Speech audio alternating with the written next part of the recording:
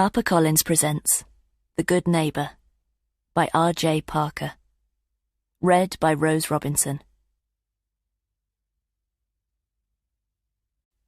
Chapter 1. Leah knew exactly where the speed camera was. Even though it was dark, she'd driven home down the country road so many times she was familiar with its gradual curve, but never got complacent. She could trust herself, but not other drivers. There were no streetlights along Plough Lane, but she knew at which overhanging branch to start her slowdown. There it was, the length of fur illuminated and dipping to the road just after the gated entrance to the old pig farm. She eased the pressure on the accelerator of her mint Fiat 500 and focused on the bend ahead. Traffic came bombing around there, even at this time of night, so she watched for headlights on the curved wall. Nothing. Looked like it was just her on the road. She passed the beamed cottage where there was one light on upstairs. She'd soon be home and tucked up in bed. Leah wondered if Elliot would be there yet. She glanced at the clock on the dash. At 11:45, she doubted it. He always tried to stay out later than her now, like it was a competition, as if he was daring Leah to ask him where he'd been. She knew she'd passed the camera on her left now, but didn't pick up speed. Gave it a little longer to make sure. She eventually put her foot on the pedal for a few moments to get her to the bend, then took it off as she reached it. She wouldn't wait up for him, even though she wouldn't sleep until she heard his key in the lock. If he looked in on her, she'd close her eyes, pretend she was asleep. But he probably wouldn't open her door and would go right along the landing to his room as noisily as possible. Leah tried to recall how long ago it had been since she'd waited for him to get undressed before she entered his room.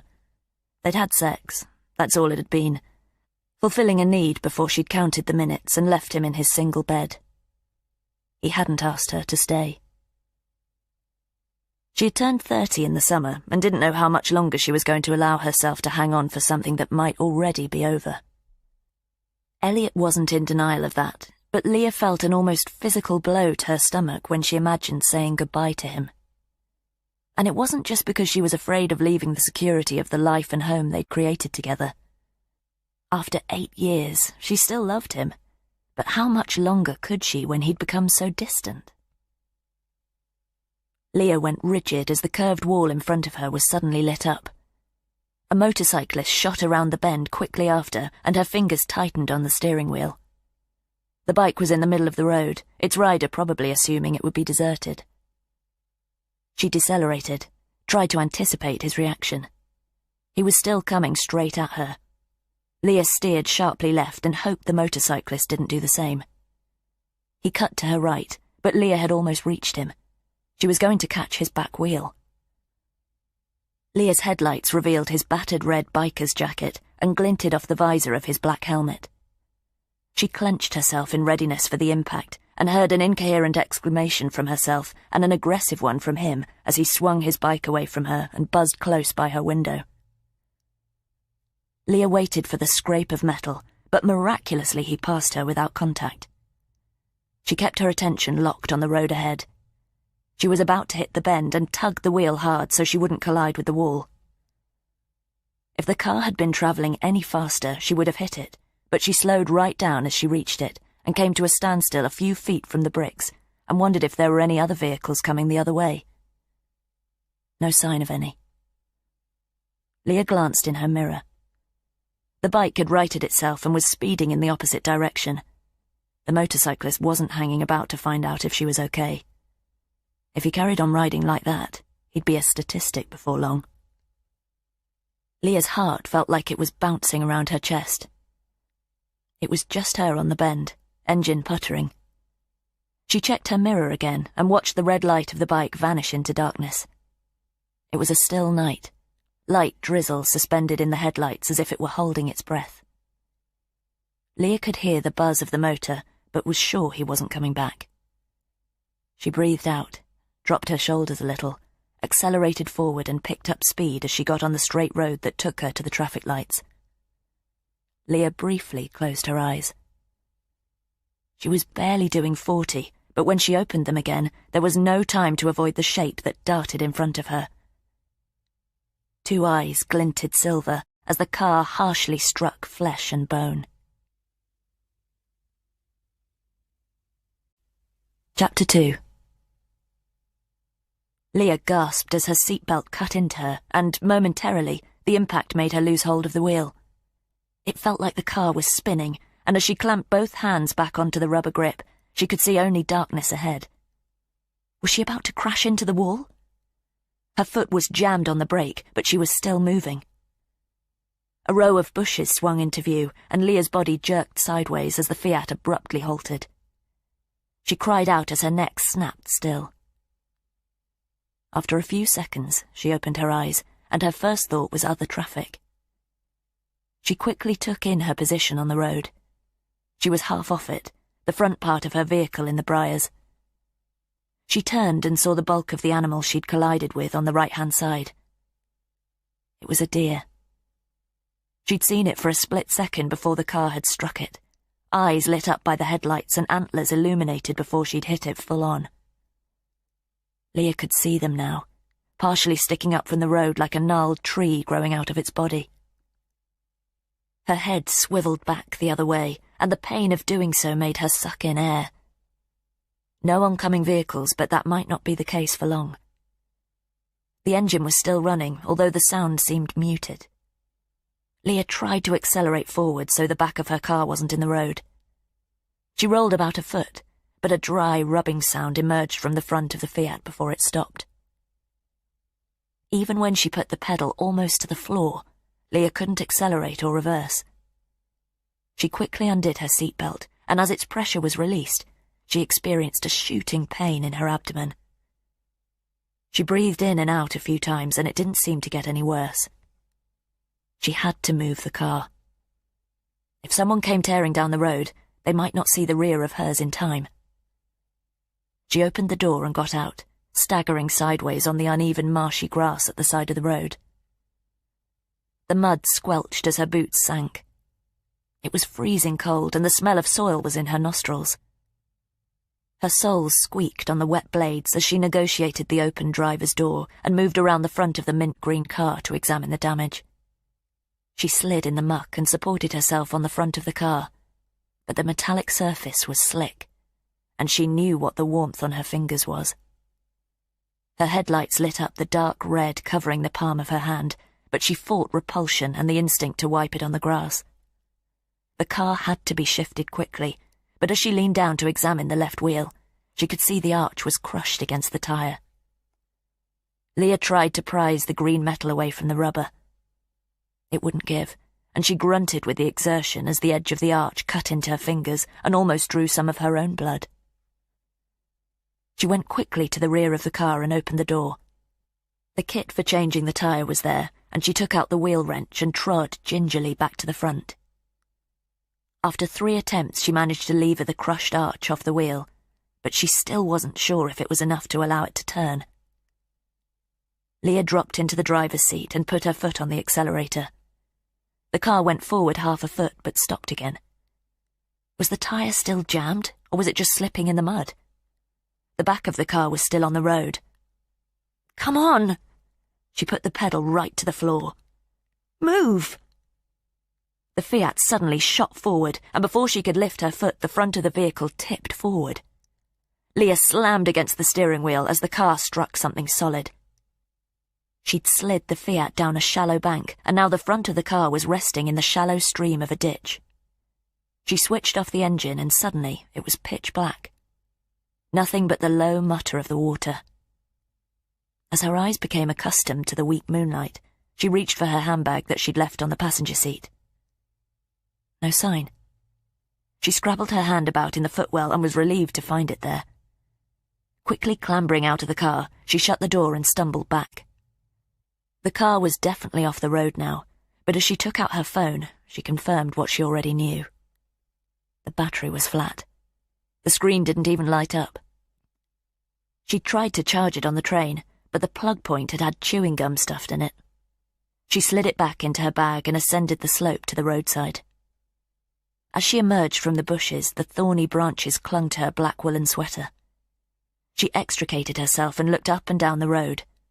Still no other cars in either direction.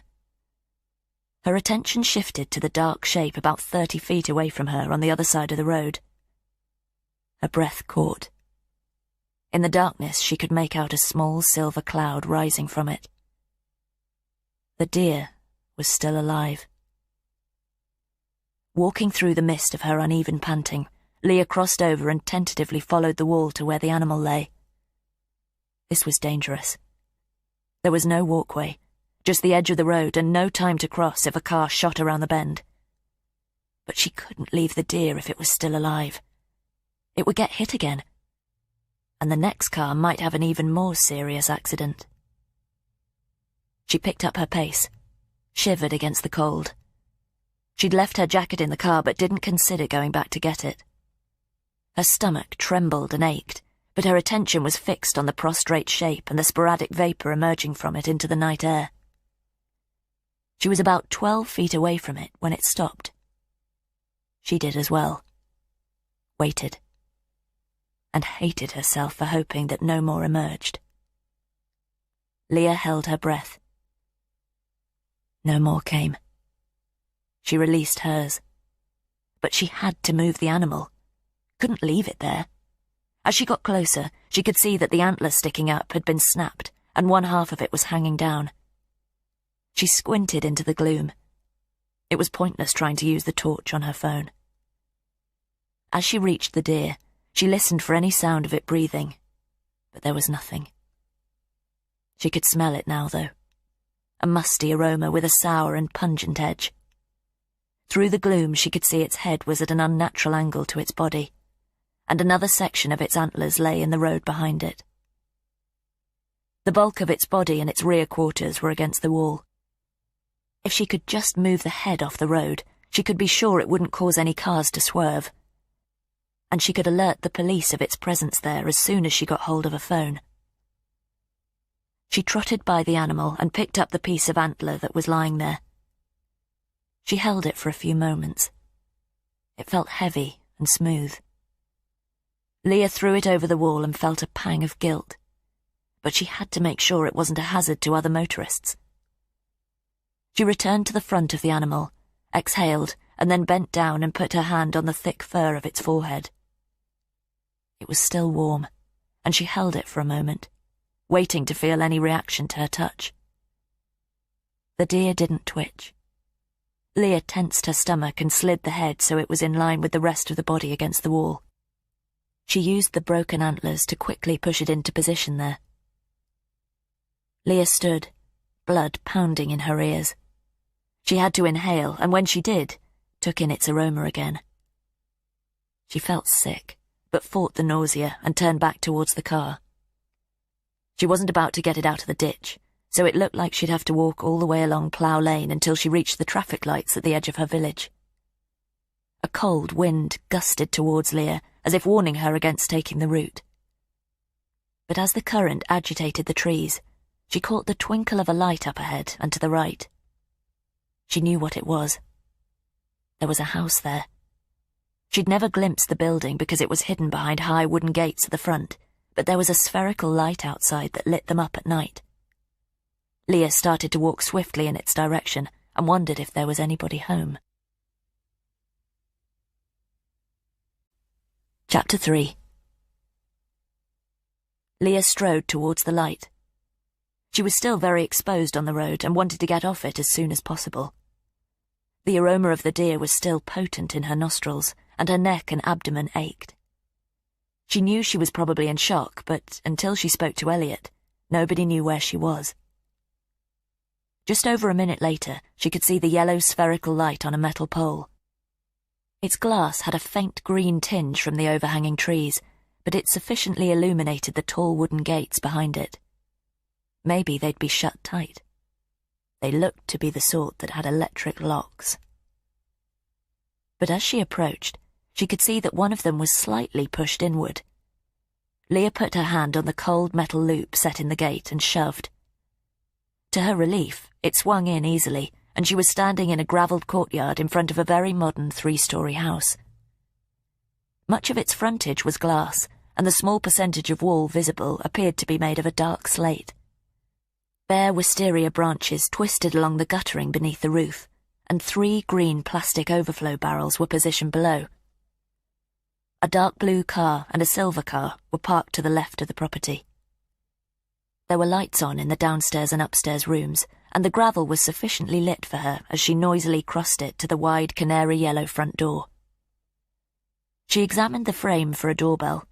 Couldn't see one, so urgently rapped the heavy knocker 3 times. No sound from within. Maybe whoever lived here was in bed and left the lights on as a deterrent. Leah knocked again. She waited, strained her ears, and realized how fast her circulation was still pumping. Rain started falling harder, and she turned back to the gate as a car sped past. She waited for the sound of their engine to recede. The body of the deer clearly hadn't been an obstruction. The canopy of trees over the courtyard twitched as fat droplets burst on the gravel. The door clicked, and Leah turned, relief filtering through her as it started to open. She just needed a phone. It halted briefly, as if the owner were hesitating. Then it swung wide. A man was standing in the doorway, and briefly Leah didn't know how to begin. His features frowned at her, fair brows knitted over pure green eyes. But his expression wasn't hostile. He was probably in his early 40s, but maybe it was his deep tan that made him appear older. Fine yellow hair covered his eyes, almost touching his shoulders, and was parted to neatly frame his face. "I'm so sorry to knock on your door at this time of night." He didn't respond, but patiently raised his eyebrows. "The gate was ajar and you're the nearest house." "Are you okay?" His face wrinkled in concern. Leah realized she was clenching her fists, which she always did when she was trying to keep it together. She did it a lot when she was talking to Elliot. "Just a little shaken. My car hit a deer just back there on the road." His mouth formed an O shape. Leah didn't give him time to speak. "It's dead, but I managed to pull it out of the way. I need to let the police know because it might be a hazard to other drivers. My car's off the road too, the wheel's damaged. I tried to free it, but it rolled down into the ditch." Too much info. Stick to why you're here, Leah. "My phone battery is flat. Could I please borrow your phone or just plug mine in?" He was already stepping back to let her enter. "I couldn't charge it on the train. I tried to. I just need to let my husband know where I am."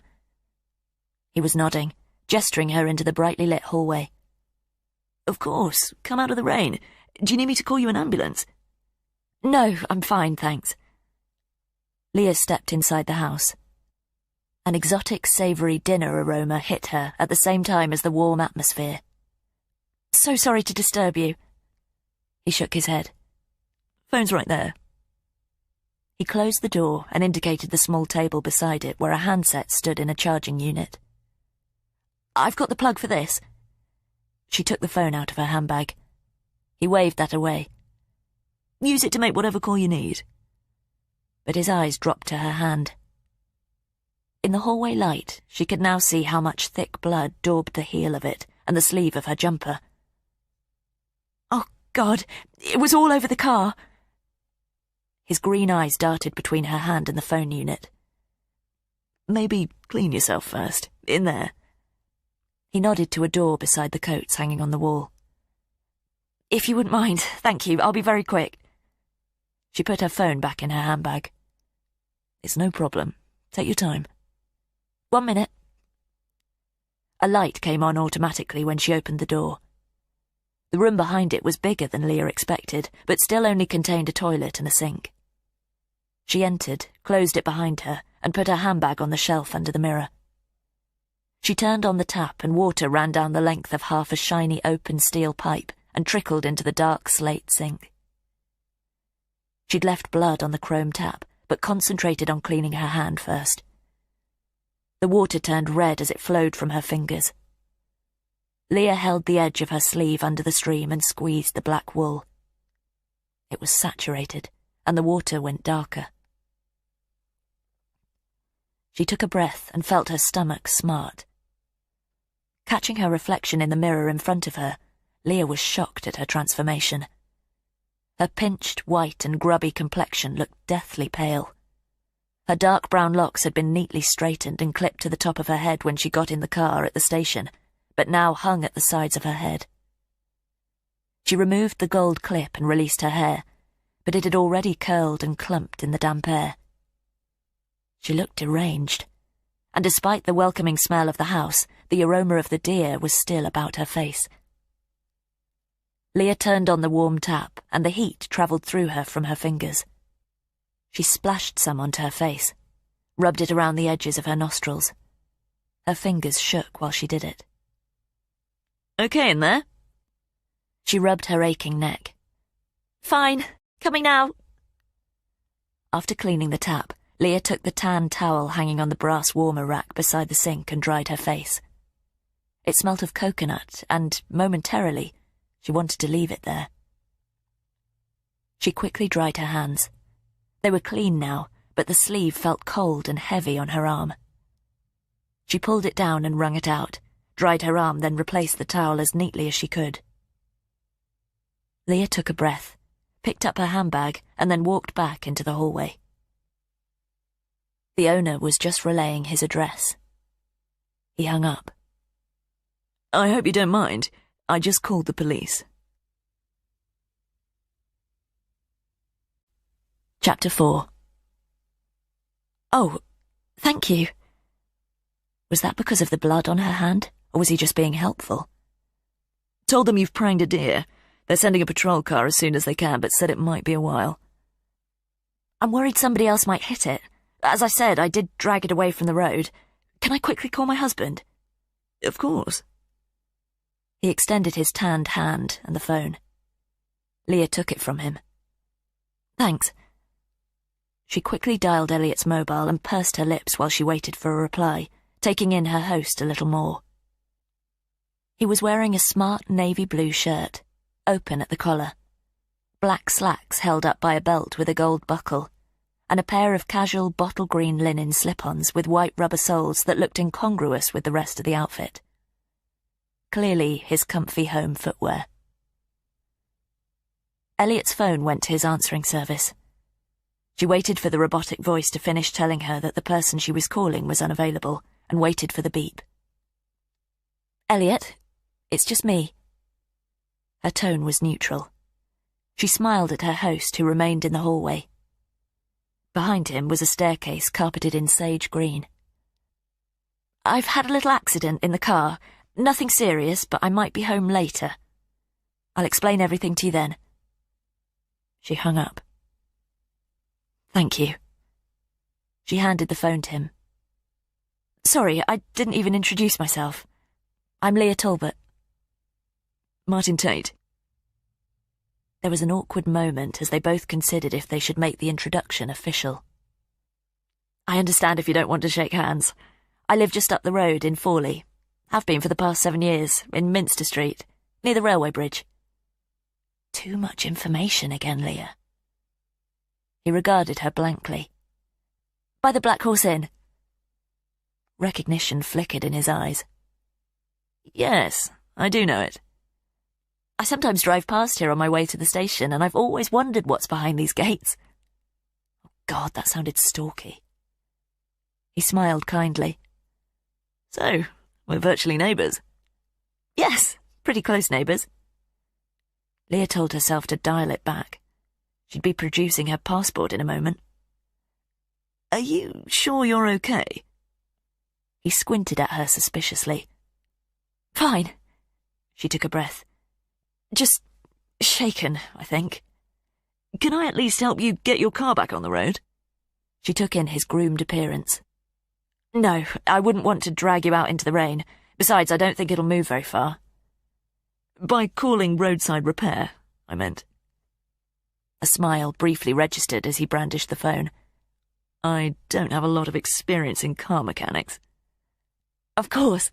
I'm with the AA, but I think I left my card in the car." She rummaged through her handbag and knew it wouldn't be there. Now her legs felt wobbly. "No problem.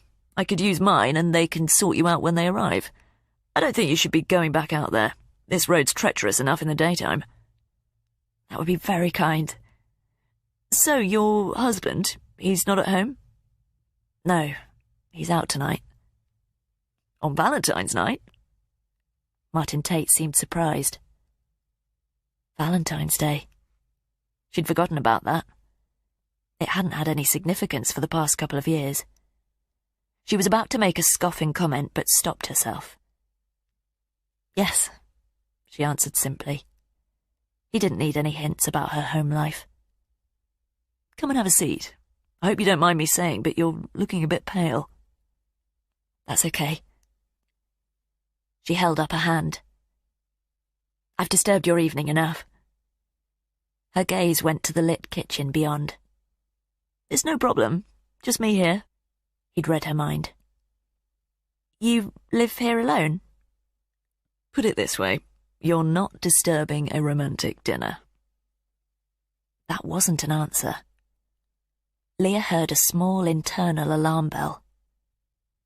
Her car was down the road, and she hadn't told Elliot in her message that she was inside a stranger's house on Plough Lane. Come and sit down while I call the AA. Despite feeling lightheaded, Leah nodded but didn't move. He obviously sensed her unease. Does my cooking smell that bad? Leah was about to smile, but at that moment a dog came down the stairs. It was a white and brown basset hound, and its ears flapped about its head as it descended awkwardly. He doesn't bite either. The animal slid down the last few green stairs on its stomach and made a beeline for Leah. She bent to pet the dog. What's his name? Her. It's Sheila. She tried to pat its head while it snuffled at her jeans. Hi, Sheila. Leah held out her hand so Sheila could sniff it, but the dog ignored her. She stood up but felt giddy and staggered back. Whoa! Tate caught her firmly by the arm. He had a very tight grip, but as soon as she'd regained her balance, he released her. Sorry. He pulled both his arms in as if he shouldn't have touched her.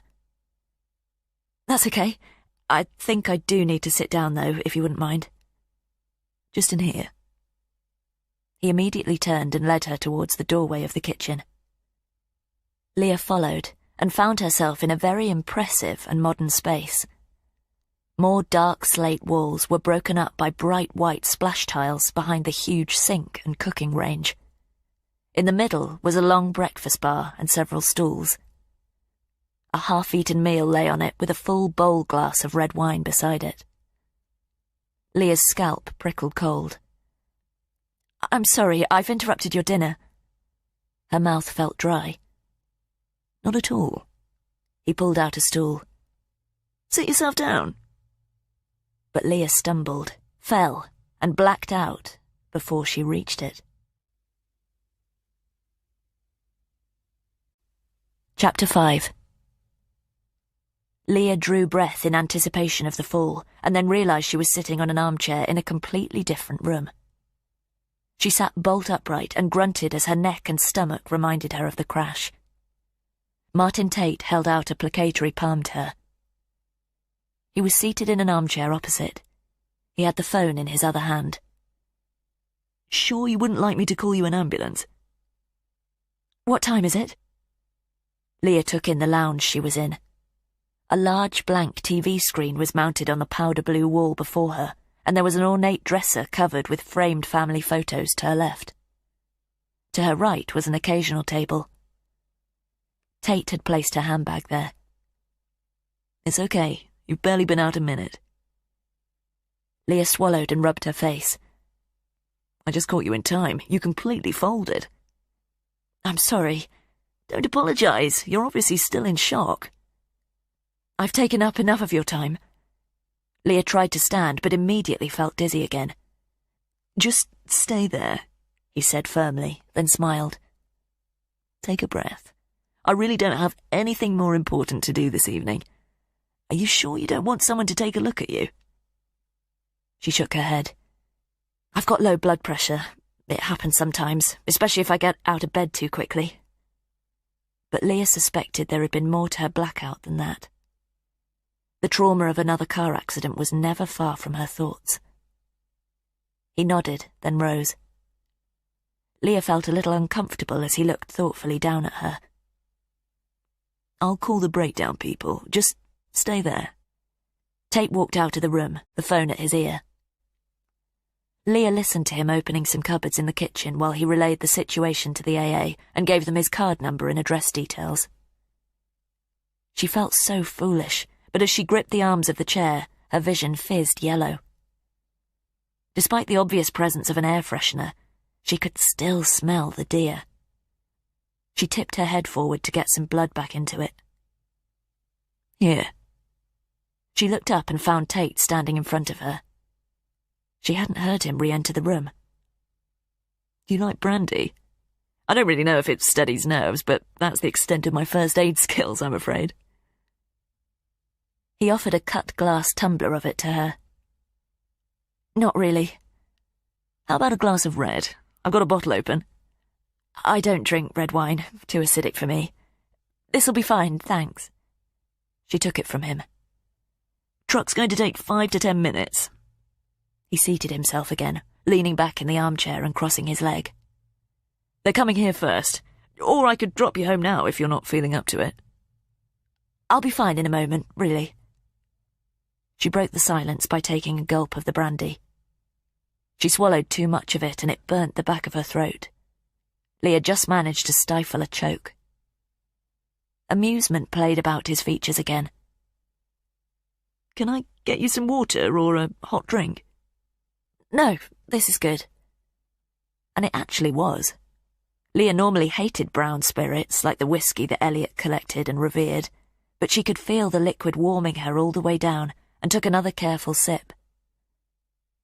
"Do you want to try your husband again?"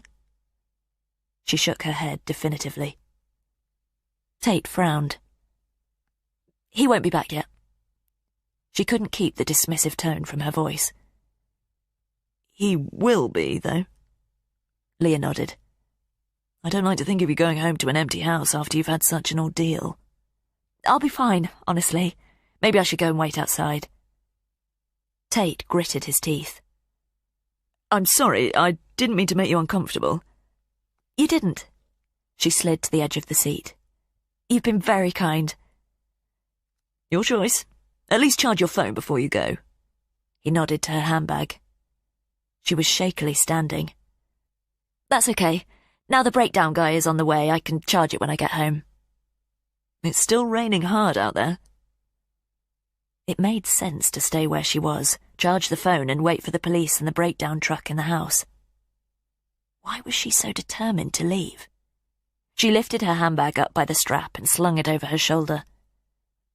"Thank you for this." She placed the empty tumbler of brandy carefully on the glass-topped table. Tate stood but didn't respond. "I'll be fine. I shouldn't have knocked on your door." Leah felt her legs crumple the way they had in the kitchen.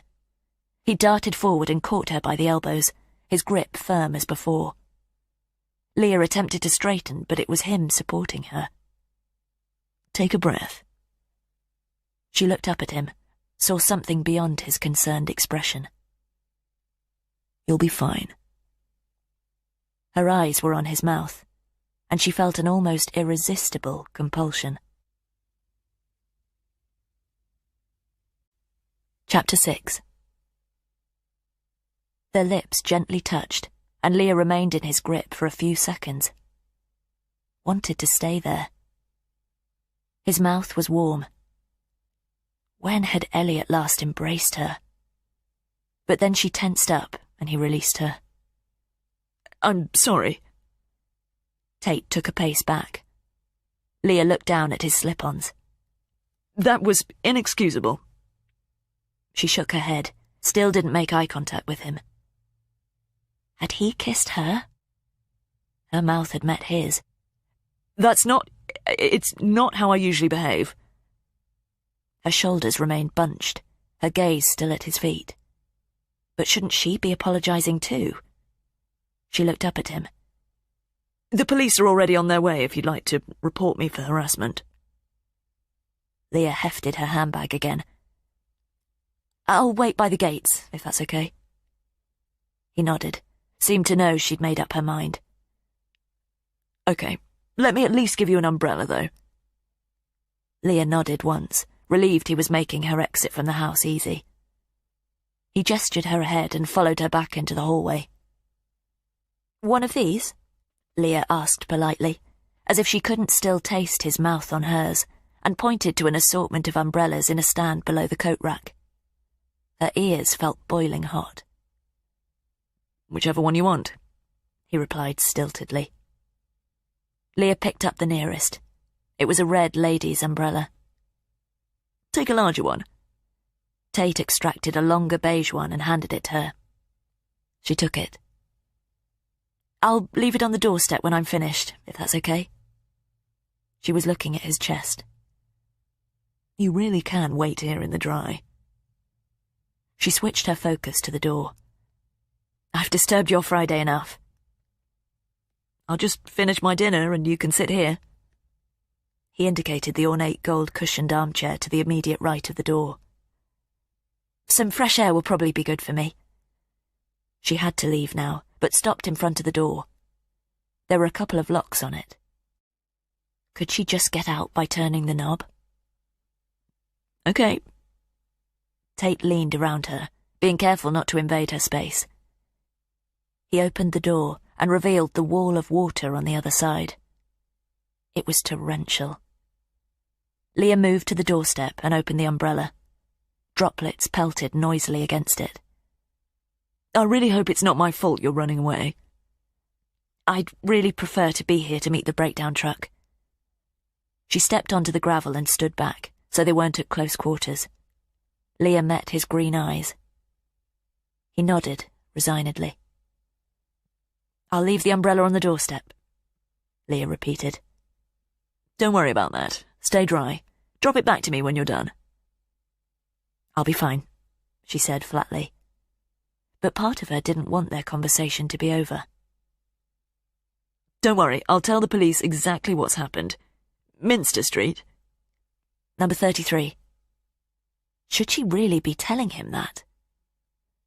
33. Got it. "Nice to meet you, Leah Talbot." That seemed odd to Leah, using her surname as if he were proving he'd remembered. He smiled lopsidedly.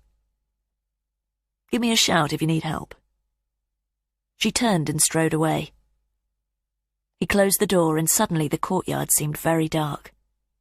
Leah turned and walked past the 2 parked cars to the gates. Had his offer, re returning the umbrella, been what she thought it was? Did he want her to come back with it? She dismissed the thought. The wet wind blew hard against her, and she could feel the cold rain soaking the tops of her jeans. But at that moment she heard an engine slow, and yellow lights shone through the gap in the gates. Leah quickened her pace, pushed through and found a breakdown vehicle pulling up outside. The balding, middle-aged driver rolled down his window and squinted against the rain. "Breakdown?" "Yes, man who lived here called you. My card is in the car." "And where's that?" "About 100 yards down there." "All right, sweetheart, just hop in and we'll take a look." "Just 2 seconds." Leah held up her hand. She ducked back through the gates and crossed the courtyard again. Thankfully, she couldn't see any sign of Tate at any of the windows. Leah quickly folded down the beige umbrella, left it against the door, and then dashed back to the breakdown truck. Chapter 7. When Leah got home, the house was in darkness. Even though he might have switched off the lights before turning in, she resisted the temptation to call Elliot's name. Was that because she felt guilty about what had just happened? Could she really face him now? She hadn't kissed anybody else in 8 years. As she'd been driven home, she hadn't heard a word the driver had said, had tried to dissect just why she'd succumbed to the moment. It was so unlike anything she'd ever done. The trauma of the accident aside, was it Martin Tate's kindness towards her that had precipitated it? If she'd been male, would he have showed the same generosity towards the stranger? She walked to the door on the left side of the kitchen, opened it and switched on the bulb there. No blue Vauxhall in the garage. Elliot was still out. This was no surprise to her, but it was a disappointment she didn't want tonight. She really wanted his presence, but some Fridays he didn't come home at all. The first time, he'd dismissively told her he'd stayed with a friend in London. After that, she hadn't asked. He did it because he wanted her to, so she didn't. But the truth was she worried about him. Maybe he was just staying with friends. There didn't seem to be any indication he was seeing somebody else. Perhaps he was just good at concealing it from her, though. He commuted to an environmental consultancy in Canada Square, and Leah no longer had any idea with whom he worked or socialised. She walked into the cold lounge and switched on the light there too. The bulb emitted a low buzz that accentuated how silent the house was, except for the patter of the rain on the windows. Her laptop was still open on the table in front of the black double-glazed panes. Everything as it was since she'd left it there that morning. She picked up her empty coffee cup and plate and carried them to the kitchen. As she checked the back door was secured, she experienced a familiar sensation and knew it was why she'd acted so out of character that night. Leah often felt completely alone, and it would continue that way even when Elliot got back. Having him in the house but isolated from her made Leah feel even more secluded. She tried to brush the toast crumbs from her plate into the bin, but they dried on the china and her fingernails scratched the rough surface before she gave up and put it in the sink. That was one thing they still had conversations about. Elliot regularly complained that he was tired of tidying away her dishes. He still made 2 meals a day, but she was a grazer, sporadically grabbing something while she pored over accounts for the 2 property management companies she worked remotely for. Today had been one of the occasions she'd had to go to the office. Nothing had been discussed that they couldn't have put in an email, but once every 2 months, they liked to drag her up to HQ to remind themselves what she looked like. She preferred being closeted at home, and what had just happened proved why. Again, the smell of the deer wafted over her. She checked her hands and clothes. Get that jumper off. Leah went upstairs to the bathroom, stripped off and put all her clothes in the washing bin. She got into the shower and turned it on. It was freezing. The hot water hadn't been on all day. The shower head squealed. It was blocked, needed descaling.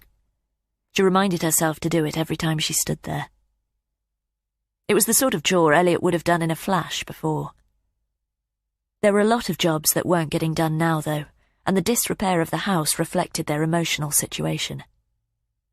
She waited, shivering outside the jets until it eventually came through warm. She let them play weakly over her face and thoroughly washed her nose out again. She wiped at her lips and thought of the moment Martin Tate had leaned down to her. She kept on shivering, but she wasn't cold. He'd been right. She was probably still in shock. That poor animal she'd hit. Leah thought about its last breath escaping in a cloud. Would the police remove it tonight? Leah slid down the wall and stayed sitting in the shower longer than she should have, lingering in the heat and steam and thinking about another incident on a road many years earlier, her fingers on a warm face. Bruises of grief and anger that were always there began to ache again. She put her arms around herself and thought of the brief embrace she'd had less than an hour earlier. Just as she'd finished drying herself and her hair, she heard a door slam. She quickly slipped on her peach toweling robe. It seemed ludicrous being modest in her marital home, but that was where they were at. Neither of them walked around naked in front of each other anymore. She cracked the door and felt the cold air sucked in from the landing. Elliot? No response. Leah tied the belt about her robe and stepped onto the landing. Elliot? She said louder. The rain on the skylight was deafening. A thud from downstairs. "Elliot!" He had to have heard her, but as he'd pointed out recently, he didn't have to answer to her anymore. She walked barefoot to the top of the stairs and looked down them. Light was spilling along the hallway from the open lounge door. She opened her mouth to call his name again, but thought better of it. She descended the stairs and walked into the kitchen. Nobody there. A creak from the lounge. Leah made her way into the room and found Elliot lying on the couch. He didn't have his glasses on and was squinting at the TV remote. "Didn't you hear me?" He nodded and returned his attention to the buttons. His mop of fair hair looked dishevelled, and he was still wearing his blue work suit that looked as crumpled as he did. She could smell the beer. "You drove home?" "No." It seemed to be his only response, but then he added, "Scooter man drove me." She eyed the glass of red wine and greasy bag of food on the coffee table, but didn't say anything. "Where's your car?" he retorted. "Didn't you get my message?" He took out his phone. "It's been towed." She let that sink in. He sighed. "Clamped." "No, I had an accident, driving back along Plough Lane."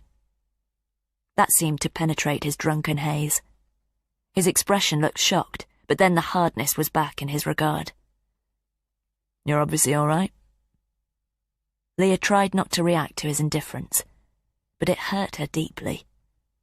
How had he become this? Elliot was a sensitive man, more empathetic than she was. He'd cared deeply for her, had defended her. Too much, sometimes. And now he went out of his way to show Leah the barriers he'd built against her. It was an act, but it was such an ugly one.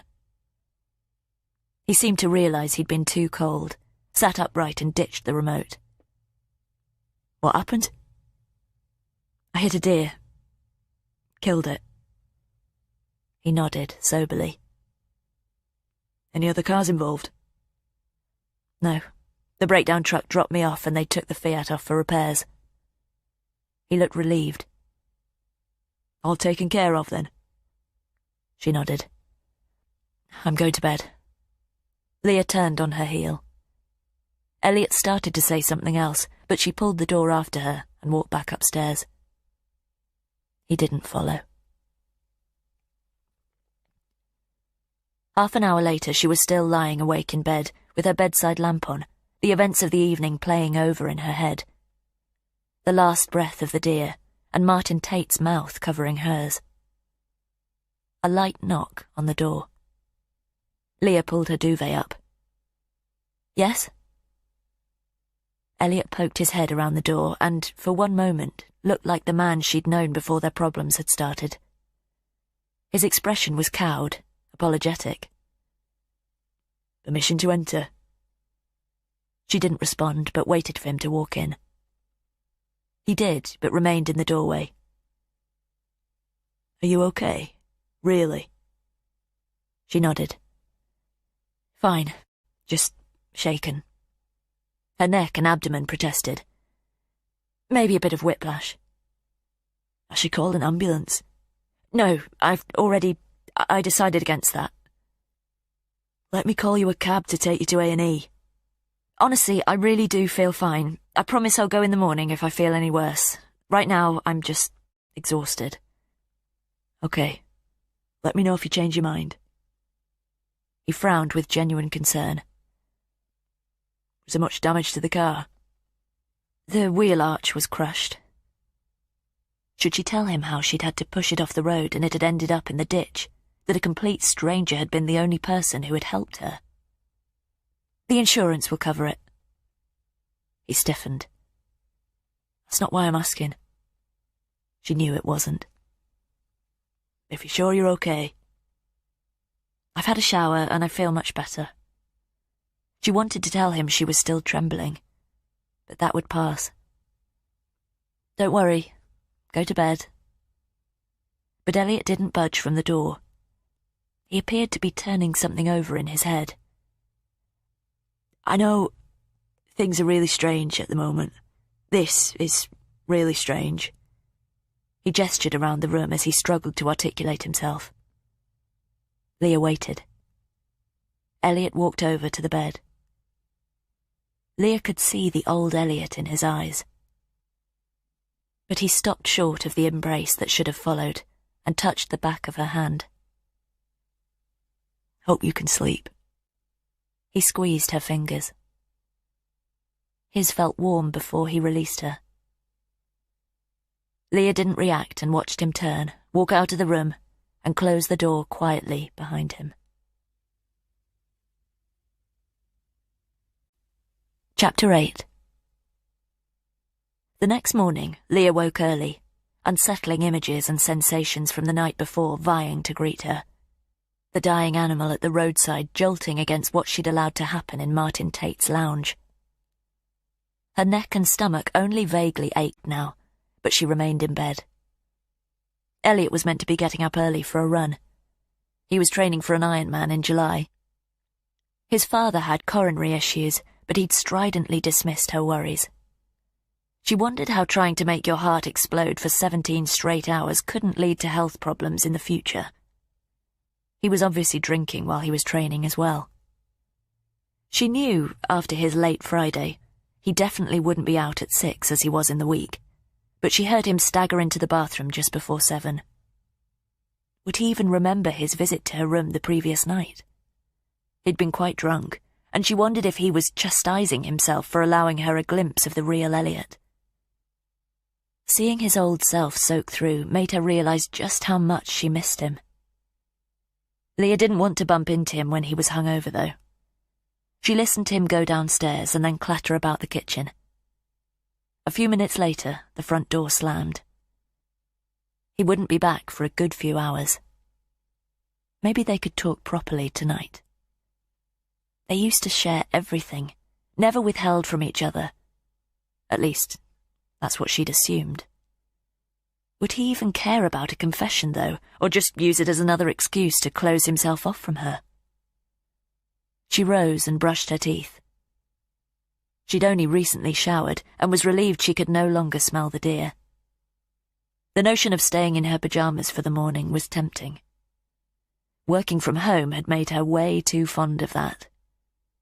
She wandered downstairs to the kitchen. She looked through the window to the overgrown garden. The rain had stopped, and the sky was blue, but it looked cold. She got herself a bowl of granola and chewed a few mouthfuls, but the echo of her crunching made her move into the lounge. She put on News 24 and sat on the couch. Elliot's empty wineglass and greasy, unidentifiable meat in bread lay half-eaten on top of its paper bag in the middle of the coffee table. Saturdays used to be their favourite day. Bagels and Americano together, jobs around the house, and then usually out with friends in the evening. Both their groups of friends had halved now. They'd all declared aside, but neither she nor Elliot got invited out as much. She supposed everyone was uncomfortable with the self-imposed limbo they were in. There had been no affair, no flashpoint. Elliot had just told her he didn't feel the same way about her. She'd thought that had been his way of breaking away from her so he could see somebody else, but still nobody had materialized. Maybe that had been his game plan from the start. To make it go on so long that when he did bring somebody into the picture, it would seem like a natural progression, and not something that had been premeditated. Did he expect her to just walk out at some point so he could start the life he wanted with whoever was waiting patiently on the sideline? Leah almost hoped that was the truth, because the alternative was what he'd told her nearly 2 years ago. He just didn't love her anymore. Her friends told her to leave. Elliot was the only one who hadn't. But his behaviour was engineered to achieve the same outcome. There were moments, like last night, when it briefly felt like it had before. In the past, she'd taken the permanence of what they'd had for granted. Saturday afternoons only meant looking after her father now, however. His condition had markedly deteriorated in the last year, but the one good thing about her situation was that she could devote more hours to him without it having to be an issue with Elliot. Leah put her bowl on the table. She listened to the weather forecast, but didn't hear it. She didn't want to finish chewing her last mouthful because then she'd have to decide what to do next. Work for the morning? She already used her new surfeit of time to get well ahead of schedule. The hours she no longer spent being a wife were considerable, and she now delivered her accounts early. No more Sunday nights staying up late after a long weekend away to make sure she just met a deadline. She'd hated that pressure and panic, but now she yearned for it. Her life was now a well-ordered and punctual vacuum. She rubbed her shoulders through her white cotton pyjamas and came to a decision. Leah went back upstairs and pulled on a pair of jeans and a powder blue sweatshirt. She felt better just being dressed. Then she straightened her hair, took more time over it than usual, and put on a touch of makeup. She never wore much and couldn't remember the last occasion she had. Heading back downstairs, she turned off the TV and slipped on a pair of black suede boots. She grabbed Elliot's car keys, then paused. She went back into the kitchen and selected a bottle of Malbec from the rack. This was the best thing to do. Get back behind a wheel. As she pulled out into the road, she was surprised not to feel more nervous. Reaching the end of Minster Street, Leah knew exactly which way she was turning. She headed back to Plough Lane. The house where she'd met Martin Tate was less than 5 minutes away. That was why she'd made herself presentable. As well as dropping off the bottle of red to thank him, she knew he drank it. What else did she expect? She'd left abruptly after he'd helped her out. It was obvious why, so she wouldn't apologize for that. But what if he invited her inside again? The wine on the passenger seat was an excuse. She couldn't fool herself about that. And last night Elliot had showed her tenderness that he hadn't for some time. She took her foot off the accelerator. What are you thinking? This is stupid. Turn around, go back home. A car behind her beeped as it decelerated to avoid hitting her. Sorry, she mouthed in her mirror and held up her hand. She picked up speed again. Okay, the decision has been made. Leah decided she would drive past the house and check the deer had been removed by the police first. Then she'd turn around and decide if she was going to drop the wine off. If she did, that was all she would do. But as the spherical light came into view, she could see there was a row of 5 cars parked in front of the open gates. 3 of them were police patrol vehicles. Leah slowed right down, and the car behind her beeped again. She put her foot down. What was going on in there?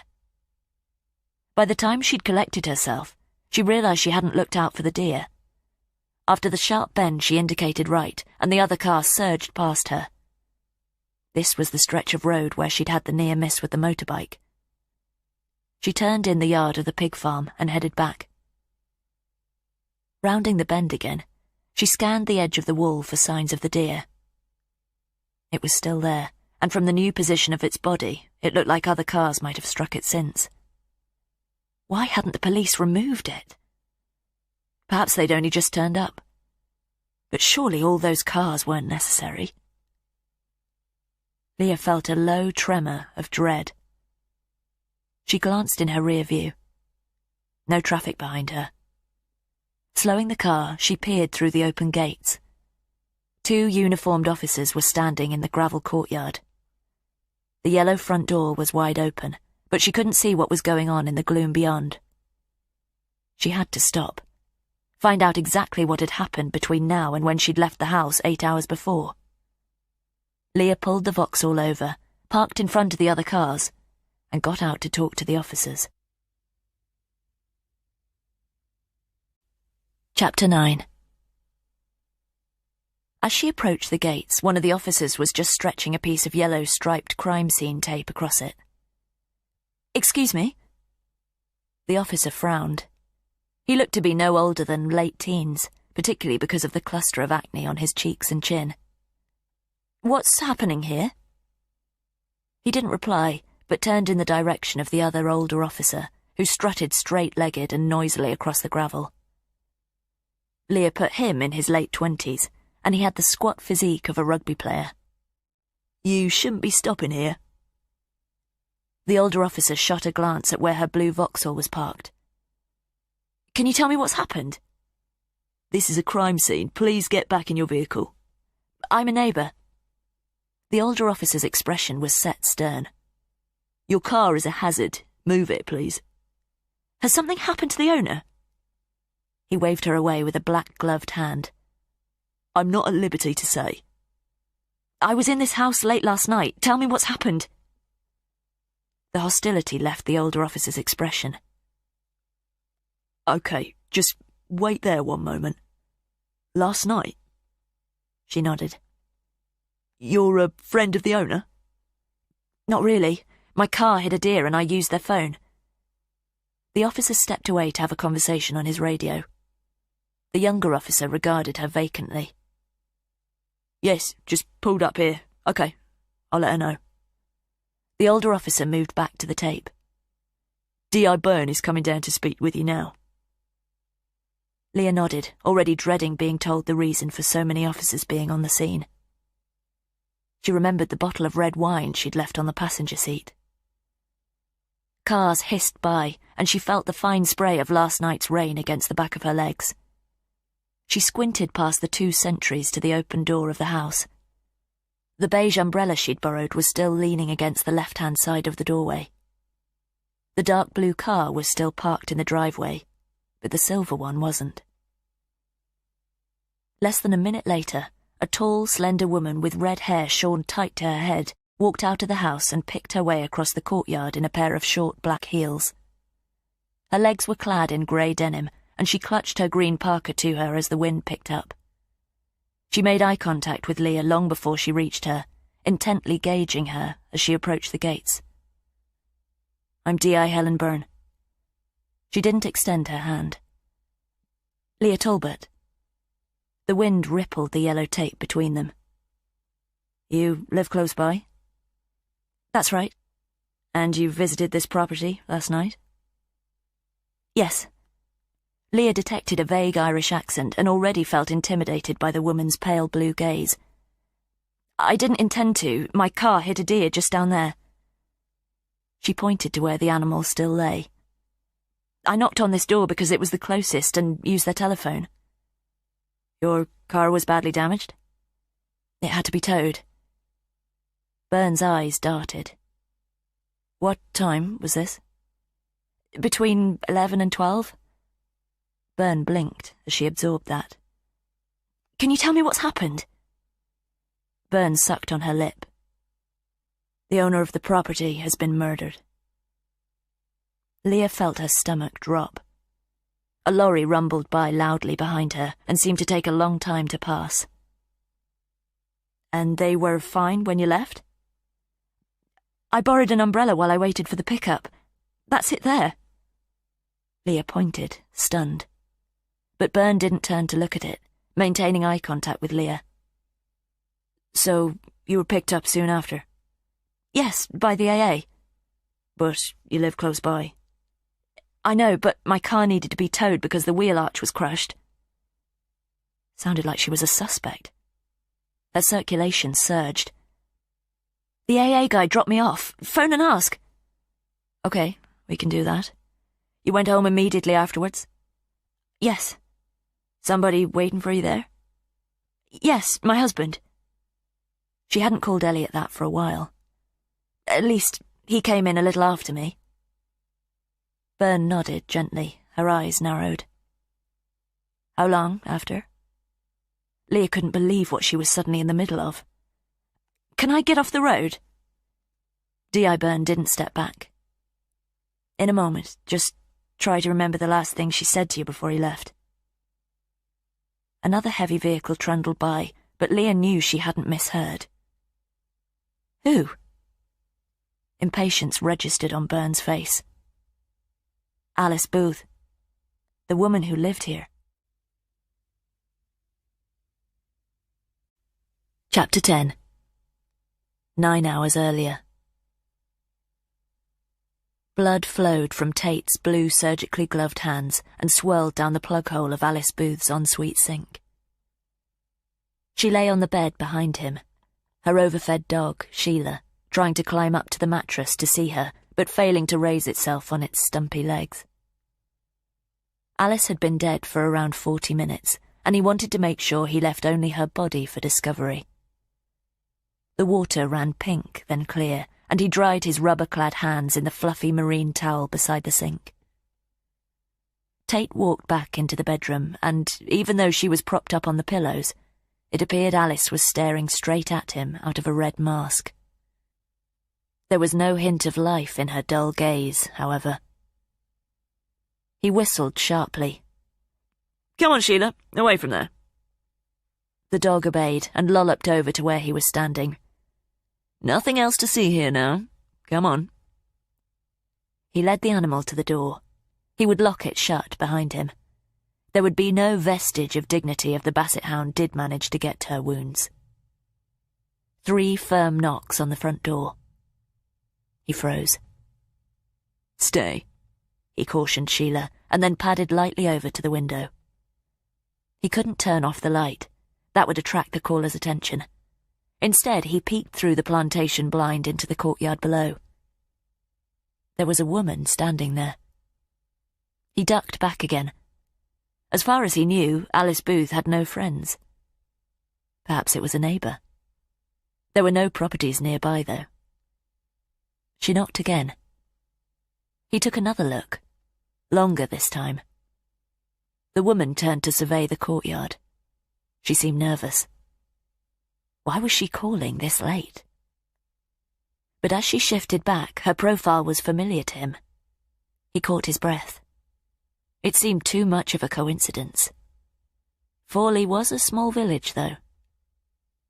He could so easily wait for her to leave, give her the 5 minutes it would take him to finish cleaning up, and probably find her gone when he slipped out.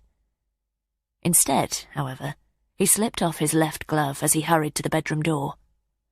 Sheila obediently followed him, and he pulled the handle with his gloved right hand and made sure it was firmly shut. He checked himself in the full-length mirror on the landing. No blood spatters on his face or clothes. Then he headed down the stairs to the hall and used his gloved hand to unlock it. He swung it wide, and as it opened inwards, deftly slipped off the remaining glove and tucked both into his back pocket. He waited while the woman explained why she was on Alice Booth's doorstep. It was immediately clear she didn't recognize him. Tate invited her in to use the phone. He couldn't make her walk all the way back to Forley, and he knew there was nowhere else nearby.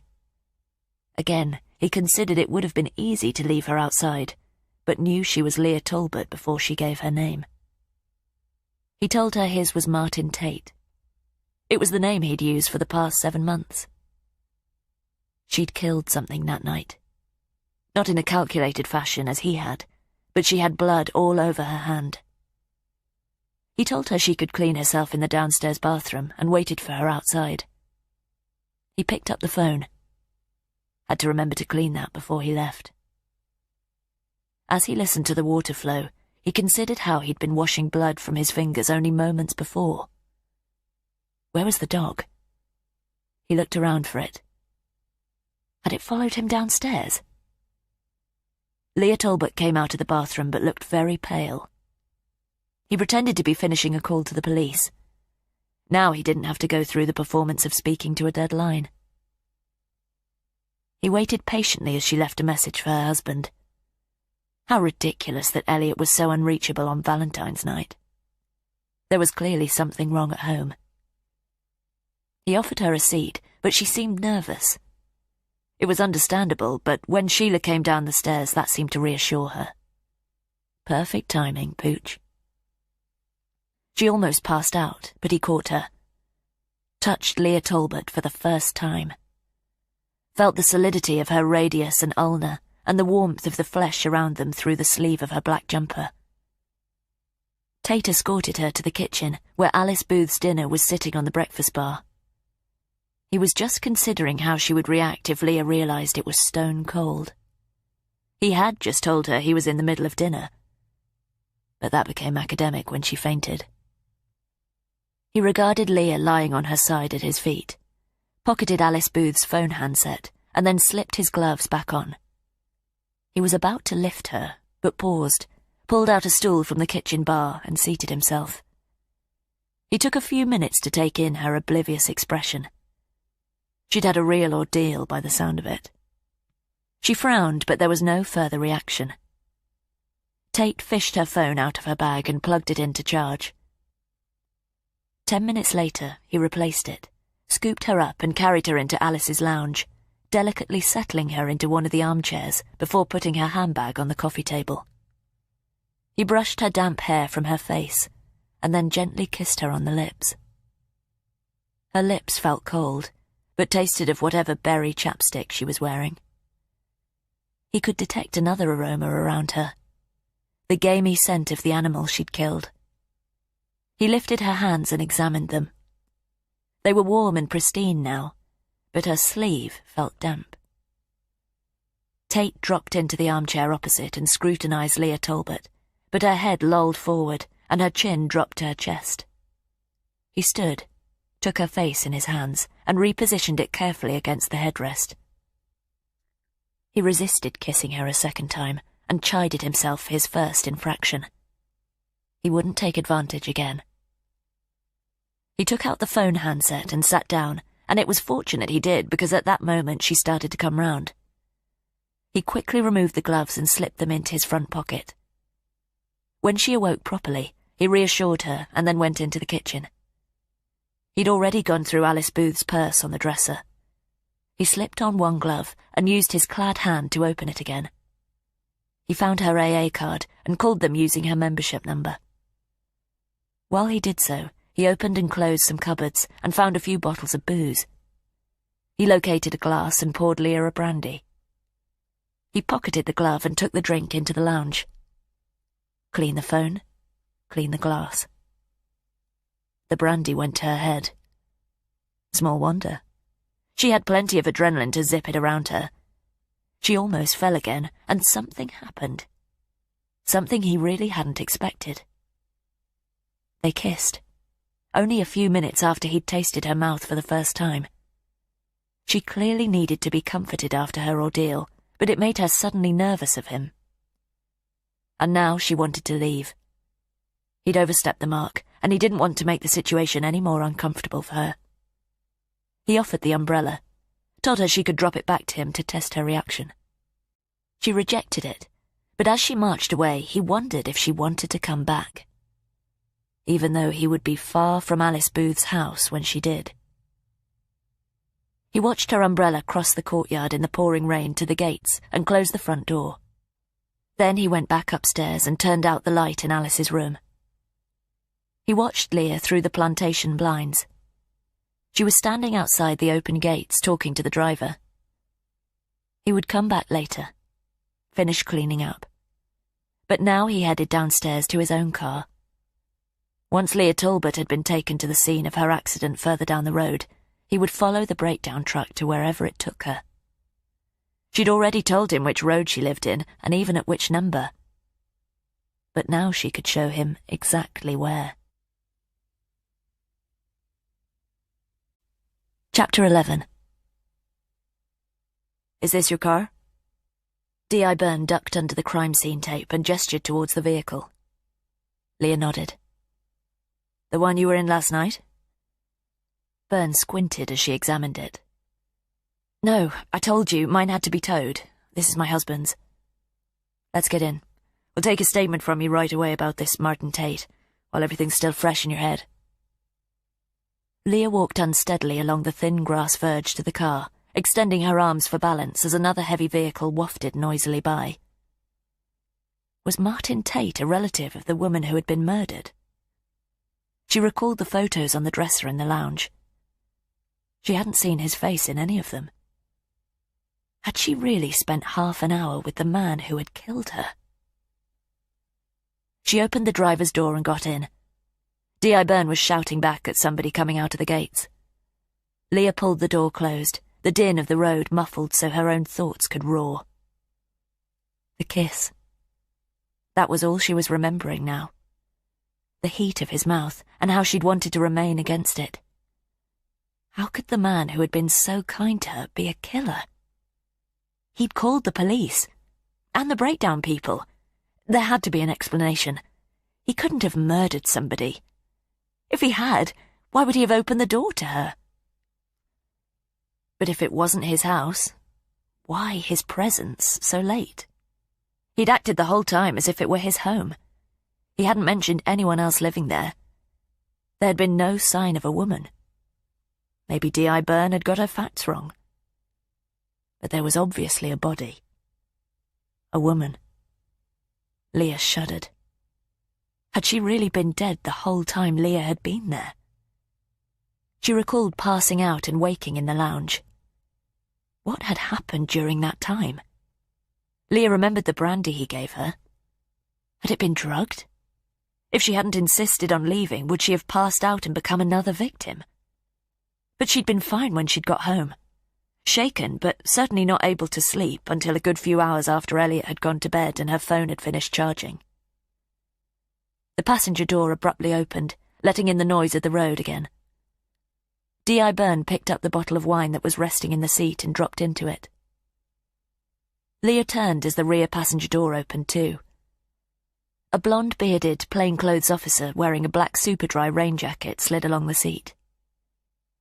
"This is Sergeant Fitch." Byrne cast her eyes to the back seat. "He's going to take her statement." She examined the wine label momentarily, rested it carefully on its side on the dash, and pulled her door closed. Fitch did the same as Leah turned to take him in properly. He looked to be in his 30s, and his fair hair had receded, leaving only a tuft on his forehead. He nodded at Leah, but said nothing. Leaning back, he pulled a tablet out of his pocket. "Are you okay?" Byrne squinted at her, but the expression was devoid of concern. Leah could already feel blood surging through her cheeks. "I'm fine, just shocked, I suppose." "Not as shocked as Miss Booth's cleaner." The detective's Irish accent seemed suddenly strident. "Did she find her?" Byrne nodded, rubbed her eyes. "Early this morning. Alice Booth was supposed to be going on holiday. Red-eye flight. Cleaner had the key and didn't expect to find her in." "Where was she found?" Byrne ignored Leah's question and turned to Fitch. "Ready?" Fitch nodded at his tablet. Byrne asked Leah about her collision with the deer again, and her movements preceding it. Leah gave her as many details as possible. Byrne looked straight ahead the whole time she interviewed Leah. "So, you walked along this main road because you knew the house was here?" "Not really. I mean, I drive by the house all the time, but it was only when I saw the outside light on that I remembered it was there." "It's an electric gate. Did you ring the buzzer outside?" "No, the gate was open. There were 2 cars parked at the front." "2 cars?" "One dark blue and one silver." "You didn't notice the number or the make of the silver car?" But Byrne's tone said she already knew the answer. "No, the silver car was smaller than the blue car, though. I crossed the courtyard and knocked on the front door." Byrne waited a moment while Fitch tapped his screen. "And a man answered the door?" "Yes." "Describe him." Leah did as well as she could. Then she explained how he'd let her wash her hands before he phoned the police. "Did you hear that conversation?" "I was in the washroom at the time. Caught the end of it as I came out. He was just giving them the address." "So, he could have been talking to anyone? Or nobody?" Leah nodded at Byrne. Had it been a performance? "There was no call to us about this address, a deer or anything else last night." "But he called the breakdown service and they turned up. Why would he do that?" "Indeed. Which breakdown service?" "Mine, the AA. He used his membership to call, but the pickup driver then took my details." "We'll check into that. Fitch, make a note." Fitch's rain jacket hissed as he nodded his head. "He let me call my husband. He was out, so I had to leave a message on his mobile. Then he invited me in to wait, but I didn't feel comfortable." "Why not?" It was a good question. She recalled feeling uneasy being in the house when nobody knew she was there. Then her dog came down the stairs and I petted it. And that made you feel more comfortable? Leah thought about it and nodded. You're a dog person? Yes. Don't own one, though. My husband is allergic. At least, that's what he tells me. Where is your husband now? Does he know you're here? Leah wondered how to answer. Chapter 12. He's out on a run. It was the truth, but not a response to the second part of the question. D.I. Burns still didn't turn to look at her, but remained focused on the Saturday traffic. So, why did you come back here? Leah reluctantly glanced at the bottle of wine on the dash. I came to check the deer had been moved, but it's still there. Byrne waited for her to elaborate. Then I saw the police cars outside, so I turned around and came back. Okay, so the dog made you feel more comfortable. What happened then? He led me into the kitchen, but I was starting to feel faint at that point. I have low blood pressure, and I think I was still in shock. Why would he take you there? It was the nearest room, I suppose, and he was in the middle of eating. Byrne swiveled to her, eyebrow raised. He ate while you waited? No, but I saw the meal on the breakfast bar. Leah wondered if he'd cooked for himself after he'd killed Alice Booth. Or had that been her meal, and her glass of wine? She'd brought a bottle of red as a gift because she'd thought it had been his. Was he acting strangely? On edge? No, he seemed very relaxed, very much at home. Leah could hear Fitch tapping away at his tablet. What did you talk about while you waited in the kitchen? There was no conversation because at that point I passed out. Byrne raised her other eyebrow. You collapsed? I assume so. When I woke up I was sitting in an armchair in the lounge. He carried you there? A cold current passed across Leah's shoulders as she imagined him doing so. What else could he have done while she'd been unconscious? How long were you out? Only a few minutes. You sure? Leah wasn't. She frowned hard, remembered how he'd been sat opposite her when she'd opened her eyes. It must have been. She tried to recall the next time she'd checked her watch. Had it been when she'd got home? He gave me a brandy to revive me. Brandy? I didn't want it. I don't usually drink spirits. But you took it? Byrne guessed. Yes. Make a note, she told Fitch. So you were feeling a lot more comfortable by then? No, but he put it in my hand right after he called the AA. So it would have been rude to refuse. Fitch's tapping halted, as if he were waiting for her answer as well. It did steady my nerves. And you felt okay afterwards? No feelings of drowsiness? Looked like Byrne was already entertaining similar thoughts to her. No, I was a little dizzy. He offered to call me an ambulance. I was fine after that, though. But Leah was dreading being pressed further. But as far as you were concerned, he was the homeowner? Yes. Byrne turned her attention in front again, but her gaze was on the bottle. So, what's this for? Leah frowned, but Byrne's attention was on the wine. It's the weekend. Have you just bought it, then? She obviously hadn't. Not during this trip. No, it's my husband's. She sounded too defensive. That's right. It's his car. Leah waited to be asked why he would have a full bottle of wine in his car first thing in the morning, but Byrne's eyes darted as she turned something over in her head. What did you talk about while you waited for the pickup to arrive?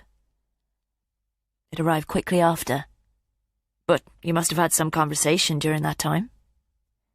He went out into the kitchen to get the brandy and to make the call. So you had no other discussions? Not really. But now was the time to tell them what really happened. At that point, I told him I wanted to wait for the pickup outside. He'd kissed her, hadn't he? Fitch's fingers drummed on the tablet. Why did you want to wait outside? I still felt a bit dizzy, but I put that down to my low blood pressure. I still wasn't feeling comfortable waiting there, though, so I got up to leave. But Leah wasn't giving them the real reason.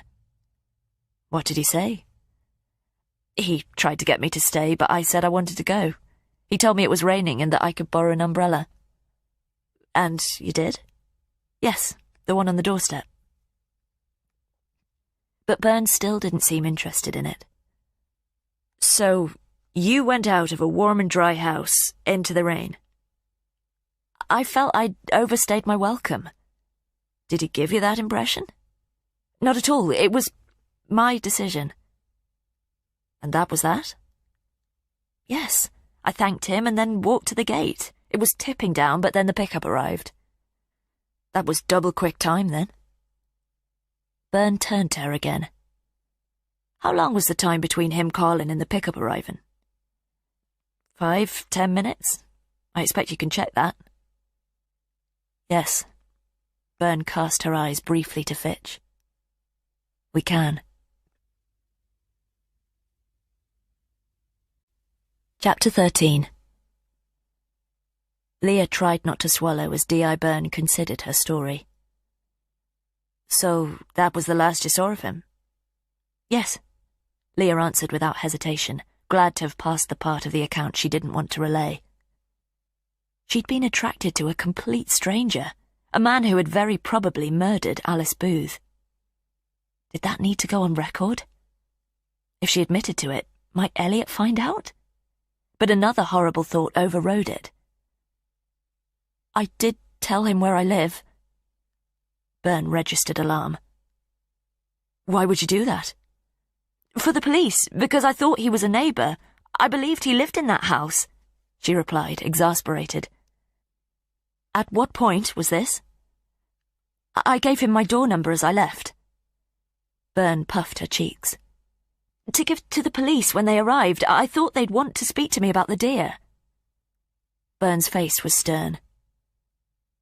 Do you have any children? No. Just your husband at home, then? When he finishes his run? Yes. Leah's temple started pounding. Do you think we're in danger? Byrne pursed her lips but said nothing. It wasn't the reaction Leah wanted. Can you contact your husband? He should have his phone with him. Leah took out hers. I can call him now. You'd better. She speed-dialed his number but got his answering service. He rarely picked up the phone to her nowadays. Leah imagined him taking out his phone, looking at her number and then pocketing it again. Elliot, it's me. I'm with the police. Something's happened. Please call me as soon as you get this message. Tell him not to go home, Byrne prompted. Don't go back to the house. Go to the cafe. Wait for me there. Just do this and call me straight away. She hesitated, looked at Byrne for further advice, but the detective just nodded. She hung up. I've got to get back. Fitch will go with you, okay? She shot a glance at the officer and he nodded once. Just for safety. Did the man at the house extract this information from you? No. That was correct. She'd volunteered her address. Could she feel any more foolish? There's nothing else you've neglected to mention. But Leah was desperate to leave. No. Byrne didn't seem convinced. I appreciate your distress, but I'd like you to have a long think about every detail of your visit here. Yes, I will. I'd like to go now, though. Or was she also eager to finish the conversation? Fitch, take your car. That's fine, we'll go in this one. It's parked just behind us, Fitch reassured her. I can get us there faster. Okay. Leah wondered why, but didn't want to waste time arguing about it. She got out of the car. The two officers quickly followed. Take a good look around, Byrne told Fitch, then met Leah's eye. Don't worry, I'm sure he's far away from here by now. But Leah caught the worry in the DI's glance to her fellow officer. This one. Fitch gestured at an unmarked car parked in front of the patrol vehicles. It was a tan Audi. The locks shot, and Leah opened the door. What time would Elliot get back from his run? She jumped into the passenger seat, and Fitch's door slammed the same time as hers. He started the engine. "Fawley?" "Yes." "My sister lives here." Fitch pulled out into the traffic, and both lanes halted and honked as he U-turned and accelerated to the lights. "Seatbelt?" He nodded at Leah, even though he wasn't wearing his. She pulled it across her and willed the lights to stay on green as they reached them.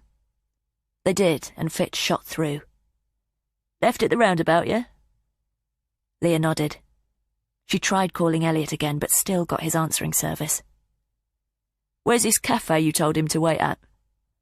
"Top of Minster Street, Langtree's." "I'll drop you there." "No, I'm coming with you." "But your husband might have stopped off there." "No, he won't have. He doesn't do anything I ask him to." Fitch nodded once, turned at the roundabout and sped towards the crossroads that would take them to the high street. Chapter 14. 9 hours earlier. Tate waited for the breakdown truck to pass Alice Booth's house with Leah Talbot's little green Fiat hitched to the back before opening the gates, pulling out of the driveway and following a few moments later in his silver Nissan. He'd chosen the vehicle because it was nondescript, but even though it was dark, he had to be careful about which road he used to enter Fawley. There were plenty of lights and cameras in the high street. He let them turn left, but went straight on at the roundabout and followed the long one-way system until he was passing the carefully manicured bowling green before turning left himself and driving down Minster Street. He slowed, not wanting to meet them coming the other way. He took in the driveway of each house, looking for the breakdown vehicle, but as he rounded the slight bend, saw it on his right. It was parked up at the front, with its headlights on. Leah Talbot was still sitting in the passenger seat. He kept his eyes front as he passed, and then pulled his Nissan into a space on the left about 30 yards further on. Switching off the engine, he kept an eye on the truck in the side mirror. She was probably signing a digital screen for her car. Seconds later, she emerged from her door, and he heard her thank the driver before she walked up the driveway to her house. The driver took a minute or so, tapping some details into his handset, and then consulting his GPS before he took off with the damaged car. Tate waited for the rear headlights to fade, and then got out of the car, locked it, and crossed the road. He passed the low hedge at the front of the house and could see light shining through the leaves. He paused briefly at the driveway. There was a white square illuminating the edges of the garage door and a weak light in the hallway window. He could see a tall wooden door at the side and assumed he could get to the back that way, but it might be locked. His eyes shifted to the neighbouring houses. The one on the left was in darkness, but there were lights on in the top windows of the one on the right. Maybe there was a way in at the rear that would allow him to operate in the dark. He walked back the way he'd come. He hadn't seen any roads off Minster Street as he'd driven in, so he would check in the opposite direction. He counted the front doors he passed, and, 60 paces later, came to a side street on his right and headed down it, looking for CCTV cameras, but seeing none. To his right was an overgrown alleyway. That had to run behind the houses on Minster Street. There were no lights down there. Even better. He resisted the temptation to use the torch on his phone and traversed the brambles and counted the back gates until he came to the one he wanted. Then he reached in his pocket, pulled out a fresh pair of surgical gloves, and slipped them on. He put his hand on the metal ring and tried to twist it. Locked? No, it was just stiff. With a little more force, it rotated, and he used his shoulder to nudge it open. He didn't push it all the way, but waited, in case anyone had heard and was looking out of their back windows. A duck quacked behind him, and he turned. Beyond the overgrown reeds there was a stream, and a group of the birds were curled up on the bank asleep, heads tucked under their wings. Only one of them seemed agitated by his presence. He counted to 20 and then pushed the gate half open. It was enough space for him to slip through, but he scanned the overgrown lawn ahead first. It was dimly lit by a light on in the kitchen. There was nobody in the room. Didn't she say her husband, Elliot, hadn't been home? That had been when she'd first arrived at Alice Booth's, though. Maybe he was back now. But he couldn't see any sign of him. His eyes tilted up to the window above. Another light was on there, and one next door to the left, too.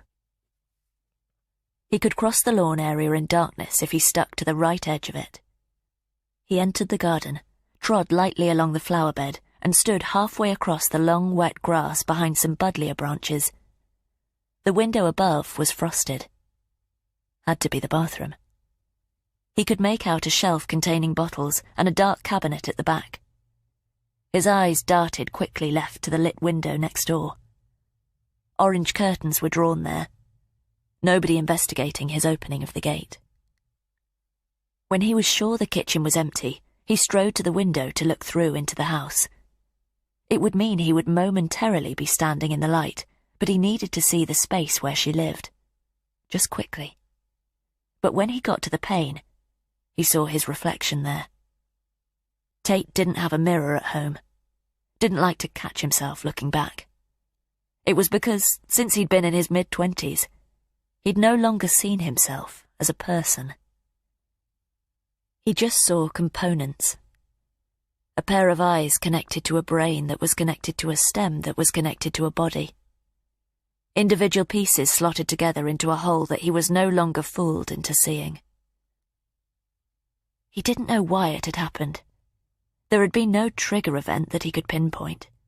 He'd lost all the friends he had then because he saw them in the same way. And he'd felt the same about the girls he'd once been so intrigued by. Realised that they were built differently, but only slightly differently. Crudely customised with curves and eyelashes and breasts to distract him from so effortlessly deconstructing them. But Leah had sparked something else. Something nostalgic. When he'd first laid eyes on her, he'd not just seen a physical assembly. He'd seen her as a whole.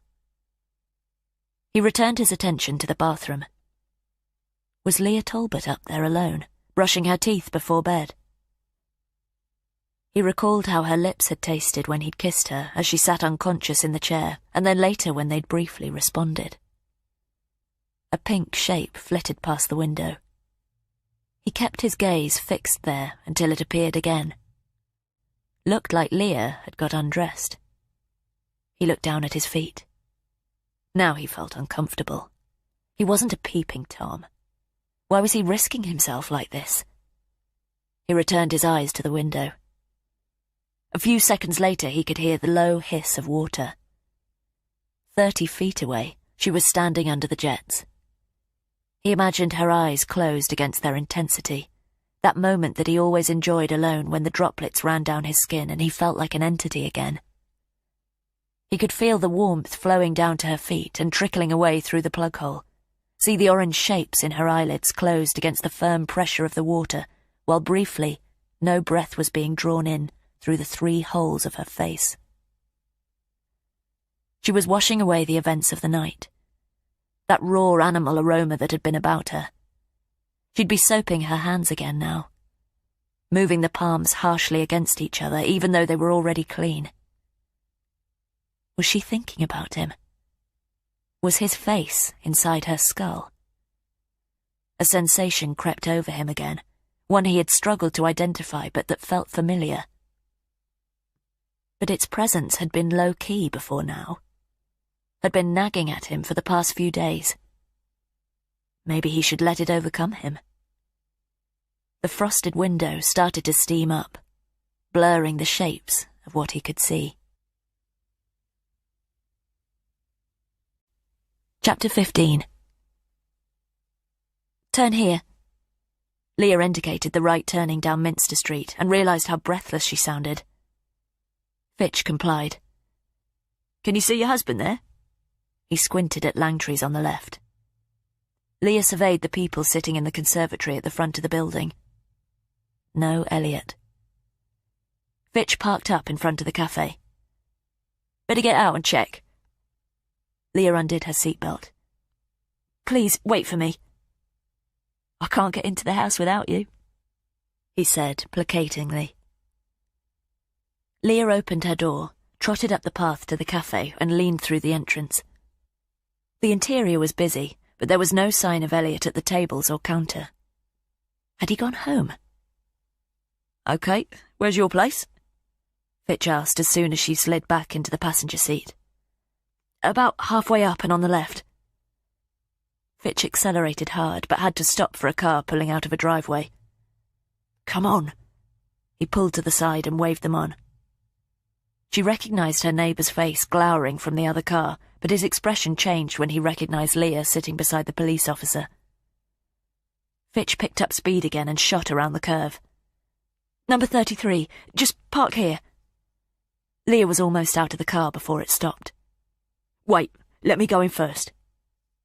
Fitch closed his door, eyes on the front of the house. Leah waited for him to enter their driveway. His eyes briefly shot to the bushes around the tall grass of the small front lawn before he focused on the front door. Leah followed him, and he didn't object. Any security system? No. Nobody had a burglar alarm in Fawley. There were few thefts. The village had been targeted by a gang who had robbed a few properties during the Solstice Carnival, but that had been over 3 years ago. Fitch reached the front door. Let me have your key, then. He turned, fingers outstretched. Leah pulled the keys from her bag and held up the main one before handing them to him. Fitch took them and was about to insert the key into the lock when he paused. He pushed on the door and was able to nudge it slightly inwards. He turned to Leah again, a frown on his face. Had she forgotten to pull the front door closed? No, she'd left via the back. Had Elliot left it open on his way out? Fitch pushed the door so it swung half in and then leaned inside and examined the lock. It's on the latch. Was that you? No. Your husband? Her shoulders bristled cold. I don't know. Elliot, you said? Leah nodded. Elliot! Fitch called out. No response. Fitch held out his palm. Just wait here. He stepped over the threshold. Leah immediately moved to the front door and watched him pause at the foot of the stairs. Mr. Talbot! He shouted up them, louder. Still, no reply. Leah turned and looked back down the driveway, hoping to see a sweaty Elliot trotting up it. Maybe he would wait at Langtry's. Anybody home? Fitch yelled. Nobody answered. Perhaps he'd left the door on the latch because he didn't think she'd be going out. She'd only decided to drive to the house after he'd left. There was no reason to panic. She entered the hallway. Fitch turned to her. Stay outside, please. Leah took a step back but remained in the hall. I'll check upstairs first. Fitch swiftly climbed. Leah heard him moving about up there. Doors opening, floorboards creaking, and then his return along the landing before he descended again. Not up here. I thought you said nobody else lived here with you. They don't. But she knew why Fitch was asking. Just the two of us. Okay. Fitch had reached the bottom of the stairs and nodded, awkwardly. He'd obviously seen unmade beds in both rooms. I'll just check the downstairs. He changed the subject quickly. He must still be out. Shall I try him again? She took her phone from her handbag. Fitch nodded again and turned to the closed doors down the hallway. A rattle. Both of them froze. It had come from the kitchen. Mr. Talbot? Fitch gestured for her to stay back. It came again, louder this time. If it was Elliot, why wasn't he answering? Maybe he'd only just come back and still had his earbuds in. Fitch seemed nervous and didn't proceed further. Elliot! Leah called now. They both waited. No sound. What's going on? Leah turned to find Elliot standing behind her, face flushed red. "Why did you ask me to go to the cafe?" Leah shushed him and turned back to Fitch. He gestured for quiet, and they waited for the sound in the kitchen to come again. Chapter 16. "Who's this?" Elliot nodded at Fitch. "The police," Leah hissed. "Wait." Fitch took a couple of paces towards the kitchen, but halted when the same noise came again. Leah thought the rattle was familiar, but it was accompanied by a series of thuds. Elliot joined Leah, but his expression had frozen. He exchanged a look with her, but didn't speak. Fitch put his hand on the kitchen door and pushed it inwards. From over his shoulder, Leah could see into most of the room. It looked empty, but the sound intensified. The acoustics said it was definitely inside. Fitch pushed the door open all the way and moved across the wooden floor tiles towards the French doors. Elliot crept past Leah and was the first to the doorway, but hesitated there as the officer moved tentatively on. Fitch froze, his head directed downward. "Looks like you've got a visitor." Leah slid past Elliot in the doorway and joined Fitch, her gaze following his. There was a duck, a green-necked drake, standing stock still by the French doors. It eyed them both with a shiny black eye. Leah's shoulders dropped and she breathed again. "How the hell did that get in here?" Elliot said from behind her. Fitch turned to them. "It's not a pet, then?" "There's more ducks in Forley than people. It must have come in through the open front door." Leah was thinking out loud. The duck turned back to the chain hanging beside the vertical blinds and tugged it with its beak. It rattled, and the action knocked the blinds against the glass. "Is this what the emergency is?" Elliot addressed them both. Leah turned to him. "Did you leave the door on the latch?" "No," he immediately answered. "I don't think so, anyway." Leah sighed. "So you called the police because you heard that in here?" She exchanged a look with Fitch and shook her head. "There's a bit more to it than that." Fitch crouched to the animal. "Shall we open the door and let this fella out, then? I think he's had more of a fright than us." Leah could see the dark, wet droppings at the base of the door. "Key's here." She took it from a pot on the dresser and handed it to him. "I'll have a check around outside as well." He unlocked the door and shooed the duck. It scuttled out, flapped its wings and flew 10 feet before resting again in the middle of the overgrown back lawn. "What's been going on?" Elliot asked as soon as Fitch had followed it into the garden.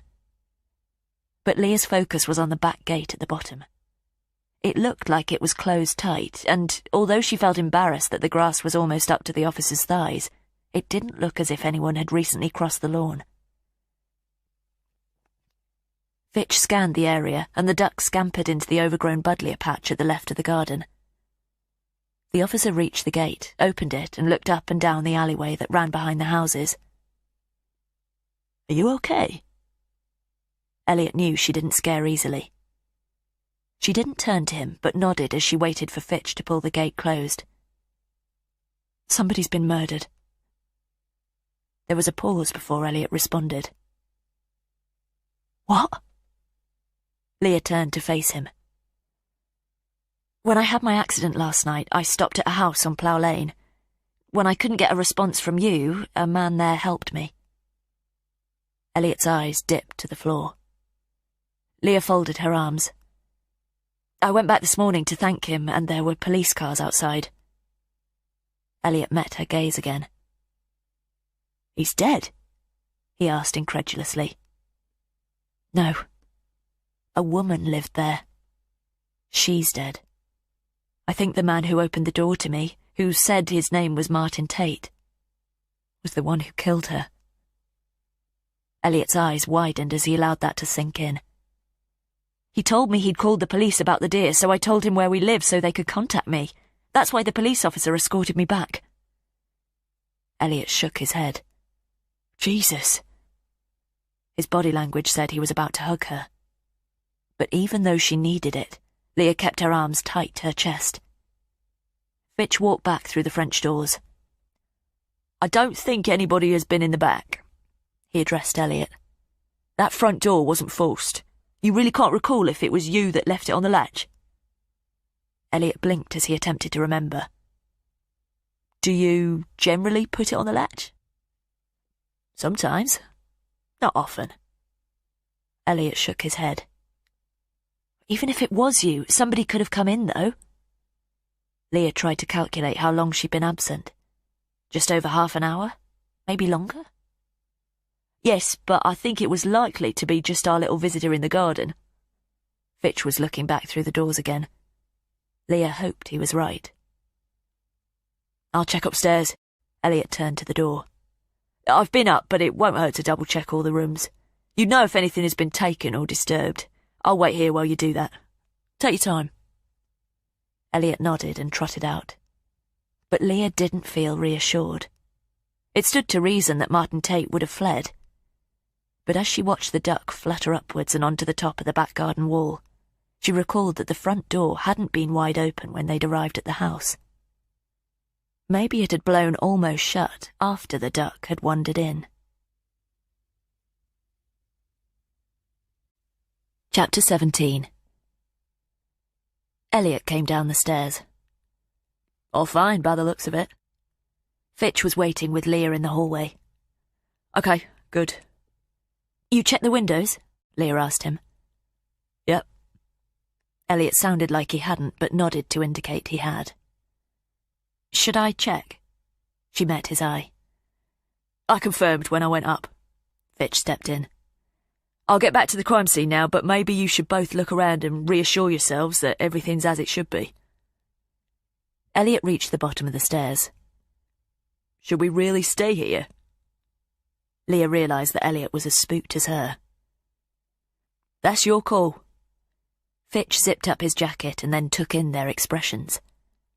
If you can't remember leaving the door on the latch... Elliot shook his head. No, I don't. Maybe we should stay somewhere else tonight. Okay, give me a number I can reach you on. Fitch turned to Leah. I'll get an officer to drive your car back over later today.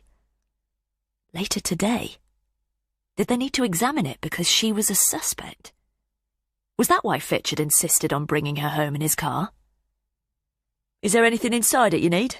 Aside from that bottle of wine? Fitch quipped. Bottle of wine? Elliot repeated.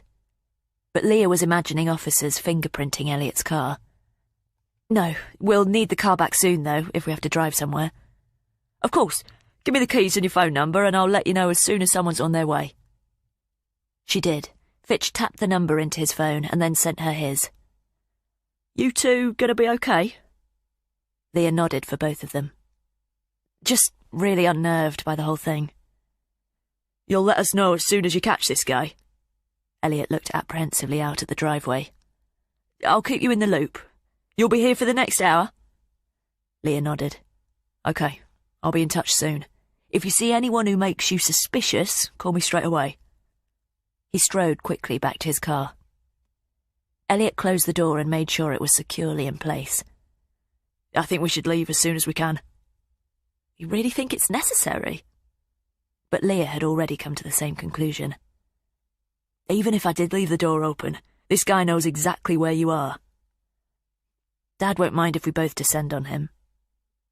Leah's mother had died in 2018, and she frequently felt guilty about how she'd only seen him at weekends since the funeral. But then she caught the look in Elliot's eye. I could go to a friend. His gaze was on the banister. Why had she assumed the situation meant they would go somewhere together? I mean, if you'd prefer it if I went with you. Leah couldn't tell if the offer was genuine, and she didn't want him accompanying her out of a sense of duty that he'd happily dispensed with for the past couple of years.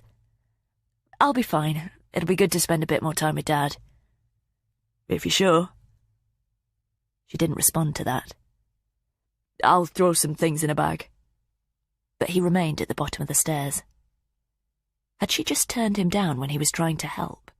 Or had he already made his mind up about sleeping at a friend's? Will you need your car, then? I can always call the breakdown people and find out how long they're going to be with mine. It's fine. Take the Vauxhall when they bring it back. He still loitered awkwardly. How will you get to... She realised she had no idea where he'd be going. I'll sort something out. If you're sure. It was like the politeness of strangers, and she hated it. Elliot put his foot on the stair, but paused.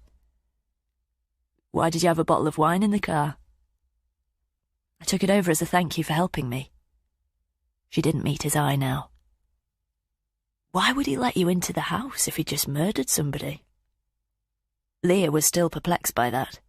There had to be an explanation, a reason for his presence that the police were yet to discover. We don't know the full story yet. Perhaps he had every right to be there. But there was a meal on the table. He told me it was his. Didn't mention her at all. You went right inside? She couldn't blame his disbelief. Yes, everything seemed so normal. There was a dog and the smell of cooking. I didn't think I was doing anything wrong to tell him where we live. Elliot filled his lungs and seemed about to say something, but checked himself and nodded. Looks like you might have had a lucky escape. But had she? Leah couldn't tell him what had passed between them. I think we should both be ready to leave as soon as the car gets here. You don't have to wait here with me. But Leah knew what his reaction would be. I'll get a few things ready, but I won't be going until you're in that car. He didn't wait for her response, but headed upstairs. Leah walked back into the kitchen and tried the back door. Bolted, with no signs of tampering. She locked the French doors and then methodically checked the windows. Her phone buzzed and she took it from her handbag. It was a text message from an unknown number. Leah opened it. We need to talk about our kiss last night. Can I see you again? Chapter 18. Leah felt a cold hollow open in her chest and immediately put the phone on the kitchen counter. It was like he'd touched her again. Her eyes didn't shift from the words on the screen. How had he got her number? When she'd passed out, had he gone through her contacts? Upstairs, a floorboard creaked as Elliot moved about his room. She reread the message several times. She had to tell Elliot. Turning around, she stepped uncertainly to the doorway. Ahead of her were the stairs and the spot at the base of them she should walk to and call him down. But she closed the door, as if he'd be able to hear the turmoil in her head. Think for a few seconds. She took a faltering half-breath, read the message again. What would be Elliot's reaction? She'd kissed a man she'd only known for minutes. A murderer. She wiped her palms against each other. But if she told Elliot, she'd then have to tell the police. He'd insist on that. She'd withheld from them, but only because she felt so foolish. She'd been in shock. He'd offered her comfort in what she'd assumed, what anyone would have assumed, had been his home. Elliot's feet thudded overhead, and a drawer slid open. Leah had wanted to stay in his embrace, though. That was what repelled her now. She'd wanted to linger there, and she'd gone back to the house because of that. But only she knew that. You've done nothing wrong. He kissed you. You made excuses and left soon after. But she'd already concealed it. Why should she care how Elliot reacted? He'd barely asked her about the incident when he'd come in drunk. She'd been angry because Elliot hadn't been there to help her. He'd been out on Valentine's night with God knows who. Maybe he was going back to stay with them now. She had to tell the police, no question. But she would deal directly with D.I. Byrne. There was no need for Elliot to be involved. She'd told Martin Tate where she lived, but that didn't mean he'd want to find her there. He could have done anything to her that night, when she was unconscious. Why hadn't he? It was probably Elliot that had left the door on the latch. Let him head off to wherever he intended to go, and she could sort it out directly with the police. With any luck, they'd apprehend Martin Tate, or whatever his real name was, and, bar her statement, her involvement would be over. But Leah didn't believe her own reassurance for a second. She was a witness. Would she have to recount her experience in court? With Martin Tate standing in front of her? With Elliot there? Leah felt nausea rise. He'd carried her into the lounge, given her alcohol she'd accepted, and he'd kissed her before she went back the following morning with a gift. A gift for Alice Booth's killer. It felt like there was a stampede in her chest. Had he really gone through her phone when she was oblivious? Wait, though. She'd used his landline. Had he just redialed the last number? That was Elliot's phone she'd called, though. He had to have got her number from her contacts. But he couldn't have accessed those without her fingerprint. An image of her lying on the kitchen floor, with him crouching over her and pushing her finger against the sensor button on her phone, popped into her head. For the first time, all of her rationalising about how the whole situation was somehow a misunderstanding, and that Martin Tate could be as much an innocent as she was, slid away. Had he killed Alice Booth before she'd knocked on his door? Or had she been tied up upstairs, still alive, all the time he'd been so helpful to Leah? Her forehead stung cold. She looked through the locked French doors into the garden. Where had he sent this message from? Somewhere nearby? And why?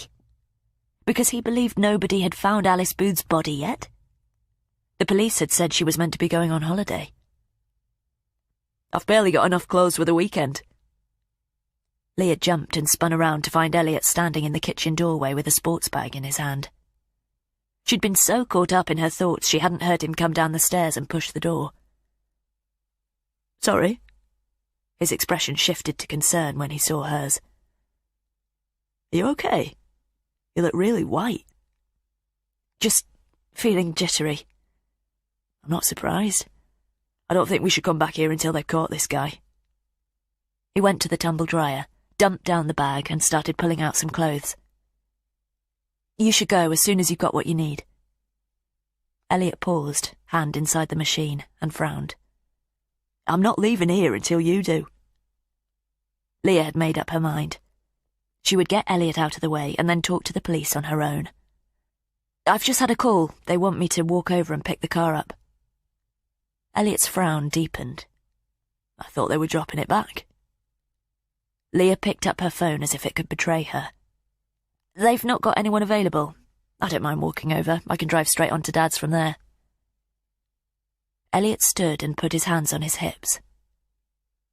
They expect you to go back over there? After what happened? Maybe they want to ask me some more questions. He threw a shirt into his bag. I'll come with you. No, she said, too abruptly. He seemed hurt by the reaction. You really don't have to. You're the one who said we need to be living more independently now. But Leah didn't believe that. Forget it. I need to know you're going to be okay. If it had been a conversation at another time, Leah would have been glad to hear the words. But now he was just making things difficult. Please, Elliot, the sooner we're both away from here, the better. How are you getting to where you're going? She deflected. I can hop on the train, he replied awkwardly. But that can wait. I really think I should go with you. Why did it sound like he might not be getting the train? Leah didn't have time to speculate, and she didn't want to tell him any more lies. I'll be fine. Go and catch your train. I'll grab a few things and then I'll be off too. I've told you, I'm not leaving here until you do. Okay. Leah gripped her phone tight as she passed him.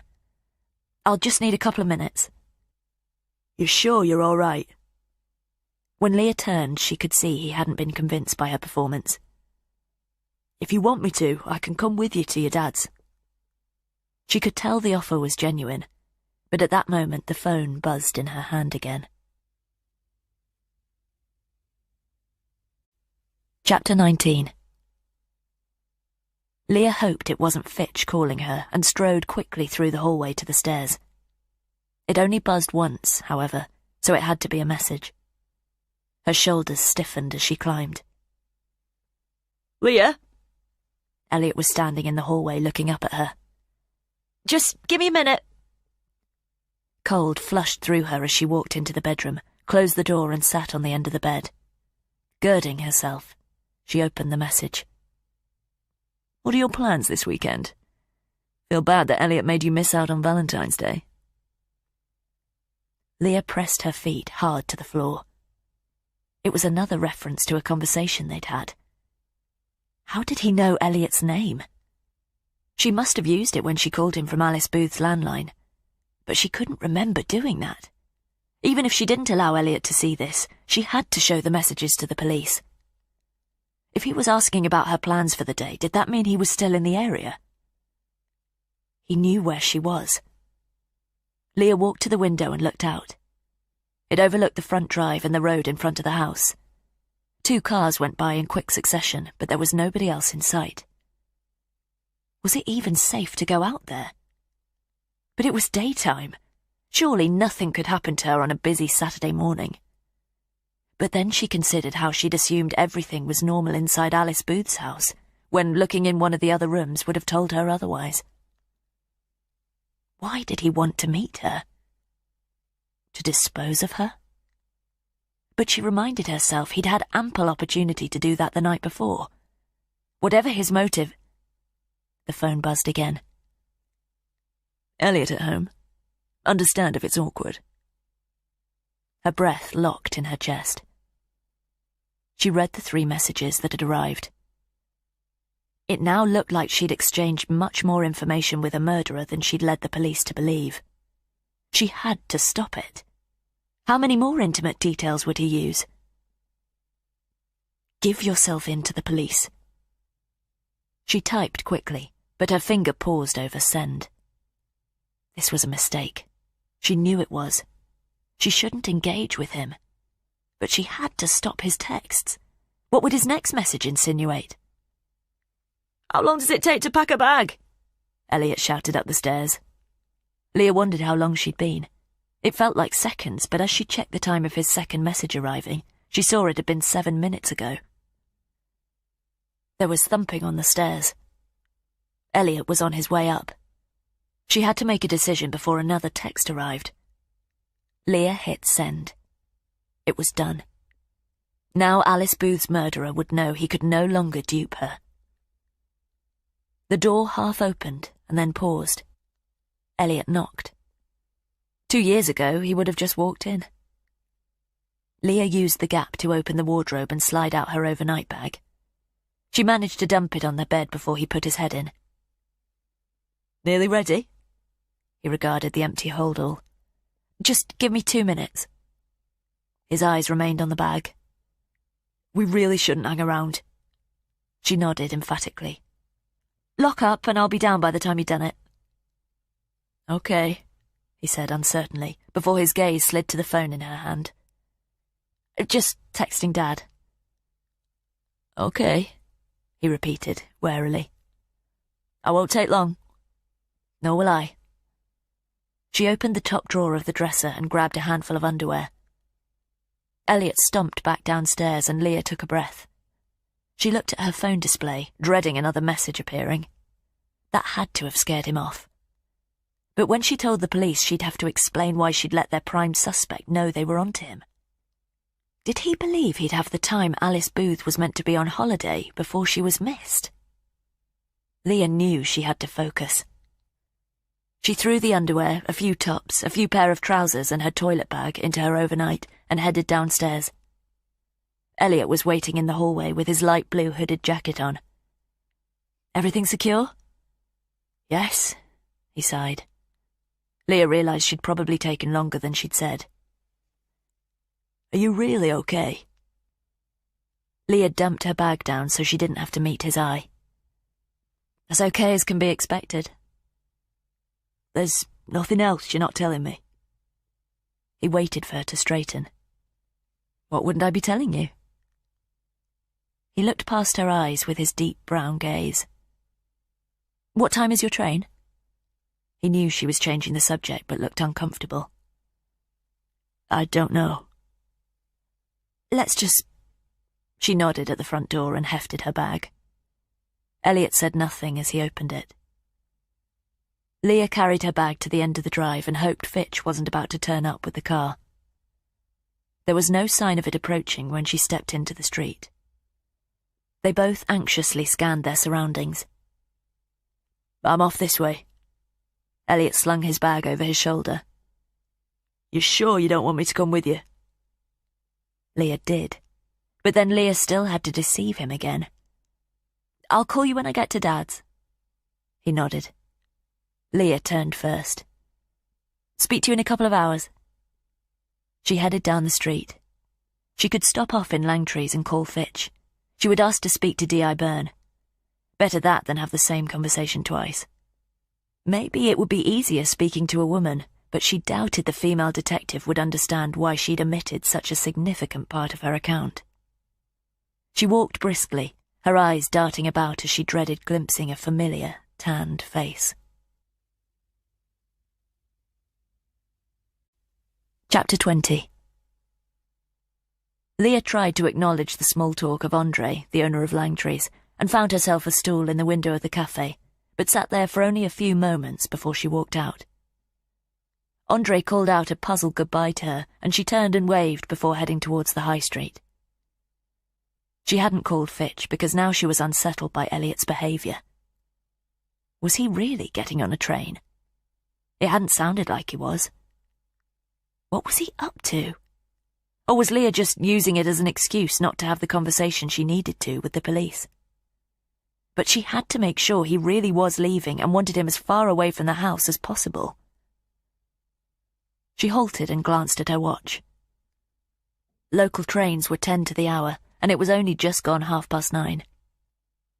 Heading back up Minster Street, she decided to quickly check the little station, make sure he got on a train. Then she would walk to Plough Lane via the bowling green, have the conversation with D.I. Byrne, pick up Elliot's car and drive to her dad's. Leah checked the cars on both sides of the road. All empty. No watchful occupants. And the faces of the pedestrians she scrutinised bore no resemblance to the man she'd met the night before.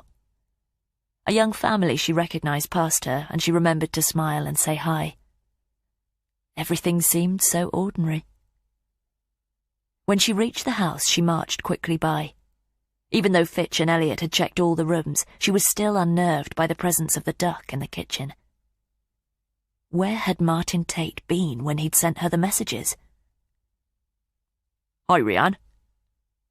Mr. Trent, her grey, bearded neighbour, had appeared at the end of his drive. He always got her name wrong. Mr. Trent was probably mid-60s and had lived next door ever since she and Elliot had moved in. Mrs. Trent was always baking for them and making gentle inquiries about them having a family. Neither of them was aware of her and Elliot's current circumstances.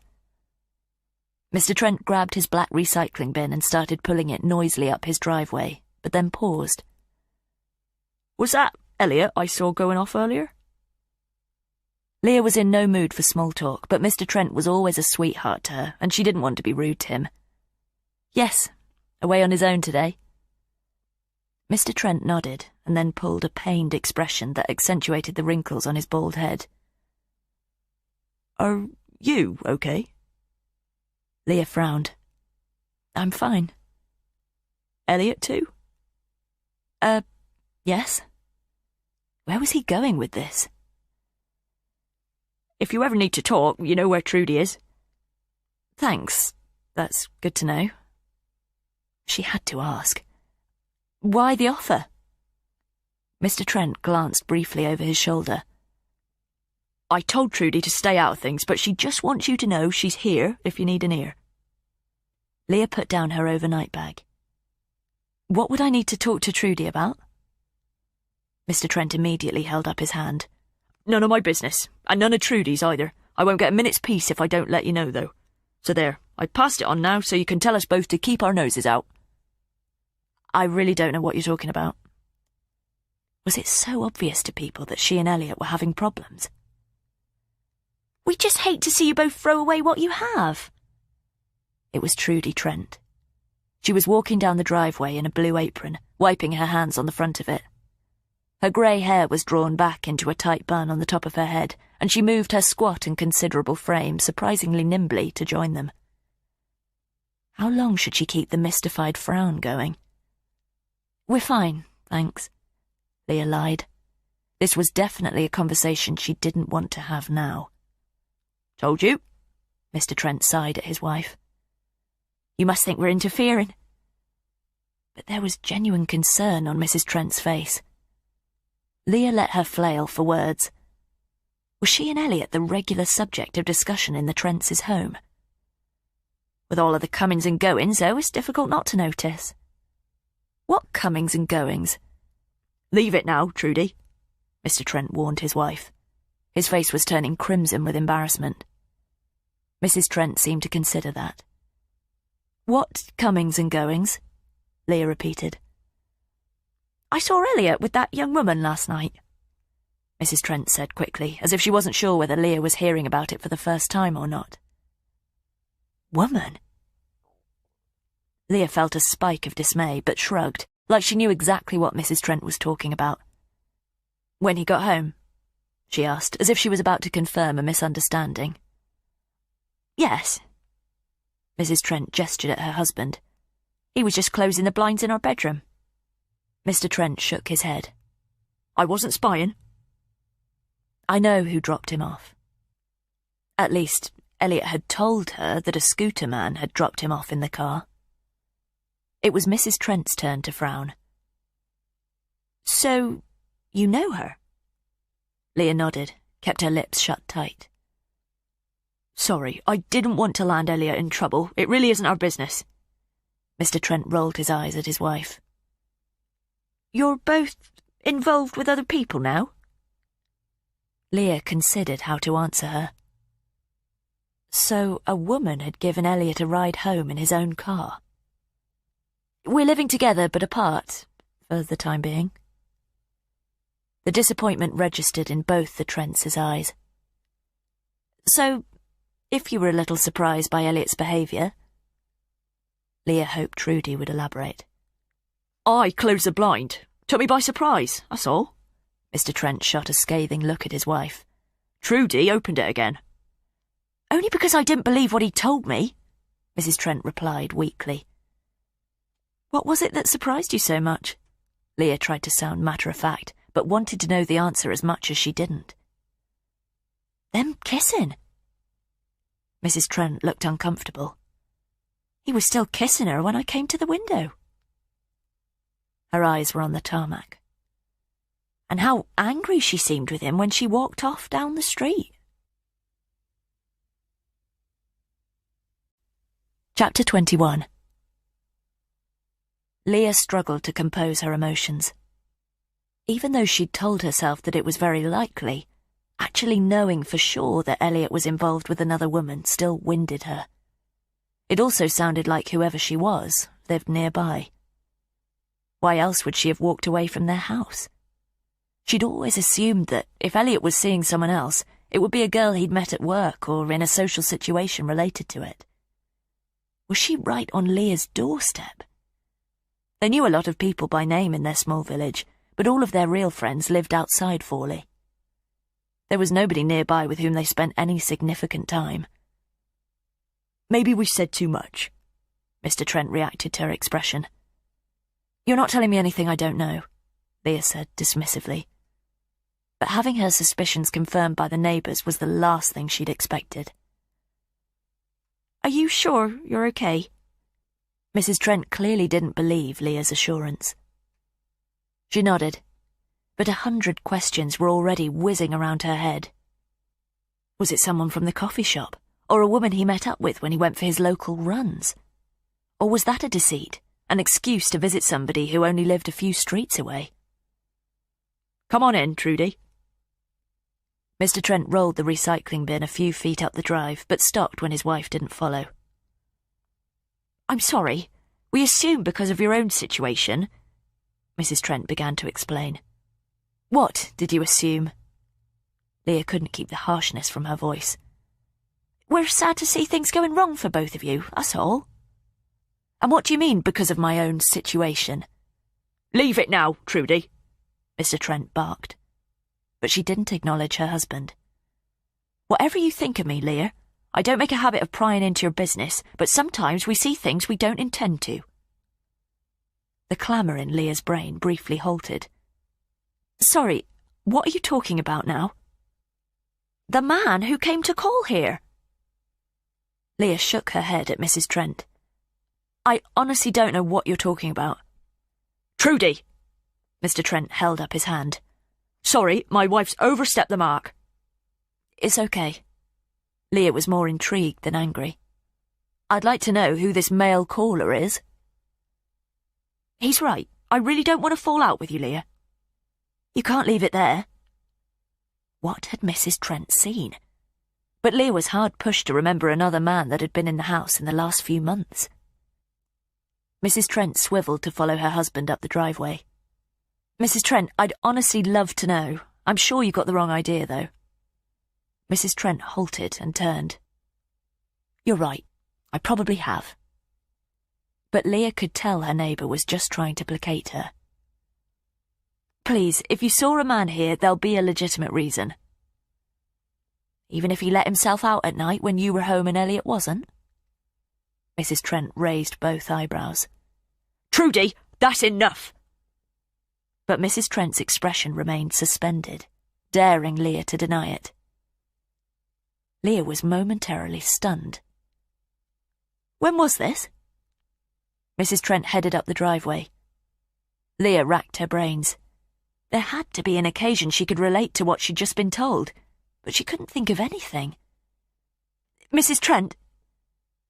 Mrs. Trent didn't look back. Leah marched up the drive until she caught up with them both. Wait! They turned and Mrs. Trent regarded her coolly.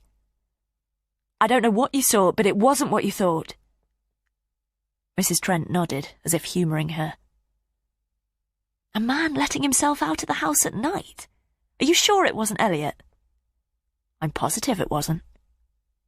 Leah's eyes shot briefly to Mr. Trent, but his face was impassive. You saw this? He nodded and looked down at his shoes. And why were you so sure it wasn't Elliot? Because he came home in a car immediately after. Mrs. Trent didn't blink. Leah was speechless. Watched him get out of the car with that girl. Gave her that long kiss goodnight before she strutted away. Leah tried to process what she'd just been told. So, you saw this man leaving my house last night? Mrs. Trent nodded, her face sceptical. That's why I'm sure you should remember. Chapter 22. 10 hours earlier. Tate stood in the garden and watched the bathroom window for a further couple of minutes, anticipating her emergence from the shower and the movement of her body in front of the frosted window as she dried herself. He wasn't a pervert. He should look away now. He told himself that as soon as he saw a sign of her, he would. But the hiss of the water continued. Was she okay up there? Another minute passed. There hadn't been any other activity. Elliot clearly wasn't home. He peered down the narrow, dark gap on the right side of the house, between the wall and next door's fence. More weak light spilled out about halfway along. Keeping his eyes fixed on the bathroom window, Tate moved back towards the kitchen and then turned his body sideways so he could slide through the gap. He came to a small window and looked in. It was the downstairs lavatory, and the door was open into the kitchen. He could see the breakfast bar with 2 tall stools under it. There was a metal basket of red and green peppers on top. No sign of anyone else. He remembered the garage at the front and continued along the wall until he was standing at the top of the driveway, his back to its closed door. He cast his eyes along the windows of the houses opposite, but most were in darkness or had curtains drawn. He kept facing them, bent his legs and slid his hands behind him and under the metallic edge of the door. He took the weight in his knees and arms and lifted. The door squeaked as it started to rise. His body tensed, and he halted. Then he raised it slowly, reducing the sound, until the door was high enough for him to slip inside. The strip bulbs were bright in there, but there was no car parked. It smelt of oil and wood shavings. He made his way to the door to the right and paused to listen. No sound from the other side. The light on told him she'd been in the garage since she'd got back. Checking Elliot was home? He put his fingers around the handle and wasn't surprised when he depressed it and the door clicked open. He was looking into the kitchen, seeing the red and green peppers from a different angle. Nobody else around. He stepped into it from the garage and carefully closed the door behind him.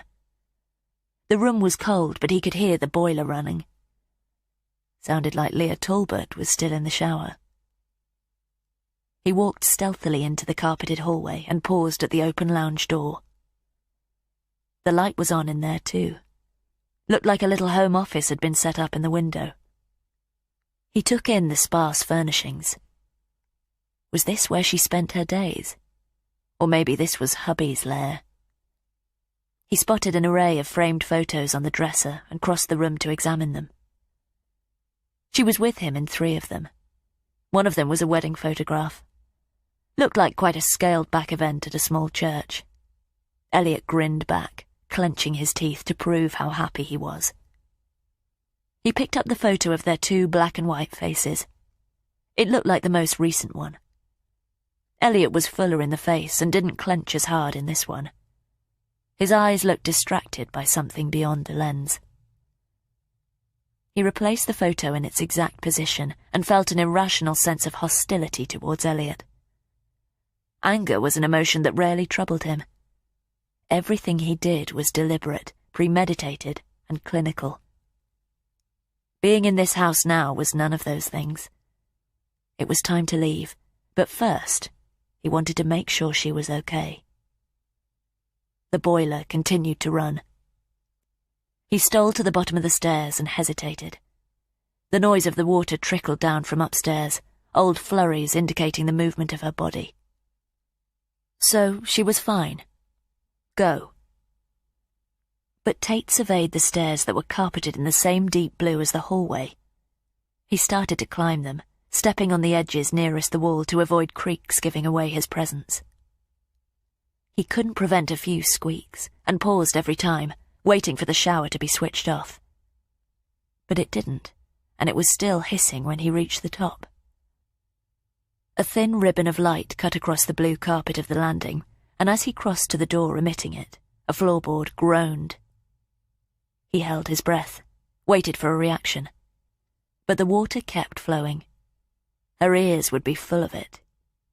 He could probably speak to her from where he was standing, and she wouldn't hear. He was comfortable trespassing in the homes of strangers.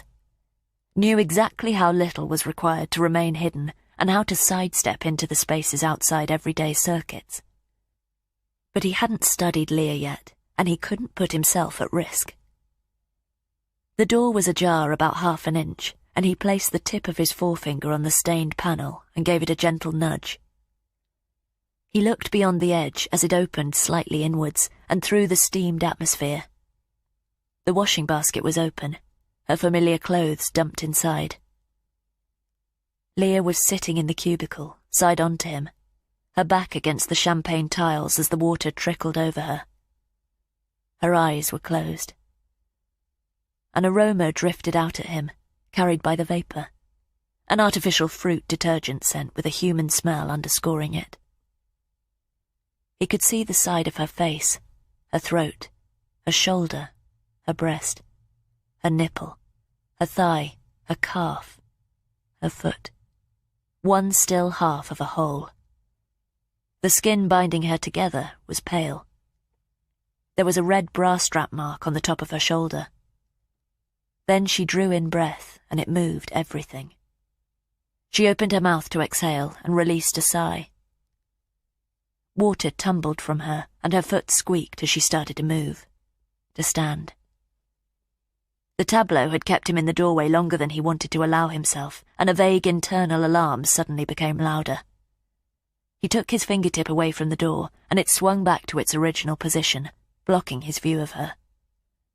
Any moment she would be turning the dial, halting the flow and removing his cover. He had to go now if he wanted his exit down the stairs to go unnoticed. But he stayed where he was, the warm moisture cold on his chin in the draught of the landing.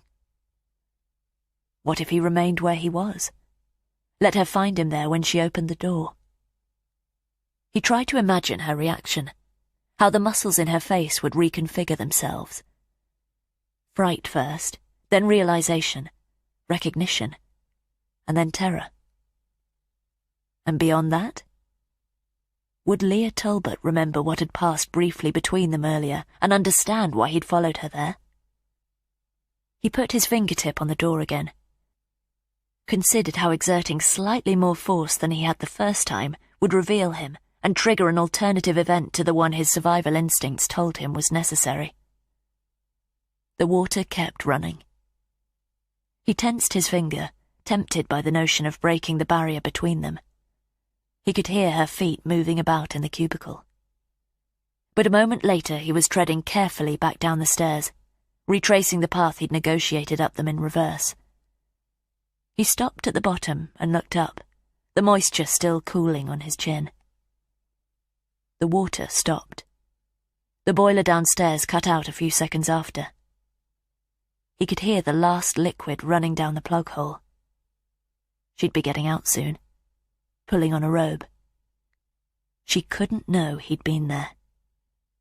He decided to slip out through the front door. It was the quickest way to exit the house. He painstakingly turned the handle. Tate walked out into the cold rain, but barely noticed it, delicately clicked the door closed behind him, and strode down the drive. He had to leave now, because tomorrow he intended to come back. Chapter 23. What did he look like? Leah dreaded the Trent's answer. I know it wasn't Elliot, Mr. Trent said apologetically. I understand that. Describe him, though. Difficult to say. It was really dark. He shifted uncomfortably. This is really important. Anything at all. What was his hair like? Fair hair. He seemed positive of that. The tops of Leah's shoulders bristled. Slim build, average height. That's all I can really remember. What was he wearing? I don't recall. Mr. Trent exchanged a worried look with his wife. Are you sure? Mr. Trent nodded. And what did he do after he came out of my house? Just walked out of the drive and turned into the street. Which way? Right, I think. He took in her reaction. Right, I'm sure. You didn't see where he went, or if he got into a car? No. Mrs. Trent's hostility had evaporated. What's this all about? Are you saying you didn't know him? Leah turned when she heard the car. She recognised Fitch's brown Audi as it slowed outside her home. Do you both mind waiting here? She said as it pulled in and parked. This is the police. Police? Mrs. Trent's face lit up. Leah registered that Fitch hadn't brought her car back. Just a minute. Don't go anywhere. Leah trotted down the drive. There's been a development. Fitch was just heading into her house and turned in surprise as she emerged from next door. Yes, there has. Would you mind coming with me? I mean, I had something to tell you. Somebody was in my home last night and it sounds like Martin Tate. Fitch's expression froze. My neighbours have just told me. Ask them. She indicated the couple watching their exchange. Fitch said nothing, but moved past her and approached the Trents. Leah followed and waited as the officer introduced himself. Tell him what you just told me. They did, and Fitch nodded before repeating the questions she'd just asked them. How was he acting? Was there anything furtive about his behaviour? Mr. Trent glanced briefly at Leah. I wouldn't say that. He was relaxing, not particularly conscious of being spotted. I suppose so. Leah watched Fitch purse his lips. What did it look like to the three of them? That she'd invited him back and that her guest had left casually afterwards? And what time was this? Trudy and I went to bed between 12:30 and 1, so it would have been around then. After I got home, but just before Elliot did. I had a shower and then found my husband downstairs. And you didn't hear any sounds in the house? No, I would have mentioned them to you before now if I had. Leah tried to keep the exasperation out of her voice. You didn't hear the front door opening or closing? No, again, I would have mentioned that. And nor did your husband? Leah took a short inward breath. I said he wasn't at home at that point. I heard the front door when Elliot got in. But we both saw Elliot when he did come home. Mrs. Trent was clearly feeling left out of the conversation. Leah nodded at Mrs. Trent. It's okay to tell him. I've got nothing to hide. He was dropped off by a young lady. She was driving and got out to talk to him and kiss him before she walked off down the road. Fitch met Leah's eye. Do you know this woman? Leah shook her head once and ignored Mrs. Trent's reaction. When was that? Like I said, Elliot came in just after I'd had my shower, so about half an hour after I got in. You don't have any security cameras on the property? Mr. Trent shook his head. Leah already knew that. Had the man who claimed to be Martin Tate followed her home and got inside her house while she'd been washing the smell of the deer off in the shower? Her stomach shriveled. Fitch turned to her. There were no signs of a break-in? You saw yourself when you took a look around earlier. Aside from the front door being on the latch? Fitch reminded her. Elliot could have done that this morning, though. Fitch turned things over in his head. Where's Elliot now? He went off to the station. She checked her watch. It was 5 to 10. His train would have left by now. If he'd been telling the truth about getting on it. Leah knew the next question was inevitable. Where's he gone? Leah took in 3 expectant expressions. I don't know. Chapter 24. So, why can't I have my car returned? Leah was sitting in Fitch's passenger seat as he drove them back through Forley. You can. D.I. Byrne needs a word with you first, though. About what?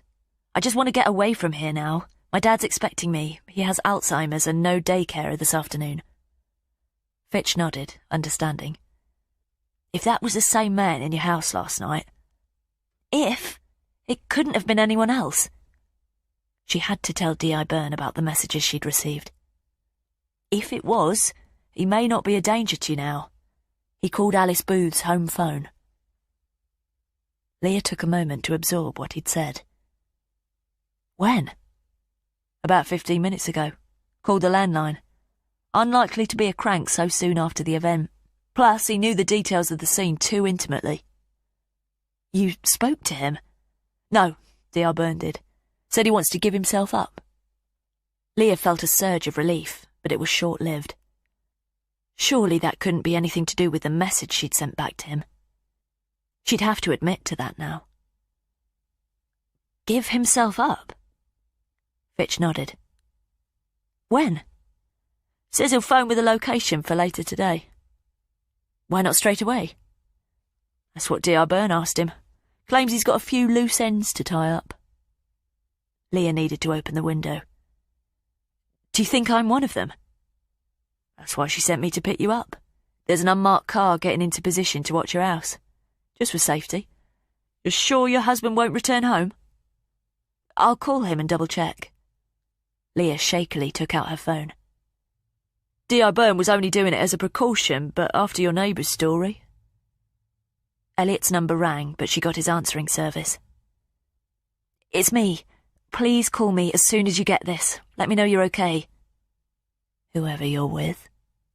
And don't go home under any circumstances. It looks like somebody did break in last night, so the police are concerned he might come back. I'll explain everything else when I speak to you. She hung up. You think you'll get that message? Eventually. I'm sure he's on a train, though. But she wasn't. Fitch caught the worry in her expression.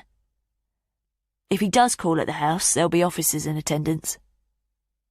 Leah wondered if Elliot was still in Fawley with the woman who had driven him home last night.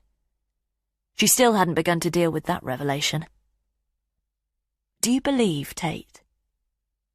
It's rare for somebody to give themselves up so soon after a crime was committed, but it's been known. Do you think it's because I'm a witness? Perhaps. You do realise that didn't have to be the case, though. Leah knew exactly what he meant. Tate didn't have to let her go. Maybe there's another explanation. Leah so wanted that to be the truth. Of why he was there and why what happened. Fitch sucked in air through his teeth. He's certainly got a lot of explaining to do. He turned right at the roundabout that took them back to Plough Lane. Leah wanted to ask exactly how Alice Booth had died. It was a question she'd put at the back of her mind since she'd first learnt of her murder. But she was sure Fitch wouldn't divulge those details. Maybe his boss would. Leah had to know, even though she didn't want to. The Audi slowed at the traffic lights. A right turn and they would be back at the house. But Leah had changed her mind. If Martin Tate handed himself in, then his messages to her wouldn't be as relevant. She'd told the police that he'd followed her home and had broken in, and she was still trying to repel the notion of him being inside her house while she'd been in the shower. But if she could spare herself the ordeal of relaying the contents of the messages... She couldn't plead ignorance of them arriving. She'd opened them, and there would be a record of that. But if Martin Tate surrendered, she hoped his deceiving her would be secondary to the crime he'd committed against Alice Booth. If he didn't, she had no choice but to give up the texts. Was she just forestalling the inevitable? But maybe there was a larger part of Martin Tate's story that nobody understood, that he needed to convey to the police as soon as possible. She was positive that she wasn't about to disentangle herself from what had happened, however. If he was lying about his willingness to cooperate, did that make her a prime suspect? Was she already? Fitch pulled up in front of the house. Elliot's car was still parked in the same position. Had they fingerprinted it? D.I. Byrne was just walking out of the gates, talking on her phone. With rising dread, Leah got out of the car and took her overnight bag from the back seat. "All right, on my way there now." Byrne hung up. Fitch quickly filled her in on the Trent spotting the familiar figure leaving Leah's house the night before. Byrne didn't look at Leah, but tried unsuccessfully to hide her surprise. "You've left a car there?" "Lloyd. Send a second car. Make sure they stay out of sight." Fitch relayed the instructions to another officer. Byrne turned to Leah. "You know about our caller?" "Yes." "You're my only witness. If he does give himself up, I want you to be present." Chapter 25. "You want me to confirm it's him?" D.I. Byrne, seeing Leah's panicked expression, held up a placatory hand. "We'll find a place to conceal you." Leah felt a sudden rush of anxiety. "We'll go in my car." Byrne nodded at a white Lexus. She focused on Elliot's blue Vauxhall. "Can't I go in mine? I don't really want to leave it parked on such a busy road." "It'll be fine. Jump in." Byrne opened her car with a fob. The lock thudded, but Leah was still examining her vehicle. Had they been inside it? She could still see the bottle of red wine on the dash. "It'll be perfectly safe. There'll be officers here for the foreseeable. I need to give forensics their space, so we'll head back now." Leah felt in a daze. "Aren't you waiting for his call?" "Somebody's manning the phone until we get the number transferred." Byrne extended her arm, indicating that Leah should walk ahead to the car. She complied, got into the passenger seat of the Lexus, and slid her overnight bag into the back. The interior smelt overpoweringly of coffee. There was a half-full paper cup in the holder. Seatbelt, Byrne said before she closed her door too. Leah obeyed. It was good advice as Byrne pulled jerkily out of the spot and headed back down Plough Lane. You must be feeling pretty shaken. Byrne tugged her belt on as they slowed at the bend. I don't ever want to go home now. Leah wasn't exaggerating. Understandable. Where's your husband? Everyone wanted to know that, and she still wasn't sure. Gone to stay with a friend. Byrne nodded. You going to stay with them too? I'm going to visit my father, Leah said, deflecting the question. Where does he live? Brockford. Nearby then, Byrne observed. Less than 20 miles from here. He's got Alzheimer's, which he's managing at the moment, but I'm glad he's close. She heard herself answer. Did the police not want her travelling far? Byrne nodded. When we're finished, would you mind leaving the address with me? So that answered that question. So neither you nor your husband were aware that the suspect got into the house? Leah shook her head. Only our neighbours saw it. There was no sign of a break-in when your colleague took a look around. He couldn't have got a hold of a house key from you? Byrne changed down a gear. Leah hadn't considered that. Another terrifying possibility to consider. When he lost consciousness?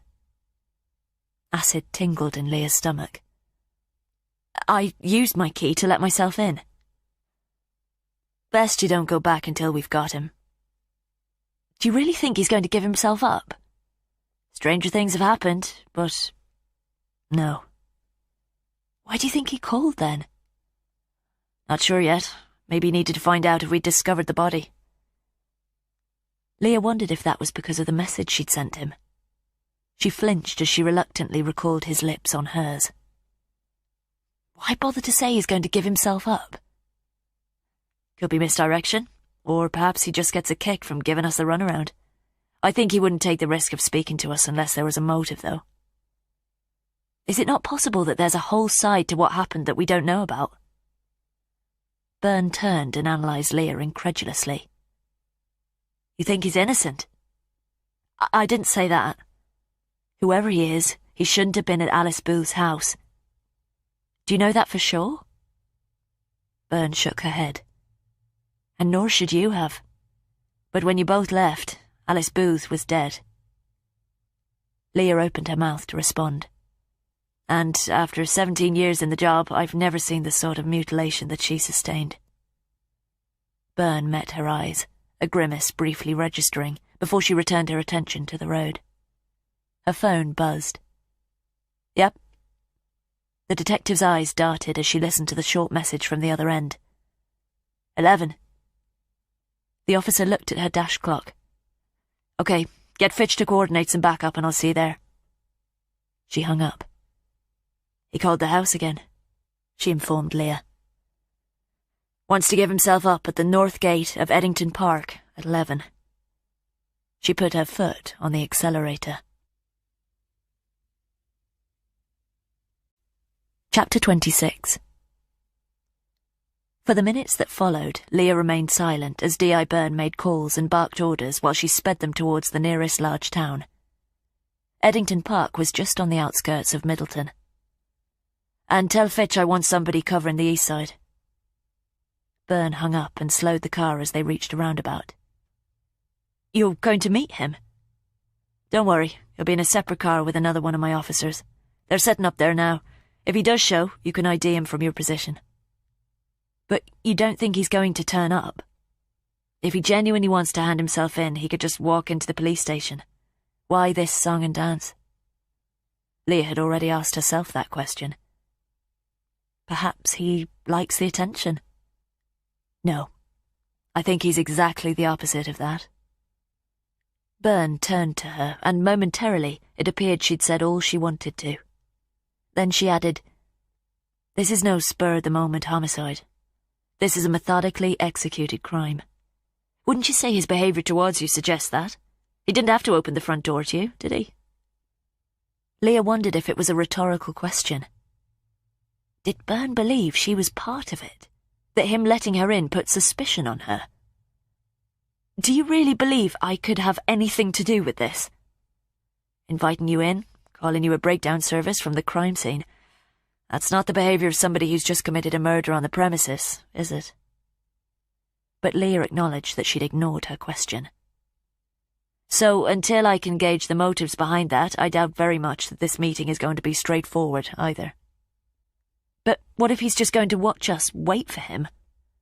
You'll be protected, and you'll be far enough away from the gates.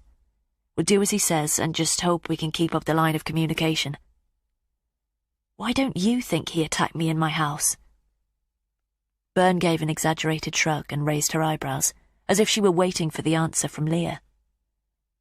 I was in the shower. I would have been defenceless.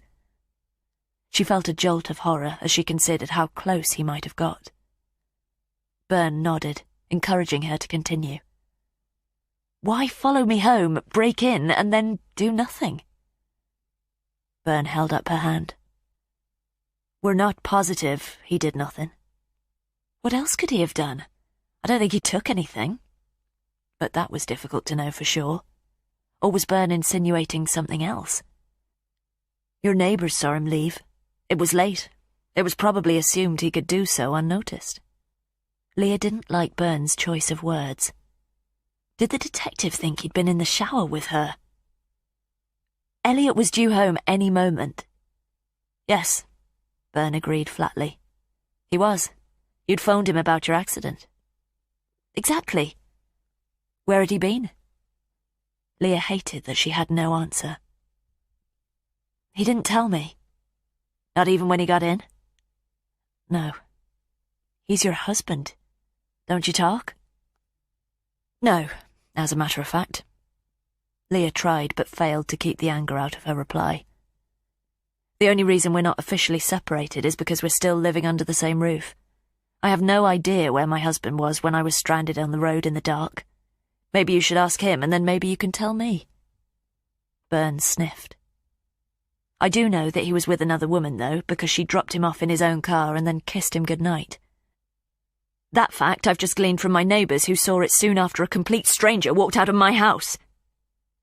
Her temple pounded, but she didn't regret raising her voice to Byrne. Okay. Byrne nodded slightly as they continued in silence until the police officer gestured ahead. This is us. Leah could see the green rusted railings of Eddington Park on their right. Byrne took a left turn, then a right at the end. Halfway along the residential road, a man in a tracksuit was standing on the right by some parked cars. Byrne pulled them over and rolled down her window. Where's Travis? Next right, then left. Otway Crescent. Byrne didn't reply, but pulled sharply away and followed his directions. Leah clocked an older bald man with a grey moustache and a beer paunch, who she assumed was another plainclothes officer. He stood up from the plastic seat of a bus stop and jogged over to the car. We can go a street further back if you want. Byrne cast her eyes around the other empty cars in the road. This'll be fine. OK, there's a space further down on the right corner. He pointed. Byrne nodded and positioned the car where he'd indicated. Leah looked right and could see the entrance to the park about 50 yards away on the other side of the busy street. Byrne switched off the engine and glanced at her watch. 20 minutes. How's your eyesight? Chapter 27. Leah remained in the Lexus while D.I. Byrne chatted to the other officer beside the car. She peered at the other vehicles around them and then the windows of the stucco houses that lined the street. There were so many places from which he could be watching them. A young blonde girl in a bleached denim jacket emerged from a house a couple of doors down. She dropped the wheels of a pram onto the road and crossed it diagonally. Leah watched her as she passed and pushed her infant down towards the park gates. Leah checked her phone. It was 10:43. Less than 20 minutes before he was due to appear. Where was Tate now? He had to know there'd be officers dotted around the location. Byrne gestured for her to roll down her window. Leah did so, and the officer bent down to speak to her. I'm going to make my way down there now. You're meeting him alone? No, but I don't want to spook him. Fitch will be just inside the entrance. He's making his way to it from the opposite side now. Do you think Tate's in there? He might not be coming that way. He may just walk up to it from the street, so we've got that covered as well. If he does decide to show, he won't get away. But you still don't think he will? We'll be prepared for every outcome, Byrne said stolidly. They both watched the young mother wheel her child to the crossing and pause to hit the button. Byrne straightened. That's Travis. She jerked her thumb at the other officer. He'll be right here with the radio. As soon as you recognize anyone, he'll let us know. Leah nodded. Are you going to be armed? Fitch will have a taser. Just keep your eye on the gates and anyone in the near vicinity. Before Leah could utter another word, Byrne strode down the side street to join the mother at the crossing. She slid in a small earpiece as she walked. Travis immediately opened the boot door hatch. You can see okay from there? Leah turned. Slide over to the driver's seat so you can get a better view. Just keep your eyes front and let me know if you spot him. I'll stay back here. Okay. She obeyed and focused on the park gates. 2 men in shorts with hipster beards jogged out and turned left. The crossing beep signalled the mother to cross, and Byrne followed her to the other side. Leah remembered to breathe and could taste the smog from the busy street on the back of her tongue. Byrne slowed at the gates and then walked into the park. Behind her, Leah could hear Travis chewing gum and breathing through his nose. Byrne looked left and right and then moved to one side as a male couple holding hands walked out of the gates. She lingered and then strolled out of the gates again and stood on the rampway. Leah tried to keep track of the pedestrians hurrying by. It was a stretch to see at this distance, but she already felt they were too close. Could things really end this easily? Leah got the impression Byrne hadn't encountered anything like this before. Leah would be terrified in her position. What had Tate done to Alice Booth? She recalled the expression on Byrne's face when she'd stopped short of telling her. Was that because Leah never would have agreed to ID him? A movement through the gates. Somebody walking down the main path towards them. It was still early, but he had to be nearby now. Leah narrowed her eyes at the man and recognized his face. It was Fitch. He didn't acknowledge Byrne but seated himself on a bench about 10 feet from the gate so he was in profile. That made Leah feel better. Now Byrne wasn't waiting there alone. If Tate were dangerous, was Fitch close enough to help her, though? The chewing behind her stopped. All in position. Leah realized he was talking softly into a radio. 10 minutes passed, but Leah's shoulders remained rigid, and Travis kept chewing. After a minute or so, Byrne walked a few paces left, then a few right, as Fitch pretended to be absorbed by the screen of his iPhone. The traffic in and out of the park gradually increased. Leah blinked as she tried to keep up with the faces passing and crossing in front of Byrne. Just take a breath. Travis clearly sensed her apprehension. We've still got 3 minutes before he's due. Leah nodded once, squeezed her eyes briefly shut to moisturize them. There was a brief lull in the activity, but Byrne didn't once look in their direction. Who's this guy? Leah wasn't sure if Travis was talking directly to her or into his radio, but she could see who he was referring to. A man in a white baseball cap was walking from the right-hand side of the street and slowed as he reached the gates. Was that him? With the hat on, it was difficult to tell. He was wearing jeans and a tan casual jacket. She held her breath as he lingered there.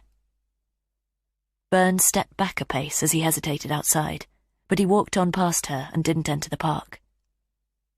Could that have been him? Leah wasn't sure. Could have been. The man walked out of their field of vision. Byrne turned to watch him go. No positive ID. Let's see if he comes back. Leah rubbed her eyes. Perhaps he was going to come the way Fitch had. He still had his head bowed to his phone, but was now perched right on the edge of the bench. He'd clearly thought that could have been their suspect too. More pedestrians, more faces. Leah's eyes darted about them as the footfall increased. Just keep calm. Travis started chewing again. Leah's phone buzzed. She opened it and looked at the message that had arrived. Her heart stumbled as she realized it was from her unknown caller. Elliot says hi, and not to tell police anything about our conversation. Chapter 28. Everything okay? Travis asked from behind her. He'd clearly caught her intake of breath. Fine. Leah held the phone against her leg so he couldn't see it. Just my husband. I need to call him back. She heard herself lie. Travis responded, but Leah didn't hear him. Was this a bluff? Did Tate really expect her to believe that he had Elliot with him? She speed-dialed Elliot's number, but as she held the phone tightly to her ear, she got his answering service. Any luck? No, she eventually replied, realizing she'd got the beep and that her voice was now being recorded. If you can just concentrate on the park. The phone buzzed. Another message had arrived. A photo.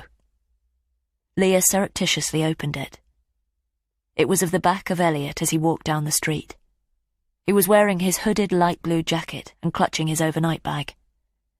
It had been taken that morning as he'd headed off to the station. Leah's hand trembled as she took it in.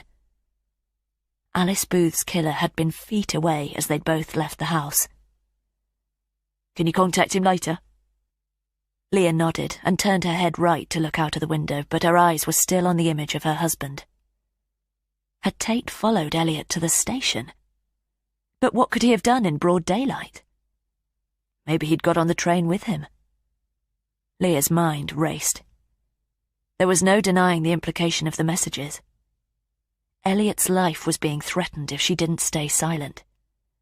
But how did Tate know she was with the police? Leah's eyes darted around the street. Was he watching her right now? Anybody familiar yet? Nobody, Leah replied before returning her gaze to Byrne and Fitch at the park gates. Okay, it's 11. Try to stay focused. But Leah suspected that nobody was about to arrive there and release her from the ordeal that had begun the moment she'd collided with the deer. Byrne folded her arms and walked back a few paces to allow the human stream to pass, her eyes on each person that entered or exited the park. Did Tate know Leah was here and was watching from a distance? He'd set up the whole meeting. He had to be. And if that was the case, where was Elliot? Should she turn and tell Travis? Should she let him and Byrne know they were wasting their time? Somebody halted in front of Byrne. Leah stiffened and peered hard, but the volume of traffic was obscuring them. Who's that? Travis said aloud. Leah craned forward. Fitch stood up from the bench. Recognise him? I can't see, but it was clear they'd stopped to talk to Byrne. Is it him? Travis demanded. Leah shook her head. I still can't make them out properly. Fitch had already covered the space between the bench and the gates and was only a few feet away from Byrne. Leah could see the back of the man as he spoke to the DI. He had a dark blue hood pulled up. Fitch reached Byrne and joined the confab. What's happening? Travis walked into Leah's field of vision, radio to his mouth. I can't see his face. Leah wanted to get out of the car. Unable to ID. Travis spoke into his radio. But why would he give himself up? Leah seized the opportunity to look around the street. No sign of him, but he could easily be concealed in a car or behind one of the window panes of the houses. When Leah's eyes swung back to the park, Fitch was reversing his steps, and Byrne was slightly shaking her head in their direction. It's a false alarm, Travis confirmed. The man in the hoodie tried to continue on his way, but Byrne took hold of his elbow. The man argued and she pulled out a badge. Fitch returned to the group and put a restraining hand on the man's shoulder. Travis took up his position at the rear of the car again. Leah didn't turn to him. "What's going on?" "I think Byrne just got propositioned. Looks like she's going to hold him." Leah's thoughts skated between the messages she'd just received and the situation in front of her. She watched the two officers talking to the man and him gesticulating. He was much younger than Martin Tate, probably only in his 20s. It's definitely not him. Fitch led the man to the bench and gestured for him to sit down. He refused and continued to argue. Byrne's attention had returned to the pedestrians outside the park again. The man was still complaining. Fitch took his arm and led him out of the park the other way. "Where's he taking him?" Leah asked. "Away from the situation. Don't want to frighten our boy away. Ignore that now. Just keep your eyes on the people around the gates." Leah tried to, but didn't see Tate.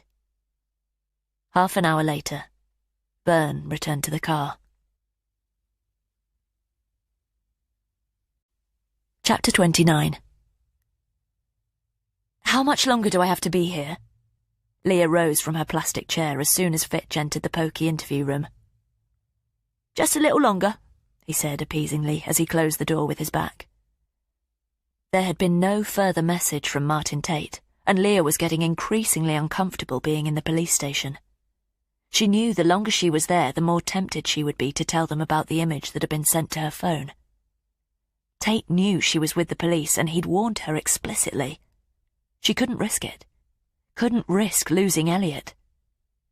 At least she was communicating with Tate, and so far, everything the DI knew about him had come from Leah. For whatever reason, Tate had singled her out and spared her life at Alice Booth's home and in her own. She had to use that. Tate had already proved he could effortlessly play the police, and she'd already been at the station 40 minutes while they interviewed the man who had propositioned Byrne outside the park. "She'll be in to talk to you when she's finished. Can I get you a coffee?" "No," Leah replied a little abruptly. "Are you actually holding me here?" "You can go whenever you like."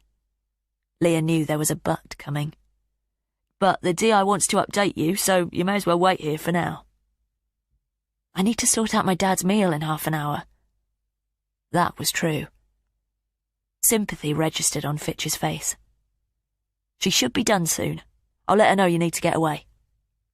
He turned and opened the door. As soon as it closed, she tried Elliot again for the umpteenth time.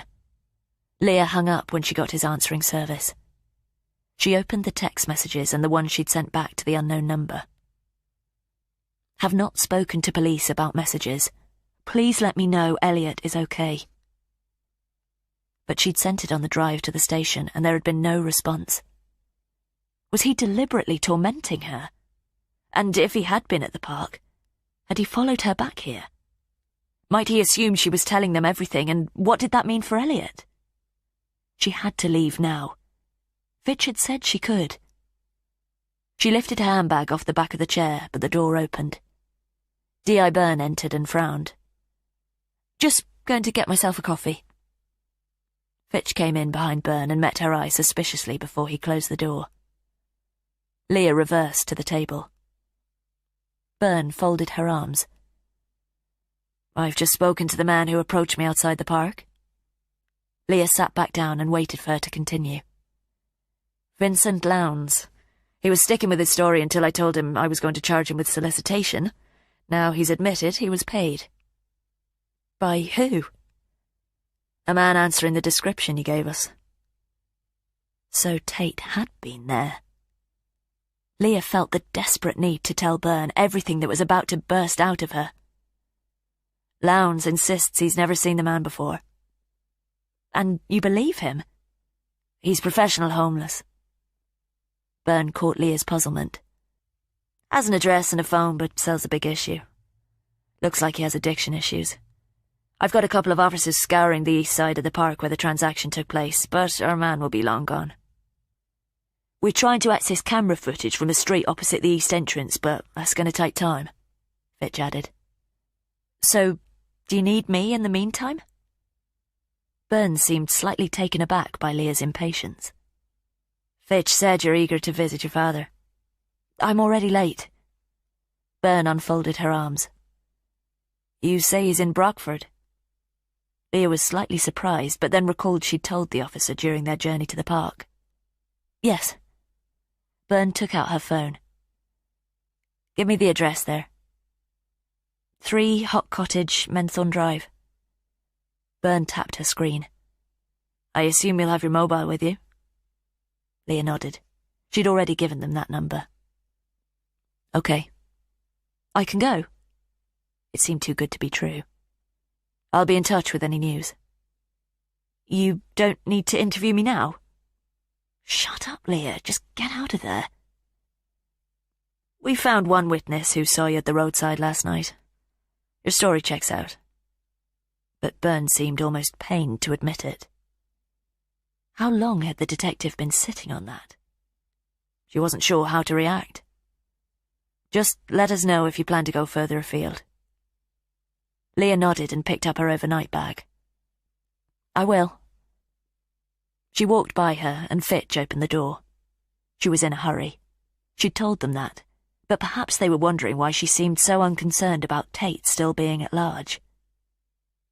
Was he waiting for her outside?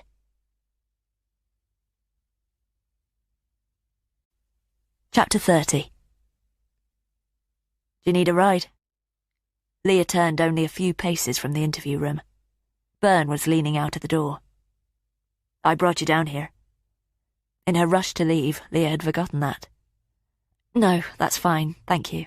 I'll call a cab. Byrne studied her uncertainly. Everything okay? Fine, I just need to get to my father's. Exactly why I'm offering. You've got enough on your plate. I won't be taking you, but I can certainly make someone available. Thanks. No, you'll call me if there's any news? I've just told you I will. Okay, we'll speak soon then. Leah turned on her heel and strode down the corridor to the swing doors that led to reception. She had to get away from Byrne. As soon as she'd walked out of the building, she paused at the top of the steps and gulped cold, fresh air. She felt dizzy and steadied herself on the handrail. Are you all right? A young uniformed officer was just ascending. Leah nodded. I'll be fine. But he loitered there. Sure? Yes, fine, she repeated pointedly. Okay. He moved by her.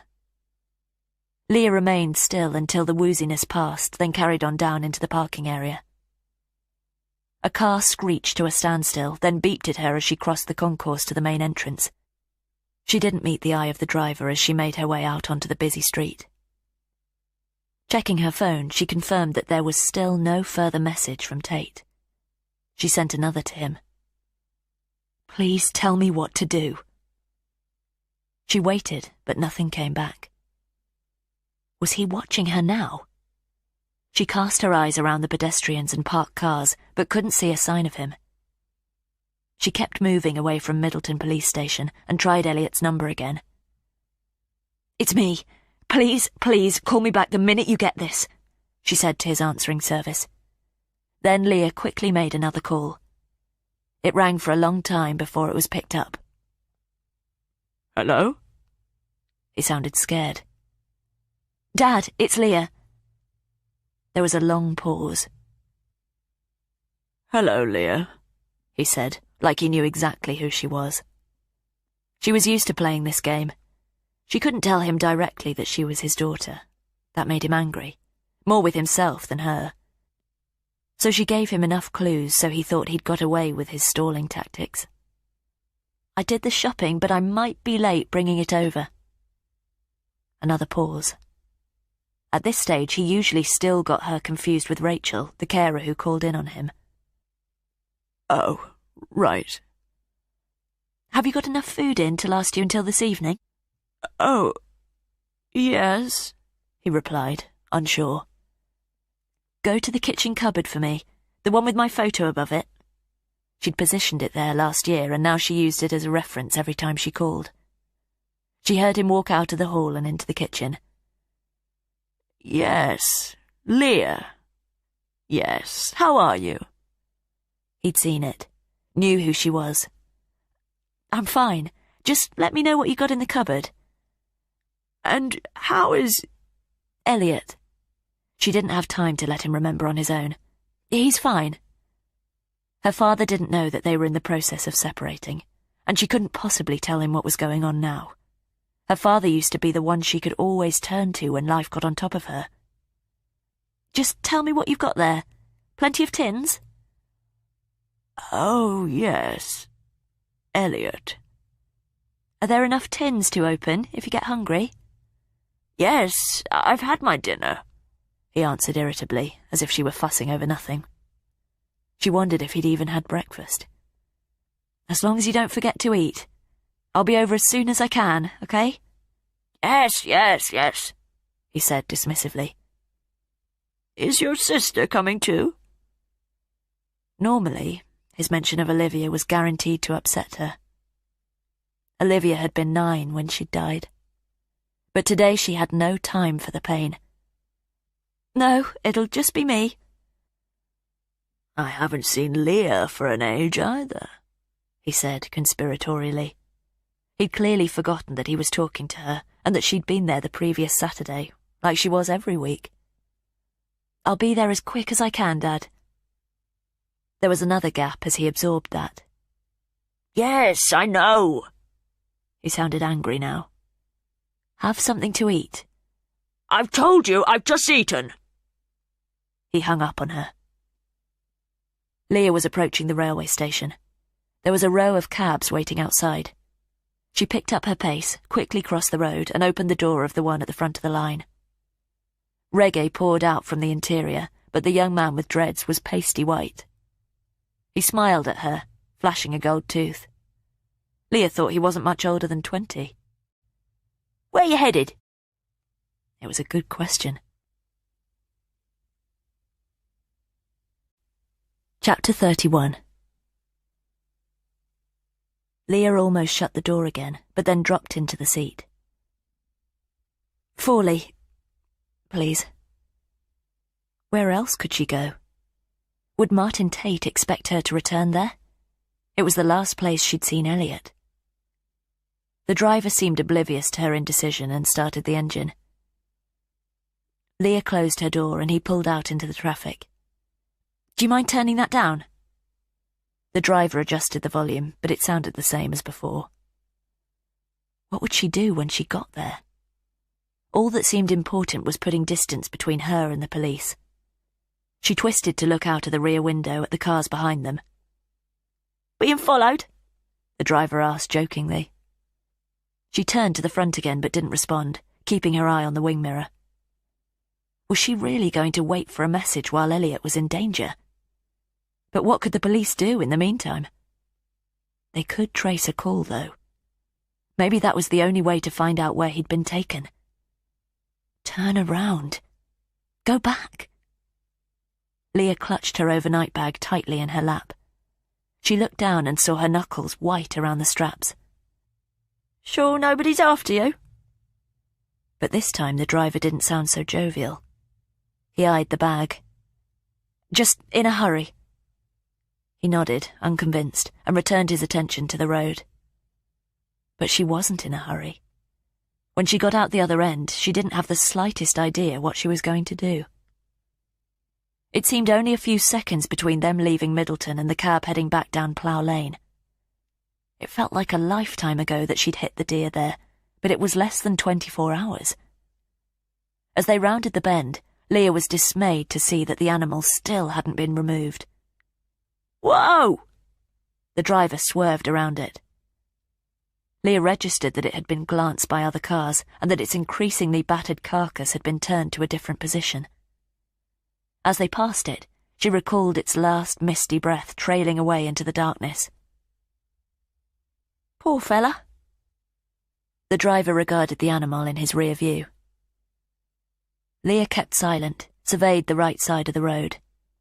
She could make out the tyre marks she'd made by the overhanging briars, and up ahead she could see there were still 2 patrol cars, Elliot's Vauxhall, and a large white van outside Alice Booth's house.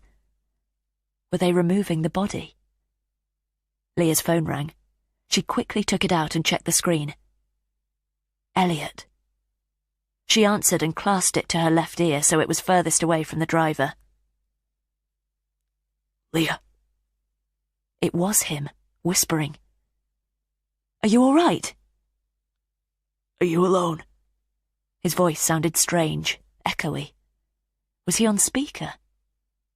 Yes, I'm heading home in a cab. I can only talk to you alone, he gasped. What's happening? Where are you? Alone. He barely squeezed out the word. Pull over, Leah told the driver. What for? This is where I want to get out. I can't drop you here, it's a main road. Come on, the traffic's stopping at the lights. She indicated the line of cars decelerating in front of them. You said Forley. Leah produced her credit card.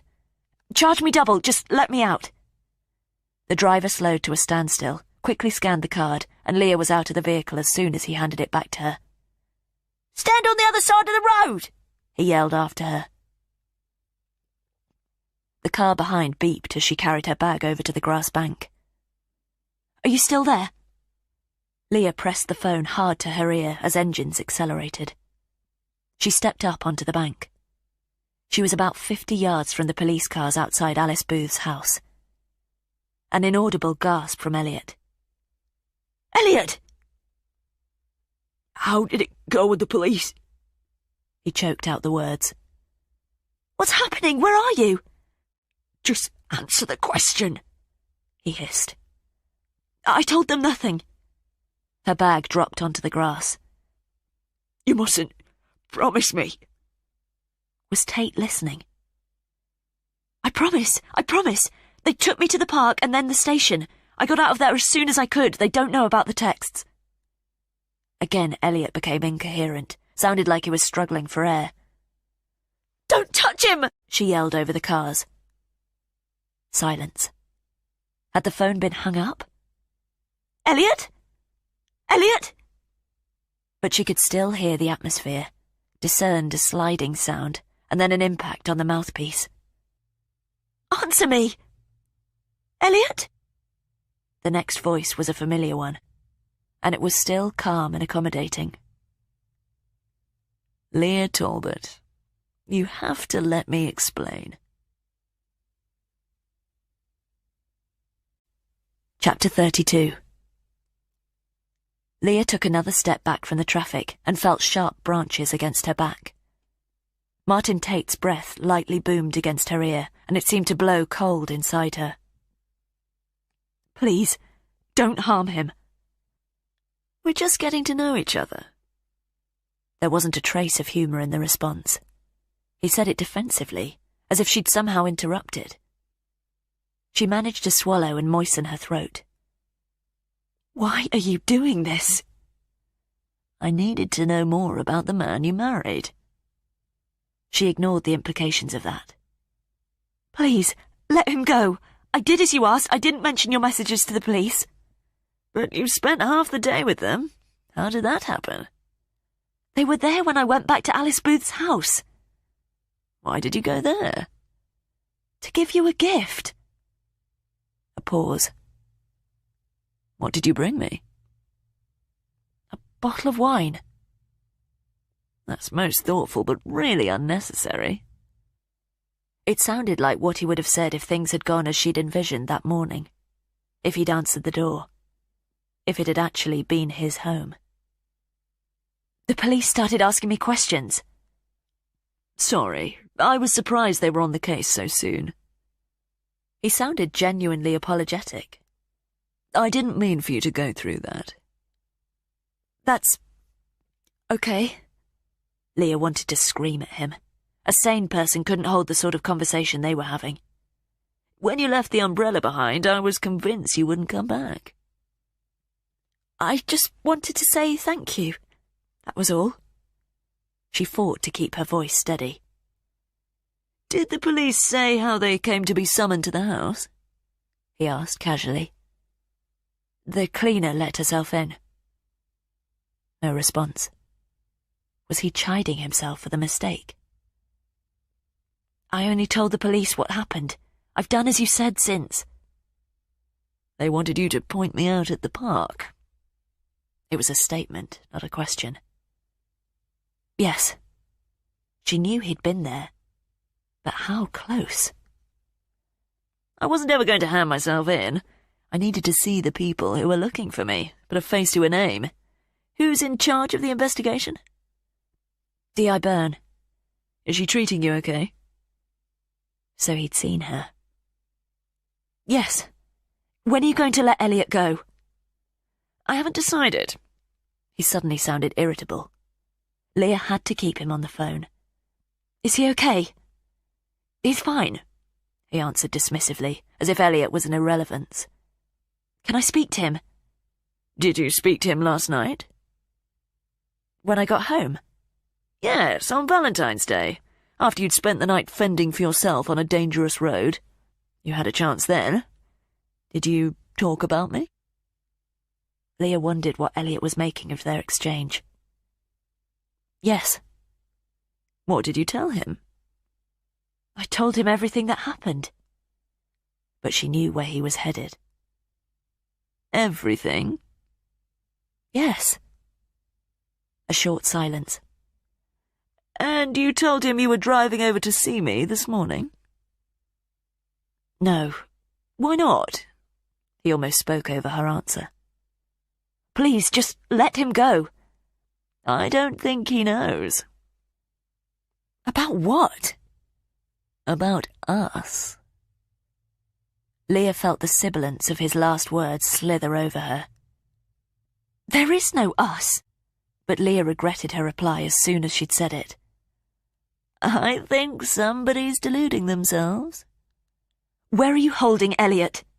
I told you he's fine. He sounded irked again.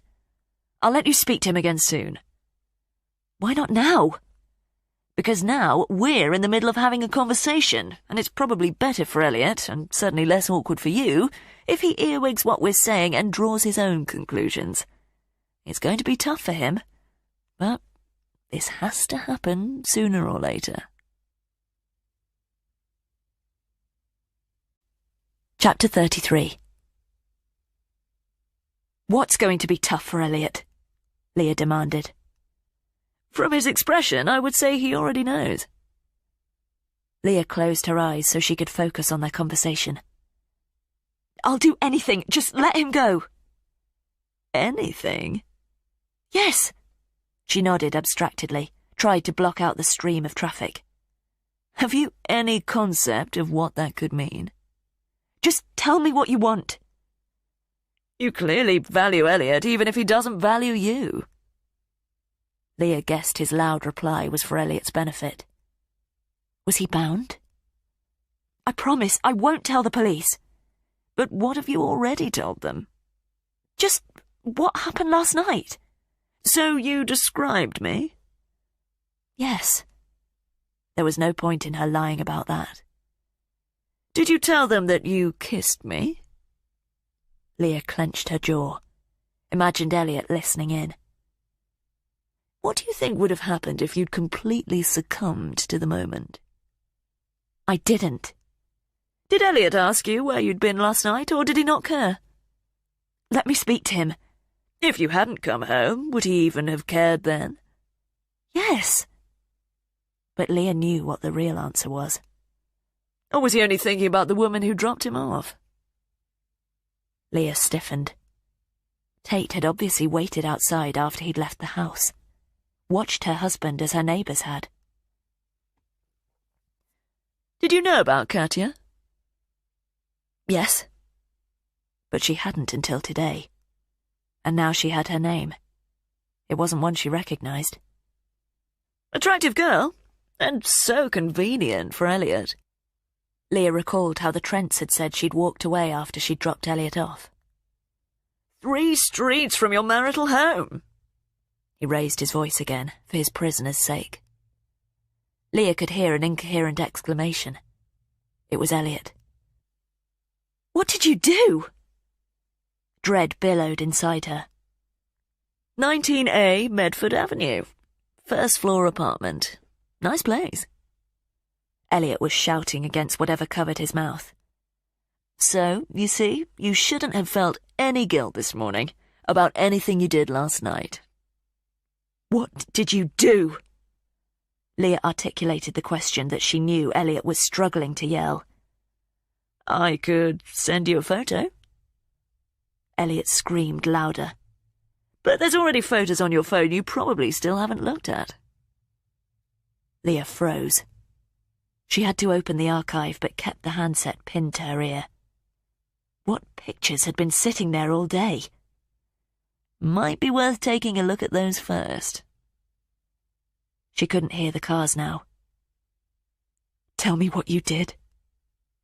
But she could hear a thudding sound, like the feet of a metal chair rocking against a stone floor. Go and call on Katya. I wonder how many times Elliot's been up and down her flight of stairs. Stop this, now. But Leah already knew he wasn't about to. I'll give you half an hour, then I'll call you again. Can you remember the address? Yes. She knew the road. I wonder if Elliot would be quite so frantic if it was you in that apartment. Momentarily, she recalled how cold Elliot had been when she'd told him about the collision. He does seem very agitated right now. I'll calm him down. Leah heard the thudding sound getting louder. Don't touch him!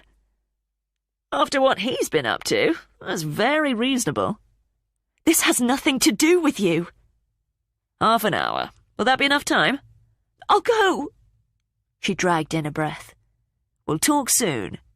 Wait! Stay on the line! But he'd cut the call. Chapter 34. Leah immediately hit redial and got an answering service. Call me back. I'm not going anywhere until I've spoken with Elliot. She hung up and waited, blood rushing through her ears. She felt utterly isolated. No response. She redialed the number.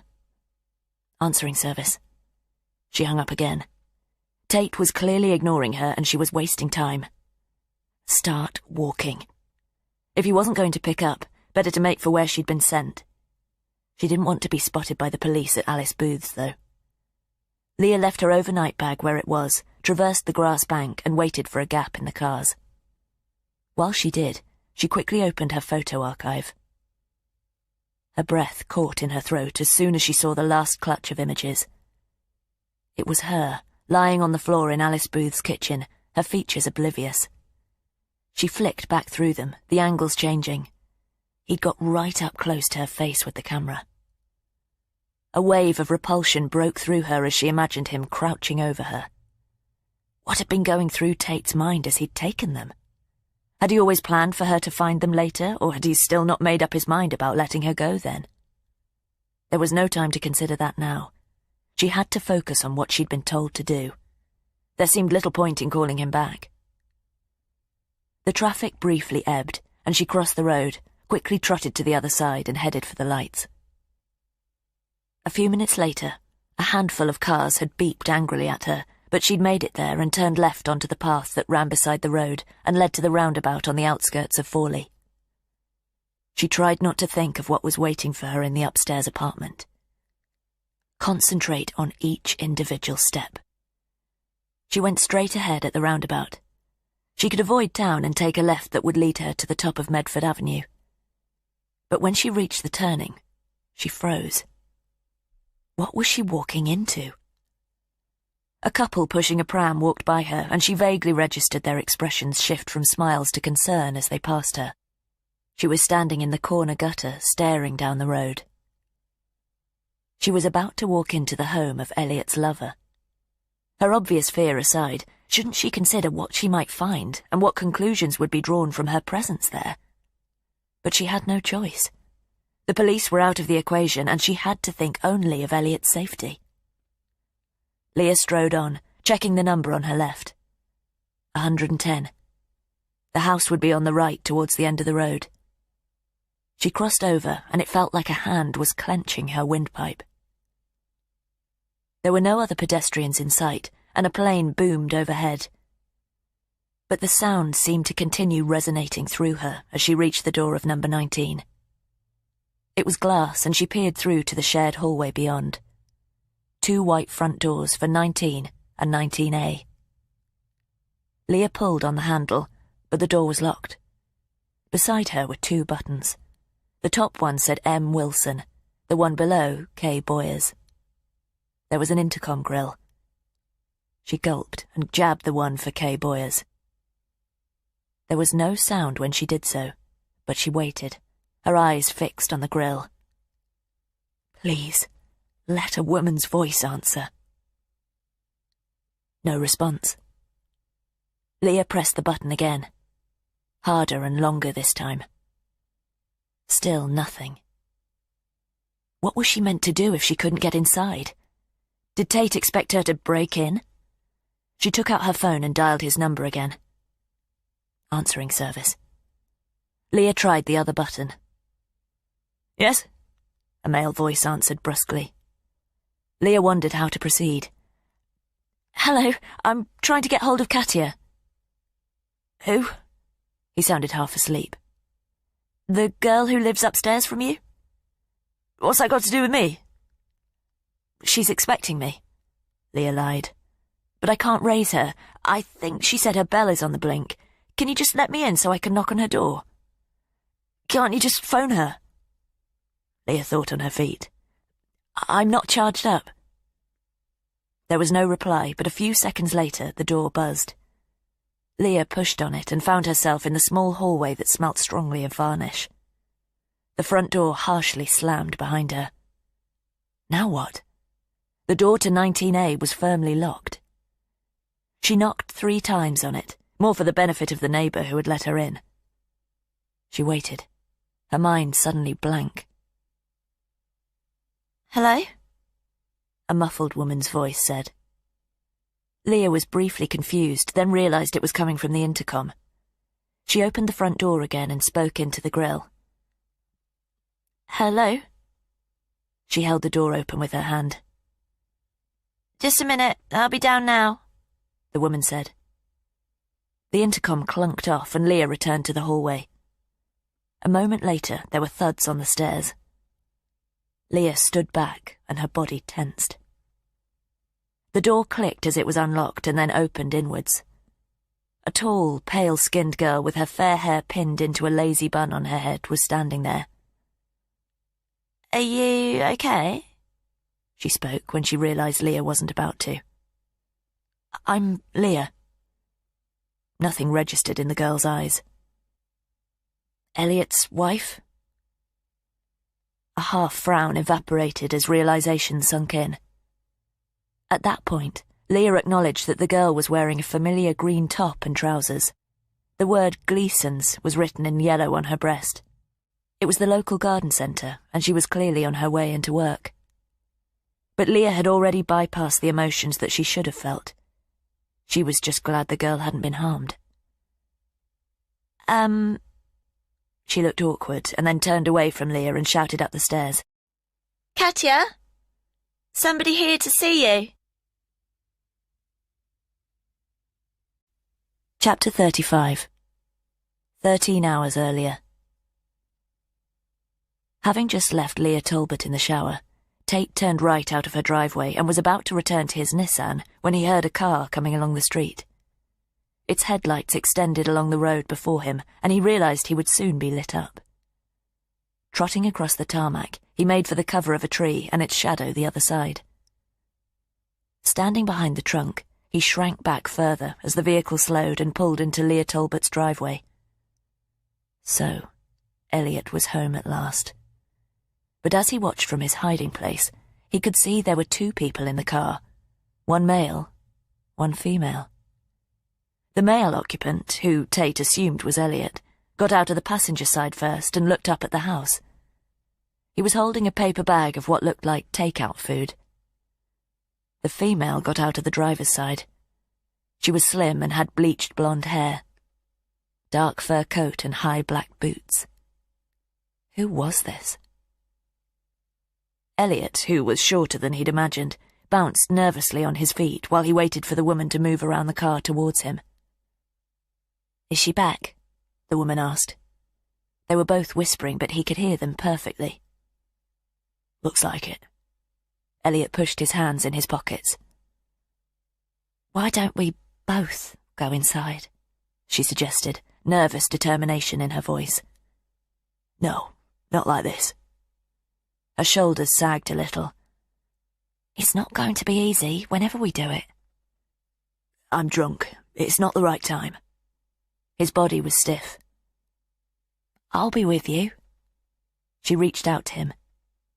How old was she? Early 20s at the most. He flinched from her touch. You said you wouldn't pressure me. She retracted her hand. It's been 16 months. I wouldn't call that pressure. Elliot shifted his attention back to the windows. If she gets ugly, you can come and stay at my place. She won't get ugly. Elliot seemed sure of that. Then what's stopping you? She's got to know you're moving on. When you do, she will too. She will, but this isn't the way. When, then? Exasperation raised her voice. Quiet. She'll hear. Elliot's companion sighed. Look, thanks for the lift. I'll call you tomorrow. Call me when you're in bed. Okay, he conceded. Unless you're still sleeping with her. He breathed slowly in. Katya, how many times do we have to go over this? Then why don't you tell her? I've told you. Sorting out all our joint policies is going to be easier if she isn't trying to kill me. You said she wouldn't get ugly. She won't, just... Give you a little more time? He turned his head to the upstairs windows again. Let's talk about it on the phone, not here. She looked down at the toes of her high black boots.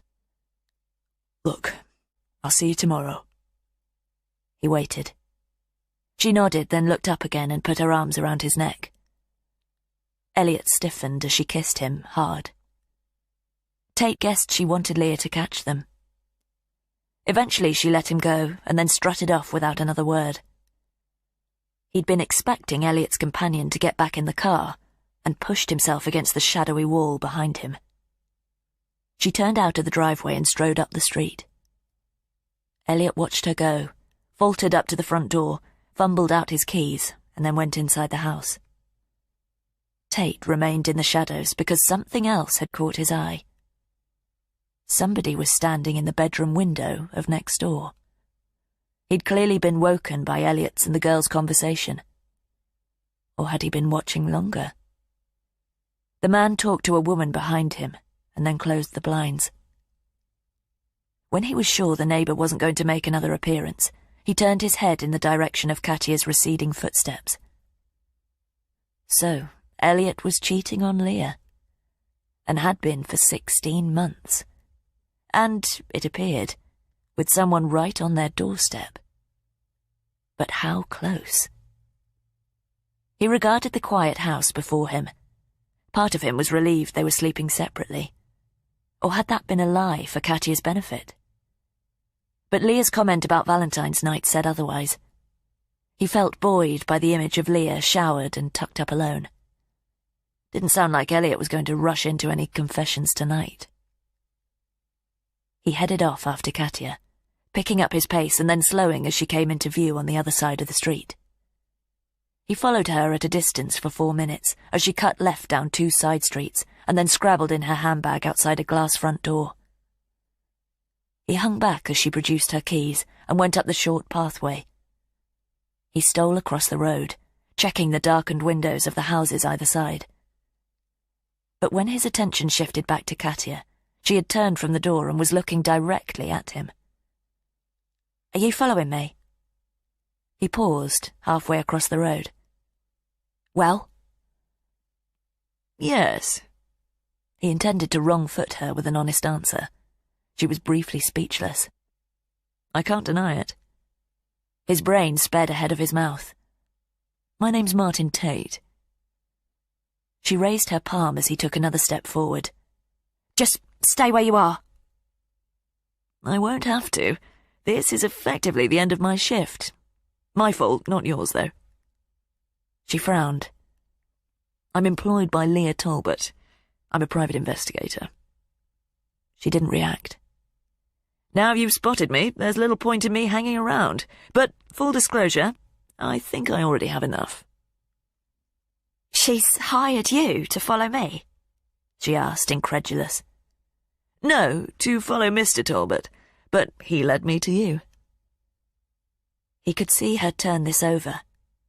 A smirk eventually broke over her face. I'm so sorry if I frightened you. She shook her head, but was deep in thought. No, that's okay. And I hope you don't take this personally. It's a job.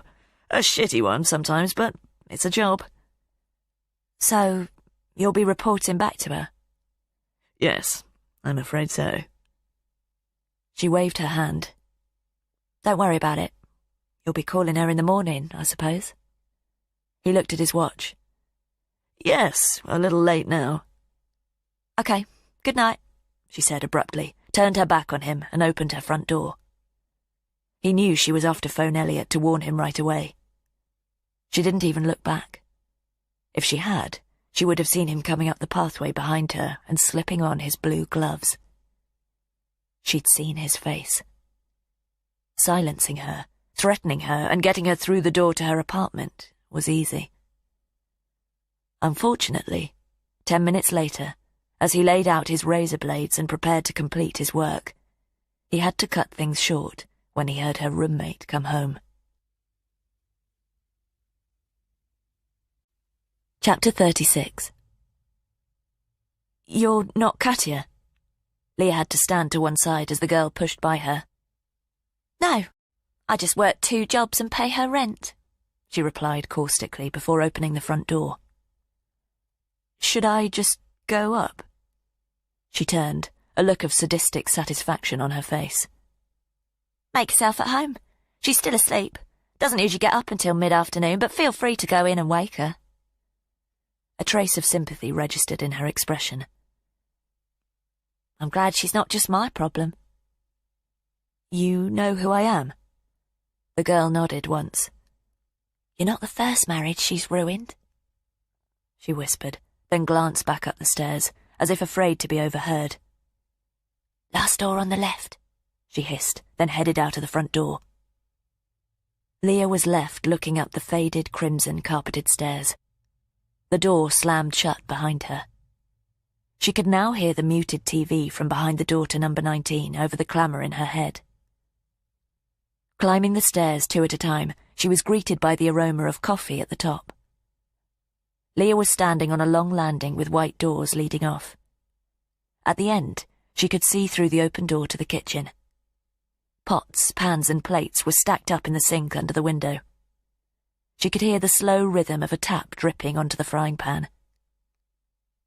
The last door on the left was shut. Leah padded down the faded runner, but the boards creaked as she approached. She paused outside the door. She could see right into the compact and Spartan kitchen now. A dirty plate and a coffee mug were sitting on a small dining table in the corner. A single cafetiere steamed beside the draining board. What should she do? Knock? Storm in? Leah leaned close to the panel. Katya?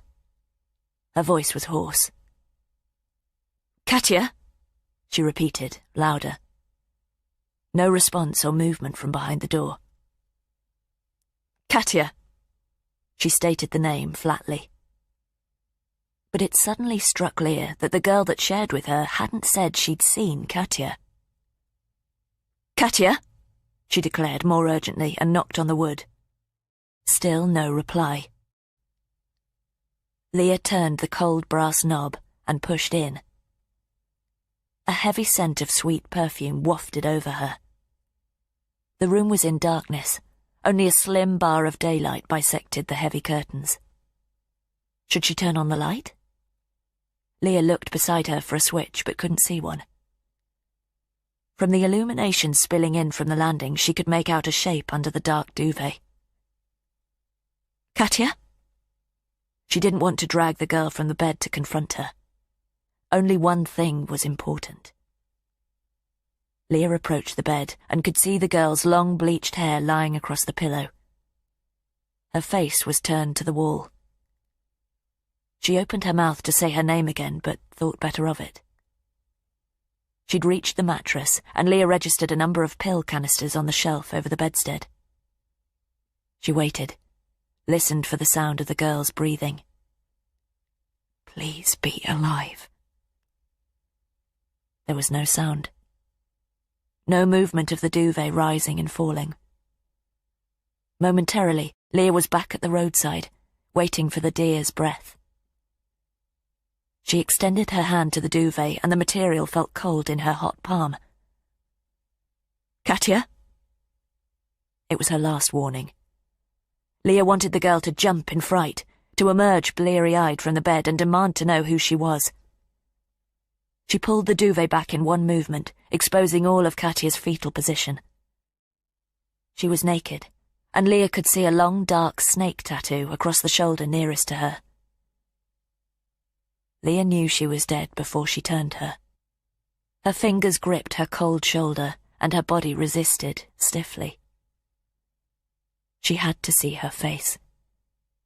She found herself kneeling on the edge of the mattress, both her hands on the woman's arm so she could roll her towards her. She still wouldn't turn. Leah used more force. The body gave, but the face that lolled towards her on the pillow had a piece of cloth stuffed in its mouth. Katya's cheeks bulged with it, and her bulbous open eyes did the same. Looked like a pair of nylon tights had been stuffed inside. There was a black belt around her throat. The buckle was secured tight, and the leather appeared to be embedded in her pale skin. Saliva had dribbled out of her mouth and streaked her chin. Leah recognized the gold buckle. It was the belt Martin Tate had been wearing when he'd let her into Alice Booth's. She pushed herself away and stumbled back. The edge of the open bedroom door struck her spine, but she didn't feel the pain. A scream was building inside her. Leah couldn't take her eyes from the woman on the bed, her legs bent up and her arms stiff, the wrists curved and fingers turned in towards her chest. Leah emitted a sound, but didn't know if it was a sob or a retch of repulsion. She was on the landing again, her back against the wall there, and her gaze still on Katya. She'd never seen a dead body before. A motorbike buzzed noisily by in the street outside, and her face eventually turned in its direction. She was looking into the kitchen again, her attention on the window. Everything outside was normal. Nothing inside was. The tap continued to drip onto the frying pan. Dazed, Leah turned back to the stairs. What was she supposed to do now? She remained against the wall, her attention fixed there, but her feet not obeying her brain. Leave. Go. Move. With Elliot's life threatened, Leah couldn't call the police, but she couldn't just walk away from Katya. She trotted quickly back into the bedroom and pulled the duvet back over her body. Only her hair was visible above it now. Leah could smell the girl's perfume even more strongly now. It was overpowering. How old was she? Who were her parents? Did she have a brother or sister? She started to choke on the cloying aroma as one truth presented itself to her. If Leah hadn't stopped at Alice Booth's place, nobody would have followed her to her house. And then nobody would have followed Katya home. Chapter 37. Leah pulled the door to 19A shut, but it didn't close. She slid her fingers under the metal tab below the keyhole and tried again, but it still wouldn't lock. Beside her, she could vaguely hear the TV muttering in number 19. She pushed the door all the way open so she could get a full swing and had a third attempt. The door still came to rest awkwardly in the frame. A harder yank didn't make any difference. "Come on," she growled, aware that the man in the downstairs flat would probably hear. The door clicked into place on the fifth attempt. Leah could feel her heart knocking against her chest as she opened the front door and walked outside.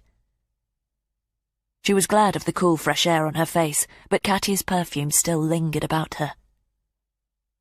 How could she possibly leave Katya for her roommate to find when she got home?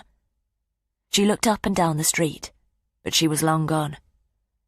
How long had Leah been inside? A handful of minutes? She inhaled sharply through her nose and checked the downstairs window, expecting to see a man looking out. But the navy blue curtains were closed. It didn't matter if he saw her, though. Katya's roommate seemed to know exactly who she was. She recalled the strangled sound Elliot had made during Tate's phone call to her and the warning she'd been given. Leah couldn't report Katya's murder to the police. Not yet. She found herself back in the street. A refuse collection lorry was working its way down from the end that Leah had entered. Which direction should she go? She took out her phone and tried dialing Elliot's number again. Answering service. She turned and looked up at the window.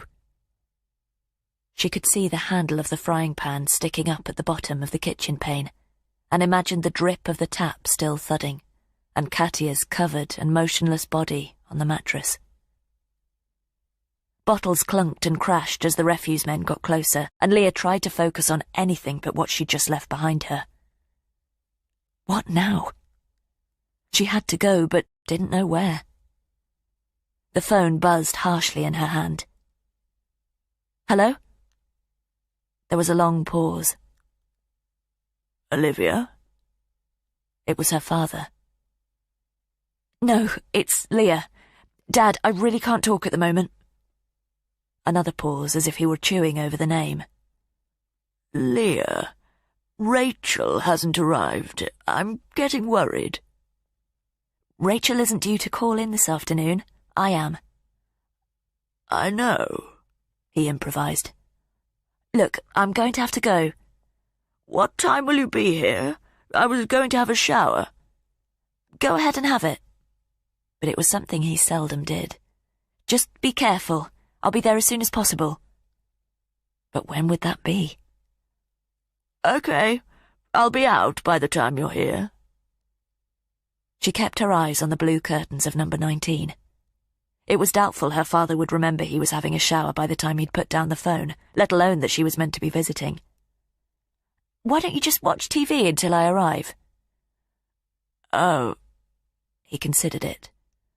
Yes, perhaps. He could do that for hours. At least Leah knew he was safe while he did that. Okay, just watch TV until I arrive. But she was also aware that it only took a small distraction to set him off in another direction. I'll be there as soon as I can. But there was no way she could go there now. What should she do? Call Rachel. Hurry then. He sounded impatient and rang off. Now she was worried that he wouldn't go and watch TV. He'd already had a couple of falls in the bathroom. Leah could feel the situation begin to overwhelm her. Her breathing was shallow, and even though the refuse men were getting steadily nearer, the noises they were making seemed to be fading. Hold it together. She headed away from them, putting one foot deliberately in front of the other and making her way to the High Street end of Medford Avenue. She could see the traffic moving fast there, but the situation seemed so unreal. She phoned Rachel but got her answering service. She was walking away from a dead body. But she had to if she wanted Elliot back. Where was he now? What was Tate doing to him? The phone vibrated again. Talking to someone? Tate sounded irritated.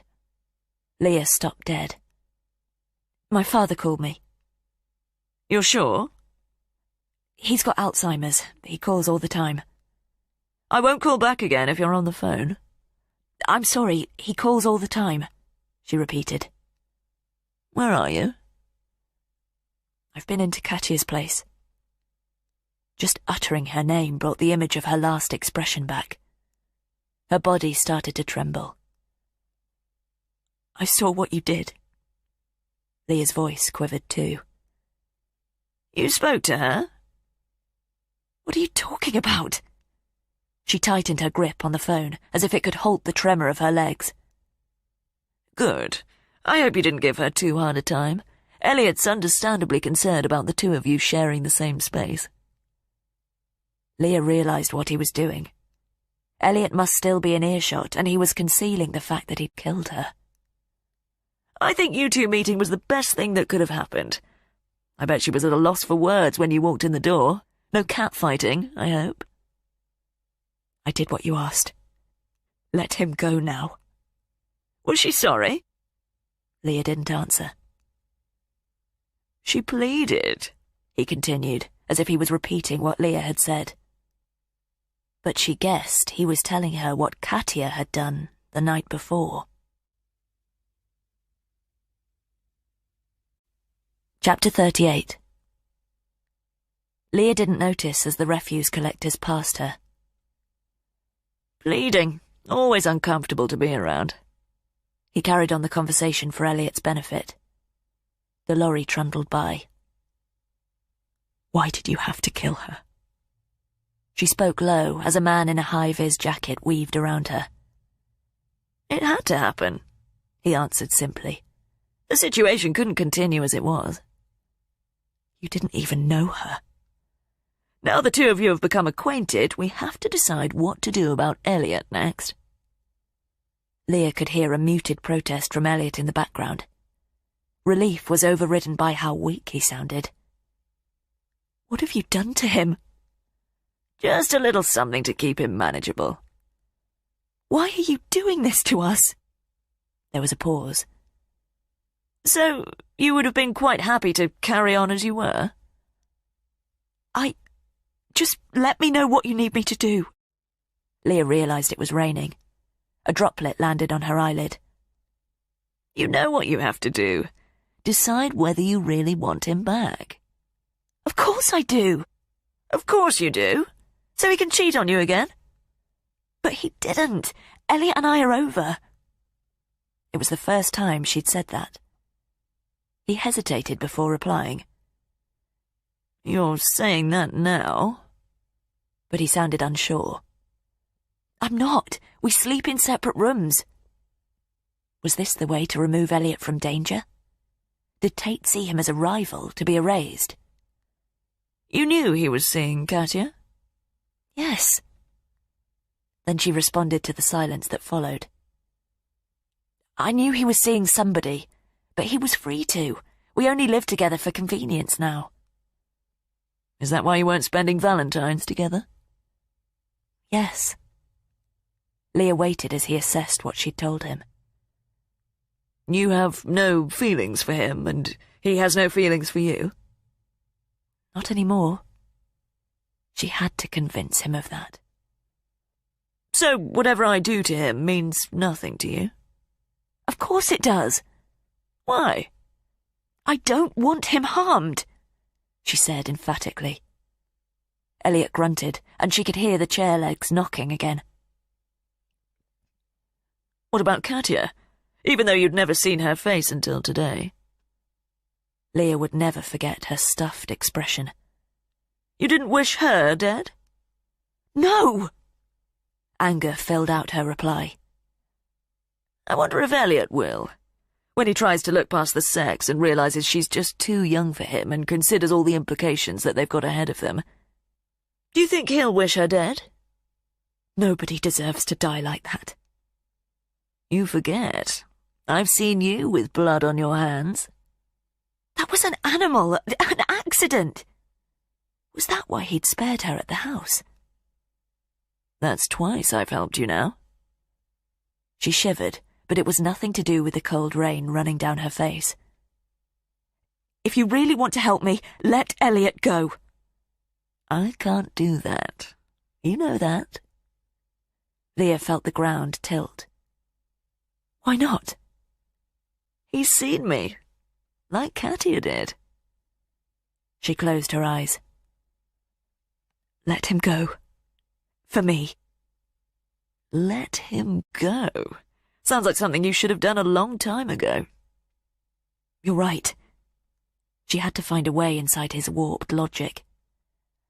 I think I began to do that when I came to see you this morning. He thought about that. And you came to see me? Yes. You've not been with another man outside of your marriage? No. She would tell him anything he needed to know, however private. Anything to keep him from hurting Elliot. I believe something conspired to bring you to the house last night. He seemed certain of that. I had to open up, even though I could so easily have left you out there. Why did he answer the door? Katya would still be alive, and Leah would still be in ignorance of her. And Elliot would be safe. I looked down at you from the window and recognized you immediately. Leah opened her eyes. I'd watched you 2 days before, and 4 days before that. How could I not let you in? Chapter 39. First time, I sat 4 feet away from you in Langtree's. But Leah was listening for Elliot. The sound of the rocking chair had stopped. You were side on. Didn't register me. You ordered a cinnamon latte. I played a game, tried to put a name to your face. But then they called it out and you collected your coffee from the counter. Just sat there stirring it. You were so deep in thought. I had to speculate why. I did what you asked. Let me speak to him. I'd come to the area a week before I called on Alice. Langtree's was ideal because they don't have any security cameras in there like they do in the pub. Please, she whispered. Answer me one question first. What was it that you were thinking about? I don't remember. The second time, Thursday. You did the same. Plain latte instead, though. She felt cold creep over her as she saw herself sitting obliviously at her usual table with his eyes planted on her. She really hadn't seen him, on either occasion. But he was right. She had been lost in her thoughts. I really don't know. But it was only a few days ago. Lunchtime. You didn't eat anything. I had a lot on my mind. So I guessed. I envisioned all kinds of scenarios. Were you thinking about Elliot? Yes. Please put him on. Right then. I wouldn't have believed a woman like you could have been jilted. I have to know he's okay. She still couldn't hear him. You still haven't answered my question. I told you. I was thinking about him. Specifically? Leah knew she had to be careful. She couldn't tell him of the thoughts she'd really entertained. But she still felt they had a chance. That would endanger Elliot. Tate clearly saw him as a threat to dispose of. I've been seeing a counsellor. I'd had my final session with her that week. A relationship counsellor? Yes. You said I. Does that mean Elliot didn't? No. Why not? He refused to. Shouldn't that tell you everything you need to know? If Elliot didn't want to attend, then he must have had no interest in salvaging your relationship. It was that day I decided it was time for me to move on. It was a lie. She'd still wanted to work things out. She hadn't known about Katya, but she couldn't even intimate that. I've answered your question. Let him go. After all he's done? Have you forgotten Katya? How could she ever?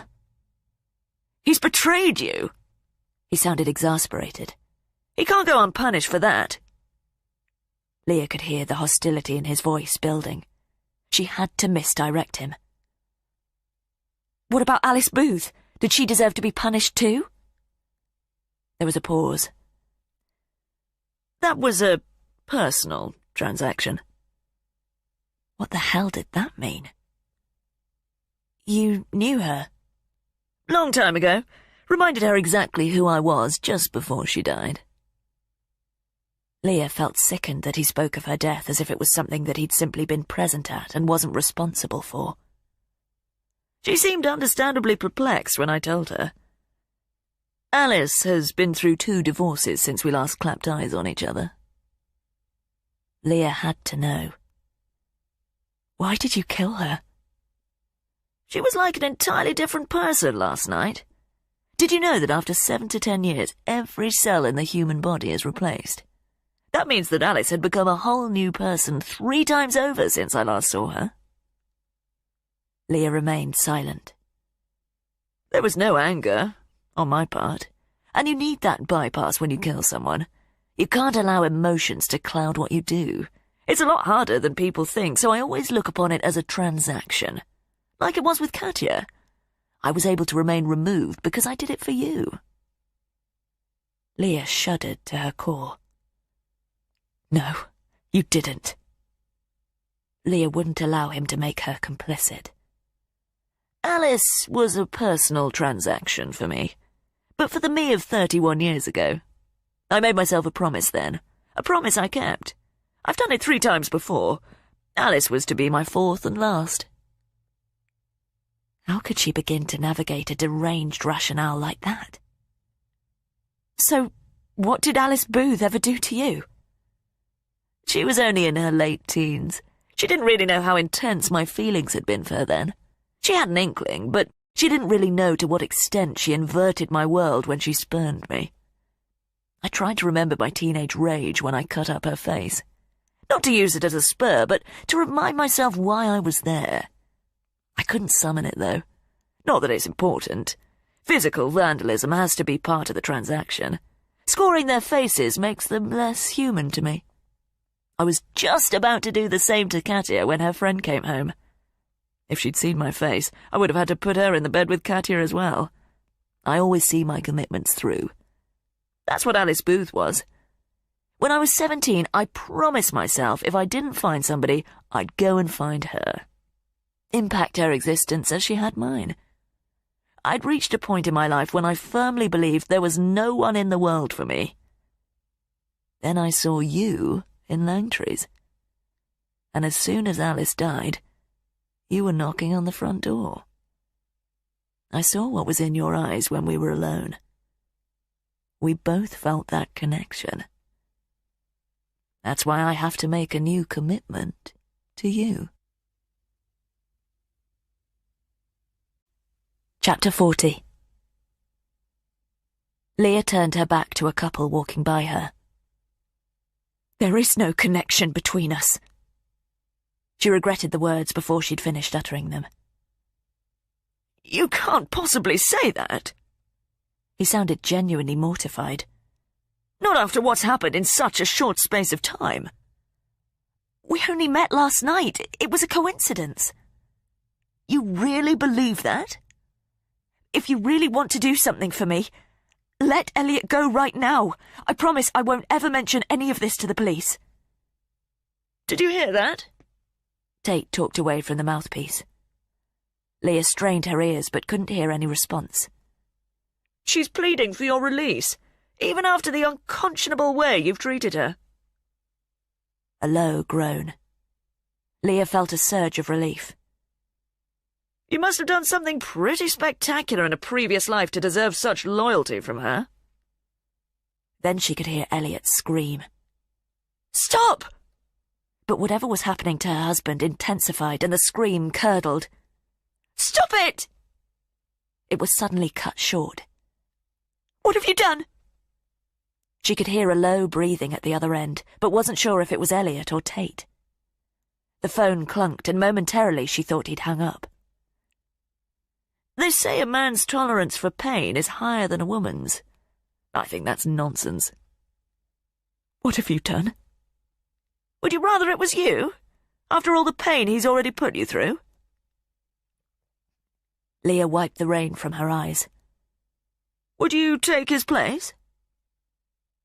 Leah released a faltering breath. You'd really do that for him? Her fingers and the phone shook at her ear.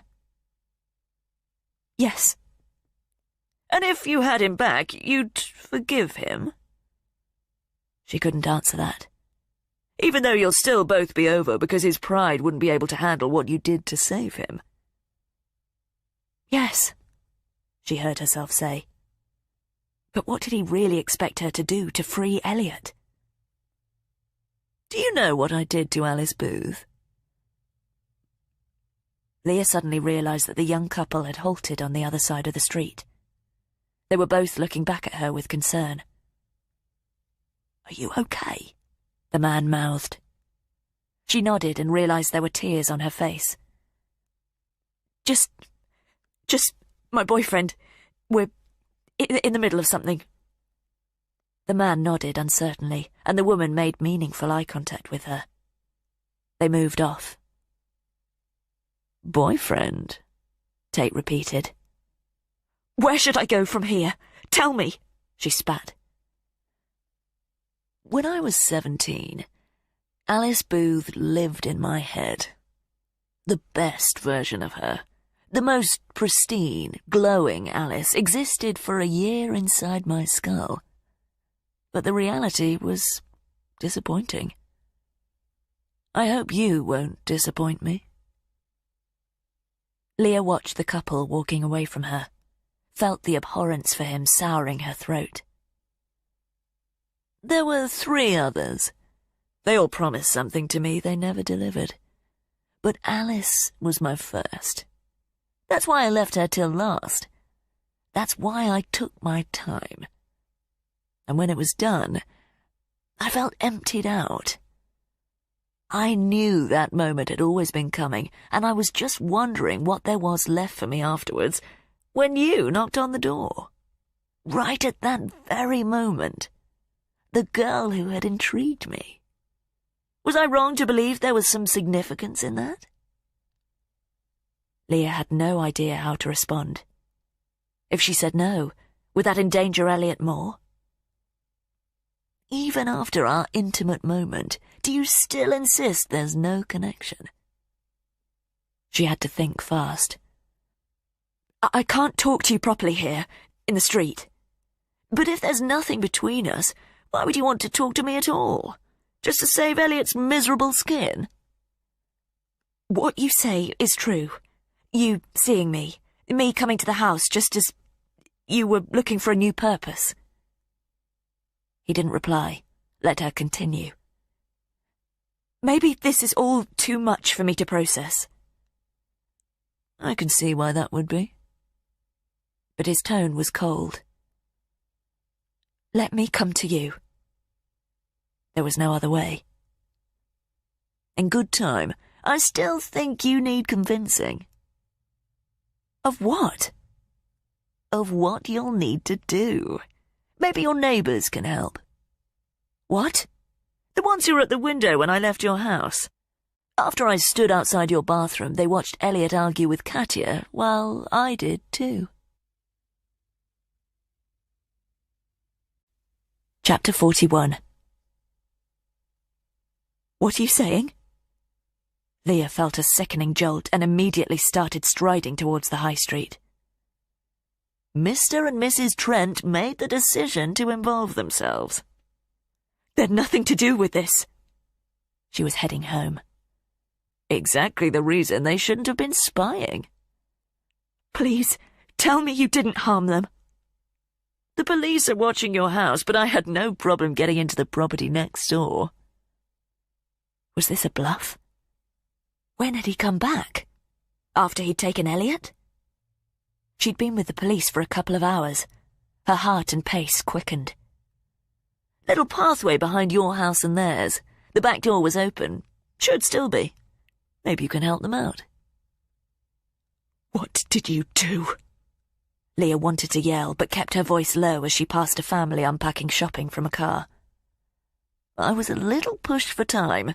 Not ideal circumstances for me. I like to be able to inhabit a place. When I work, I prefer not to have any interruptions. Unless it's you, of course. Leah was reaching the end of Medford Avenue. She didn't want to cross the busy road to Minster Street, but her legs were propelling her there. I'll call you soon. Please, don't hang up. But he did. Leah started to run but had to halt and wait at the roadside as the traffic rolled leisurely by. Darting through a gap in the cars, she quickly made it to the other side, jogged by the pub and made for the turning of her street. She passed Langtry's. If she hadn't walked in there for coffee the same time Tate had, would he have opened the door to her after she'd hit the deer? The rain eased, and she slowed as she got halfway down Minster Street. One or more of the cars parked by the house would have an officer inside. All she had to do was knock on a window and tell them exactly what had happened. That way, she wouldn't have to go into the Trents' house. Would Elliot have a better chance if the police handled it? But Leah was positive the best way of saving his life was doing exactly as she'd been told. She took a left down a side road, crossed over and spotted the overgrown entrance to the alleyway behind the houses. Would an officer be positioned here?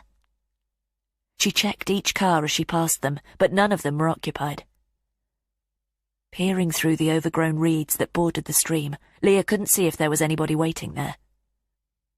The track curved around, so she could only see as far as the first 10 feet or so. She entered the path, the wet weeds on her shins. They swished coldly against her jeans as she strode along the dirt, passing the back gates of each house and slowing as she reached hers. It was still ajar from Fitch's inspection. She looked in. Everything seemed normal.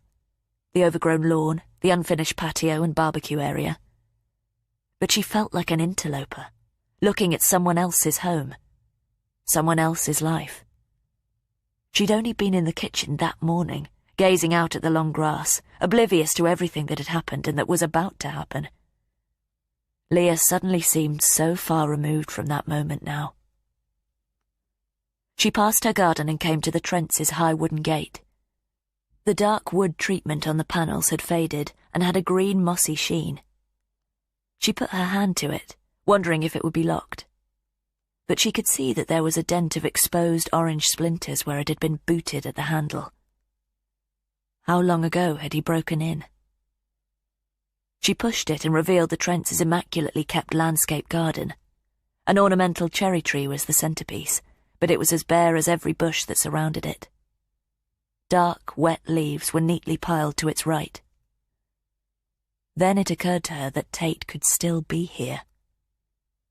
Could he have called her from inside the house?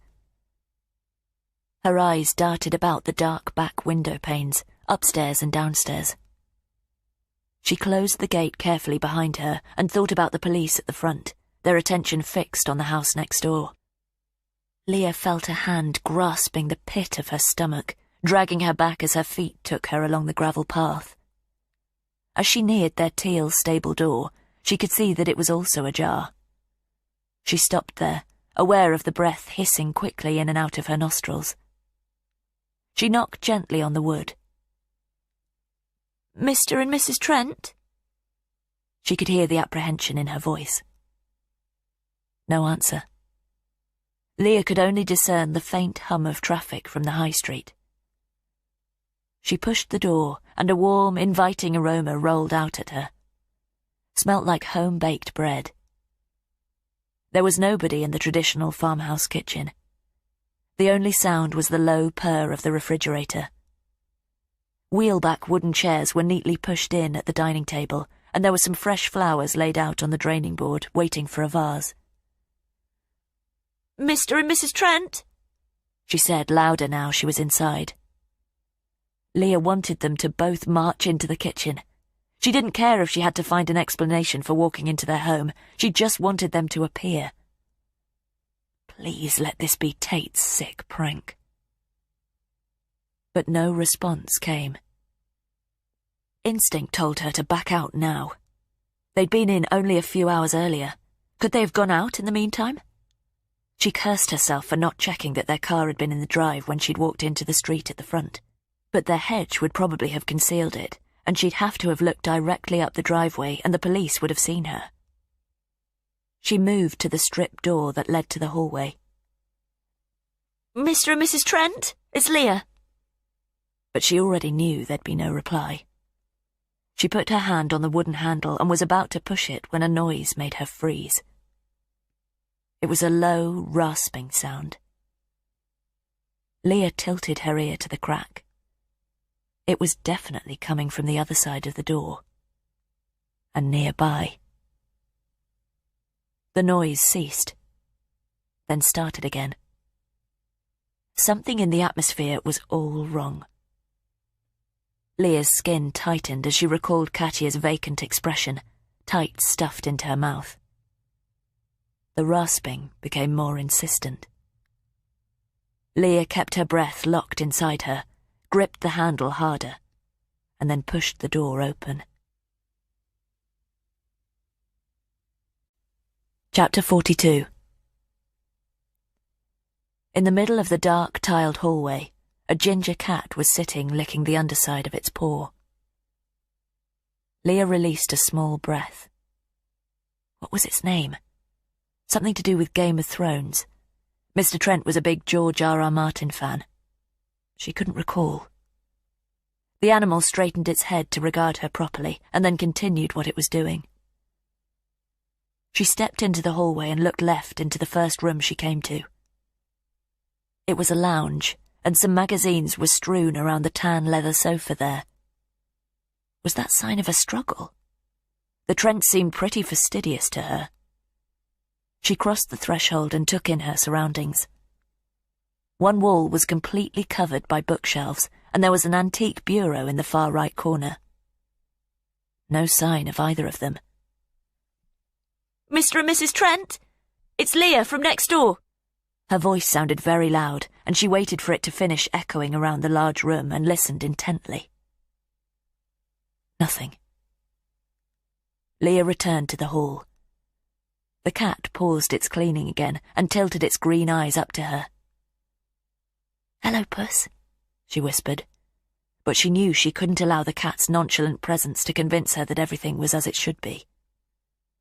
Leah paced to the next room at the front of the house. Its pine door was closed. "Let's see if they're in here, shall we?" Leah spoke to the cat so she wouldn't feel she was entirely alone. Pulling the handle down, she released it and allowed the door to swing inwards. This was clearly their formal dining room. A long table with high-backed chairs took up most of the middle floor space, and glass-fronted cabinets with antique tureens and platters covered the wall to the rear. Leah quickly crossed the room and stood a foot from the net curtains in the bay window. She squinted through them at the Kia on the drive. Its presence dismissed any hope that the Trents had gone out. She felt her dread double in weight. She fixed her gaze upon the vehicle parked on the road opposite the end of the drive. Was it an unmarked police car? There was no occupant. Because of the Trents' tall hedge that encompassed the lawn, she couldn't see anything more of the street. Maybe they were parked further up. If she needed help, it was nearby, but it was her house they were focused on, not the one directly next to it. Was this some sort of trap for her, and was she about to discover something worse than she already had? The cat hissed behind her. Leah turned back in the direction she'd just come. Nobody had followed her in. She would have heard them. She tugged open the door to the understairs cupboard and stood swiftly back. Nothing in there but a wall rack of wine bottles. Her attention shifted to the stairs. She had to go up. But Leah remained where she was, her rapidly beating heart feeling like it was completely filling her chest. The cat growled, slid past her legs, bounded up the stairs and disappeared.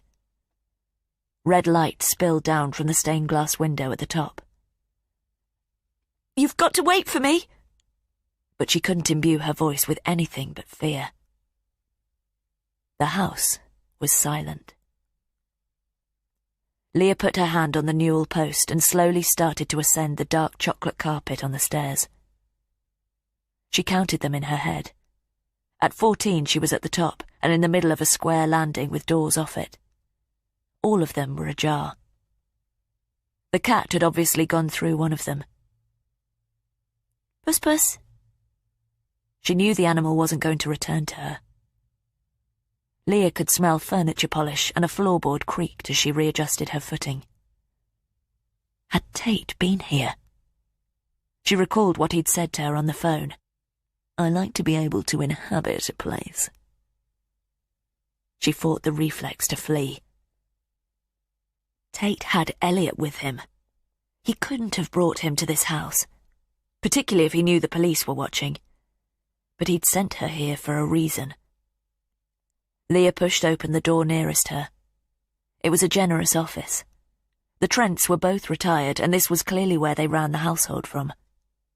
Box files were arranged neatly along a shelf, and below it was a computer monitor and keyboard. The swivel chair was empty. The cat meowed. Leah thought she identified the room it had come from and walked to the door on her right. "Come on, Puss. Where are you?" "Find the cat." She pushed the panel hard and the door banged. Was this where the couple slept? There were 2 single beds next to each other. But there was no clutter on the shelves beside each, so she assumed she was in the guest room.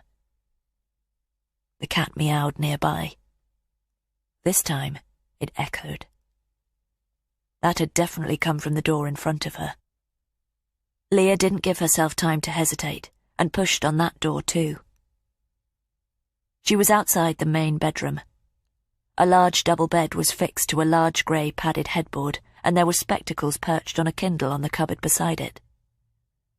The bed was empty and neatly made, 2 corners drawn back ready for the couple to climb in. Leah surveyed the rest of the room. There were 2 large wall-to-ceiling doors on runners to her left. The cat meowed again, mournfully. Leah identified where it was coming from. There was a door to the right of the bed. Looked like the ensuite. That was why there was an echo. She crossed the terracotta rug in front of the bed and stopped outside the door. It was open, about half a foot. "What are you doing in there?" But she couldn't misdirect herself with the idea that she was only searching for the cat. The animal was silent, but she heard a squeaking sound. Leah put her fingertips against the panel, and it gave easily. One slight nudge would open it wide. The noise came again, like a wet finger running down a polished surface. "Puss, Puss." She exerted pressure on the door, put all her fingers against it and shoved. "Find the cat." The animal was looking at her and made a guttural sound as it was revealed. Leah's hand went to her mouth as she saw what was wrong with it. Chapter 43. 2.5 hours earlier. Tate parked his silver Nissan in the small car park for the bowling green again and entered Minster Street the way he had the previous night, avoiding the cameras. He walked on the side of the road opposite Leah's house. He didn't look across to it and tried to appear as casual as possible. He passed 2 occupied cars, but resisted the temptation to peer directly into them. Even though he'd just driven from Eddington Park and made a note of the officers who had watched for his surrender at the gates, he guessed they might have posted at least one here. He didn't cross the road until he came to the right turn he'd used to access the rear of the properties. Would there be officers positioned there now? If there were any present, he'd just keep on walking. There wasn't a sign of anyone in the street, however, so he slipped down the lane and picked his way through the brambles. When he reached Leah's slightly open gate, he crept past it to the next one. Would her neighbours be in? He hadn't dared look up their driveway to see if there was a car there. Not if there were police watching. But before he could touch the panel of the gate, he could hear activity from the other side. Metal over gravel. He stood stock still as the methodical sound got closer. He looked up and down the pathway. Nobody coming either way. If the neighbour came out, he had the privacy to deal with them. A few moments later, he could hear an approaching set of footsteps over the sound, which abruptly stopped. "Thanks," a male voice said, then slurped from a cup. "Why don't you use the leaf hoover?" "Sucks up too much of the gravel. The rake's better," the male neighbour replied brusquely. Tate hadn't been able to get a good look at them through the window last night, but they sounded elderly. "You're not playing for time down here because the log burner needs cleaning?" "I told you I'll get to it," he snapped. "Less of the tone." "You've asked me 6 times this morning, and I said I'll get to it." There was a pause as the male neighbour slurped from his cup again. Tate moved closer to the mossy green panel of the gate and calculated he was about 3 feet from the couple. He put his fingers on the handle. "She's still not back next door," the female neighbour reported. The raking started, then halted. "You going round there when she is?" "Just to make sure she's okay," she assured him. "Must be serious if the police are involved." Tate could hear a scratching as the male neighbour thoughtfully stroked his beard bristles. "I knew things were getting worse between her and Elliot," she continued. "How?" "Heard them arguing when they had the kitchen window open last week. That's what not having children does to you." The male neighbour sighed. "It's none of our business." He dragged the rake across the gravel a couple of times, then stopped again. "I'm sure I've seen that girl that dropped Elliot off before. Maybe she worked in the Black Horse at one time." "Got a good memory for that sort of thing, have you?" He carried on raking, didn't reply. "What about her man who sneaked out last night?" the female neighbour pushed. Tate stiffened. They had watched him leave. The male neighbour stopped raking again. "Not seen him before." "Very embarrassing. Their secret flames almost passed each other in the driveway." "Maybe they're not a secret," the male neighbour speculated. "Elliot definitely didn't want that girl hanging around. You saw that." There was a trace of glee in her voice. "It's none of our business," he repeated and started raking again. "I'll speak to her when she comes home." "Doesn't look like Elliot will be. He had a bag with him when he left." "Perhaps she's thrown him out," she wondered breathlessly. But Tate knew where Elliot was. Exactly where he'd left him. "Still don't know why the police would have turned up like that, though." Her feet crunched as she started to head back to the house. Should he put them out of their misery? Tate tried the handle, but the gate was stuck. He booted the wood hard, and it opened with the second impact. He jerked the rake out of the old man's hand. 2 hard swipes, and the couple were cowering, bloodied on the floor. "Get up!" They struggled shakily to their feet, and she held up her hands as if he were holding a gun. "Walk inside and lead me to the bathroom." Chapter 44. The ginger cat was trying to get out of the far end of the deep bath nearest the taps, its paws skating and squeaking on the buttermilk acrylic. But Leah saw the Trents first. They were face down on top of each other in the bath, 4 feet hooked over the end nearest her, one with a backless pink slipper hanging from it. Her brain reluctantly absorbed the details of what was in front of her. There was no water in the bath, but the cat's escape was being frustrated by the dark rivulets that spattered the sides. The blood was sprayed over the gold-yellow wall tiles, streaks that had trickled back down and set in thick lines on the grouting and along the shelf. The animal's paws paddled against the stained bath, its claws making a frantic clicking as the muscles rippled under its dyed fur. Leah couldn't move. Somewhere between her instinct to rescue the cat and the repellent spectacle before her cancelled out any ability to react. The animal groaned as it tried again. "Mr. and Mrs. Trent?" It seemed as if Leah's voice was coming from somewhere behind her. Their bodies were quite motionless. Leah's attention was drawn from the trapped cat to the powder-blue bath mat. There was a maroon pool there, and something in it glinted in the illuminated overhead strip bulb. There were 3 razor blades submerged in a thick liquid. The cat finally got free and managed to clamber awkwardly onto the taps before turning its body and glaring at Leah. It hissed as it hunched low. She'd only been talking to them a few hours previously. All she could smell was a potent, antiseptic pine aroma. The cat thudded onto the floor as it left its perch, its paws submerged in the blood on the bath mat. It bent its head to sniff what it was standing in. Mr. and Mrs. Trent? She had to make sure of what she already knew.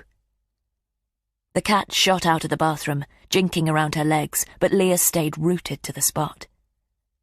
She could see their clothes were wet. Had he drowned them in the bath and then pulled the plug? Cut their throats? When I work, I prefer not to have any interruptions. Had he needed 3 razor blades? Leah's eyes were drawn back to them, set in the congealing puddle. She took a step towards the bath and saw her arm extend and retract. She had to touch a part of their bodies. They could still be alive. Her hand was out again, fingers moving closer as she took another 3 paces to the bath. Now she was looking down into it and gagged as she took in the heads and shoulders of the Trents. Mr. Trent was on top of his wife, the back of his bald pate glistening red. Below it, she could see the membrane of blood over the hairs in the plug hole. What part of them could she shake? She ran her eyes down their stacked bodies, saw Mrs. Trent's hand curled at an unnatural angle under the weight of her husband.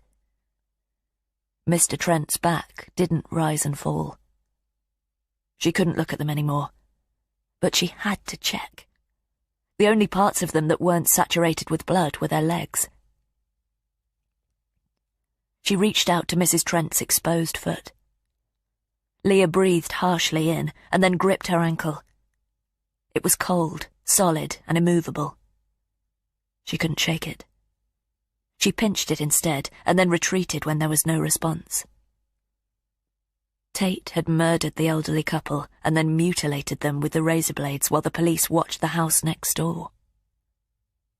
Leah realized she was standing on the blades and recoiled in horror. Now there were only 2 there. She wiped her boot on the mat, and the 3rd blade came unstuck. She headed back into the bedroom and pulled the door closed hard behind her. She leaned back on the panel and looked down at the smeared, bloody footprints she'd left on the tan carpet. A set of red paw prints stretched from her to the bed. The cat was curled up at the white pillows, dark smears all over them. It watched her impassively, its green eyes not comprehending the fear in hers. All she could hear was the animal's harsh breath as its chest pumped in and out. Her phone vibrated in her back pocket, and it felt like an electric shock. "The police are outside," Tate said as soon as she'd answered. Leah tried to respond, but only a choked noise escaped her. "Are you in the bedroom?" "Yes." "Go over to the window, then. You'll see them parked in the road." Was he watching her? Leah lifted herself away from the door and crossed the carpet to the horizontal blinds at the pane. Her fingers fumbled them open. She could see over the hedge and all the way up the street. There were 2 cars on the opposite side of the road with people sitting in the driving seat. How could you have... Repugnance bulged out of the unfinished question. You're inquiring about my method? They were strangers to you. And that doesn't make them easier targets? They were defenseless. See my last answer. Leah blinked away a tear.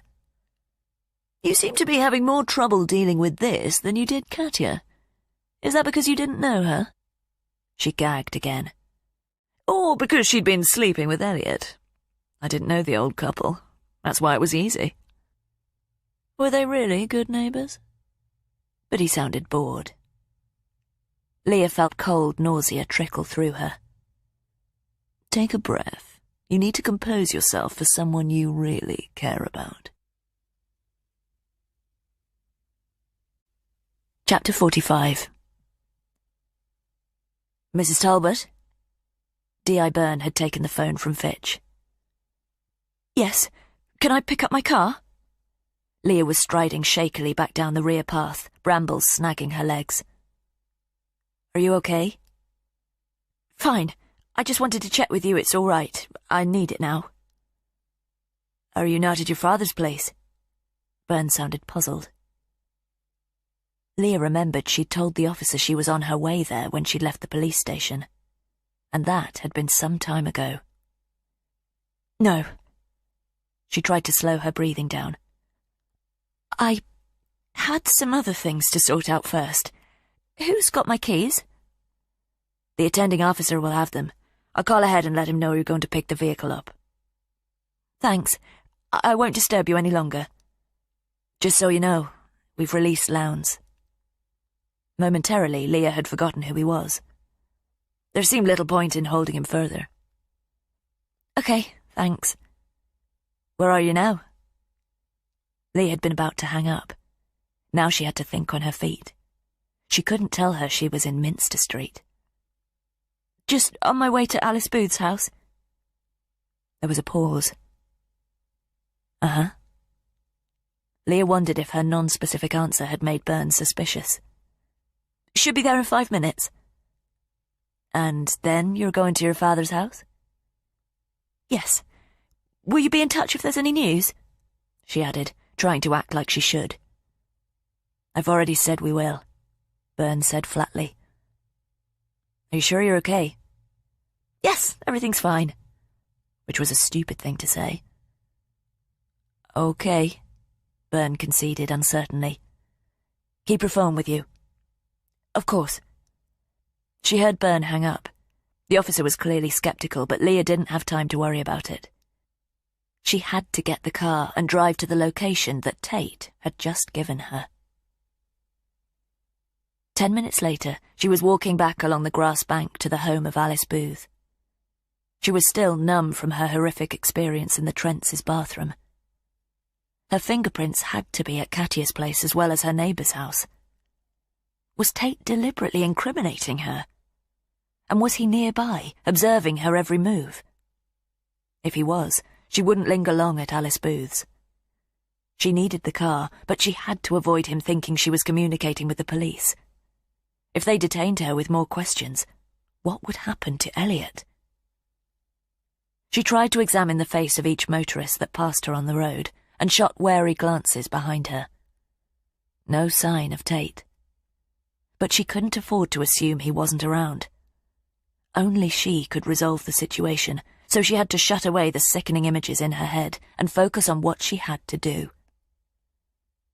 There were only 3 cars parked outside now, 2 patrol vehicles and Elliot's Vauxhall. The gate was open, but Leah remained outside the property. The same older uniformed officer was standing in the courtyard talking on his mobile. He hung up as soon as he saw Leah and ambled over. "D.I. Burns said she was phoning ahead." He nodded, his fingers already in his pocket for the keys. He handed them to her. "Thanks." The officer didn't respond, just studied Leah. She lingered, expecting him to say something else, but he didn't. As she made for the car, she could feel his eyes on her back. After their conversation, had Byrne told him to watch her? Suddenly the distance between her and the Vauxhall seemed far greater than it was, and she tried to slow her pace down. Leah didn't look back, but got in and pulled the door closed behind her. She tried to start the engine, but it wouldn't. Glancing at her mirror, she saw the officer still at the gate, his attention fixed on her car. "Come on!" The Vauxhall turned over, sputtered and cut out. Leah attempted to remain composed and tried again. The car still wouldn't start. Was this a ruse by Byrne? Did they still have suspicions about her and want to keep the vehicle? Surely they could have fingerprinted it by now if they'd wanted to. But perhaps they wanted to do other tests on it, and this was their way. It started up the 4th time. Leah puffed out a breath of relief and pulled out onto the road as soon as there was a gap in the traffic. She U-turned, accelerated away and checked her mirror. The officer still hadn't budged. Was he going to report back to Byrne now? As Leah put her foot down, the officer disappeared behind the curve of the road. She couldn't allow the police to follow her. She peered at the other vehicles behind her. Were any of them surveillance officers that Byrne had dispatched from their vigil outside her house? She realised the deer had been removed. No sign of the carcass she'd left there remained. Had Alice Booth also been taken away? If she had, there were still 3 other dead people behind her in Fawley, and the police were still to discover them. Was she really capable of withholding that? The knowledge of it burned at her. She would tell D.I. Byrne as soon as possible, but she had to do everything in her power to save Elliot's life first.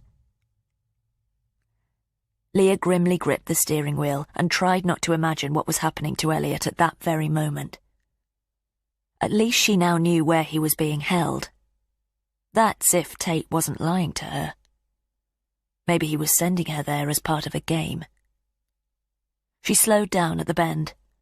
If she wasn't careful, she'd crash the car before she got there. Stay calm. Just follow instructions. If Tate genuinely wanted her, if his feelings for her really weren't another lie, she could use them to get Elliot back. It was the only leverage she had. She knew there was a mini toolkit in the back, underneath the spare wheel. Leah was sure there was a crowbar in there she could use as a weapon. There was no time to arm herself with anything else. He'd said half an hour. Her watch told her it had already been 15 minutes since she'd left the Trents' house after he'd told her where to meet him. The sign came into view. Even though it was just outside Fawley, she'd only ever used the front of the property to turn her car around on a handful of occasions. She stopped in the middle of the road. The cars behind her passed by. Would any of them be watching in their rear mirrors for where she was going? She couldn't hesitate. Leah tried to swallow her fear as she turned right and headed over the gravelled area, her tyres popping as she drove straight through the rusted and now open gates of the old pig farm. Chapter 46. Tate's instructions on the phone had been clear. Come to enclosure D. We'll be waiting. As she passed through the third open gate, the space opened up, and Leah was surprised at just how big the pig farm was. She halted the car at a blue metal sign on a low brick wall and squinted through the rust spots. An arrow pointed right from B to D, so she followed it around a curved, overgrown track until she came to a large, dilapidated corrugated iron building. Decelerating, she scanned the lichen-coated metal facade and spotted a faded yellow B above the double sliding doors at the front. She shifted off again, the track getting progressively more overgrown as she passed C, and then came to the last corrugated structure, slumped and skulking under the soiled silver clouds. It was the largest one, and the sliding door was open, a square of solid darkness awaiting her arrival. Leah turned off the engine and registered how quiet it was. She couldn't even hear the traffic on Plough Lane, and she remained in her seat, scrutinising the enclosure and its surroundings. Behind it, she could see a barbed wire boundary fence, ragged plastic and rubbish clinging to the top. Tate had brought her to the furthest outbuilding from the road. Rain started pattering lightly on the roof of the car. The farm had clearly been abandoned for some time. It had certainly been closed as long as she and Elliot had lived in Fawley, and it was definitely a place where Tate wouldn't have any interruptions. Leah wondered, if she walked in there, would she ever walk out again? But she had to go inside. The longer she hesitated, the harder it would be. She balled her insides in readiness and heaved herself out of the car. She closed the door, and the harsh sound bounced off the building. Was he watching her now? She went to the rear of the car and found the rolled-up leather toolkit. The mini crowbar was the heaviest. Her hand shook as she replaced the rest and shut the door. She locked the car and pocketed the key. It was a long way back to the main gate. Taking a few steps forward, boots crunching on the damp gravel, she tried to prevent her frame trembling by gripping the crowbar harder. She slowed and stopped. Her attention was on the black space before her. She couldn't go in there. It had to be a trap. Was Elliot even still alive? She'd been batting away that thought since their phone conversation, but now she had to consider the implications. With the Trents dead, Leah might be the only one left who'd seen Tate's face. If she entered, she would surely be making his job easy. But she had to keep reminding herself that Tate could have disposed of her when she'd been unconscious in Alice Booth's home. Maybe he'd changed his mind now, though. Perhaps he'd realised she was too much of a liability and had to be quickly dealt with. Why else lure her here? She couldn't physically put another foot forward. The silent blackness before her looked impenetrable. There was no glimpse of anything beyond it. "I'm here," she declared, and it was loud enough to echo back from the interior. No reply from within. "Where's Elliot?" Her right leg quivered, and she readjusted her footing. Silence. He was somewhere near, waiting for her to go inside. Would the door slam on her? Would she find Elliot in the same state as the Trents, and would he then kill her and take his time afterwards? "I'm not coming inside until I see him." She shot a glance behind, expecting Tate to be stealing up on her. She turned quickly to the front again and waited. The wind blew suddenly hard at her right side, and she twisted her head so her ear wasn't blocked by the blast. He wasn't going to respond. He'd told her where she had to go. It felt like a significant exertion to move herself forward, but she managed to cover another few feet. It took her close enough to the building to hear liquid dripping rhythmically inside. But now she could make out some shapes ahead. The low rails of the pig pens and the long feed troughs below.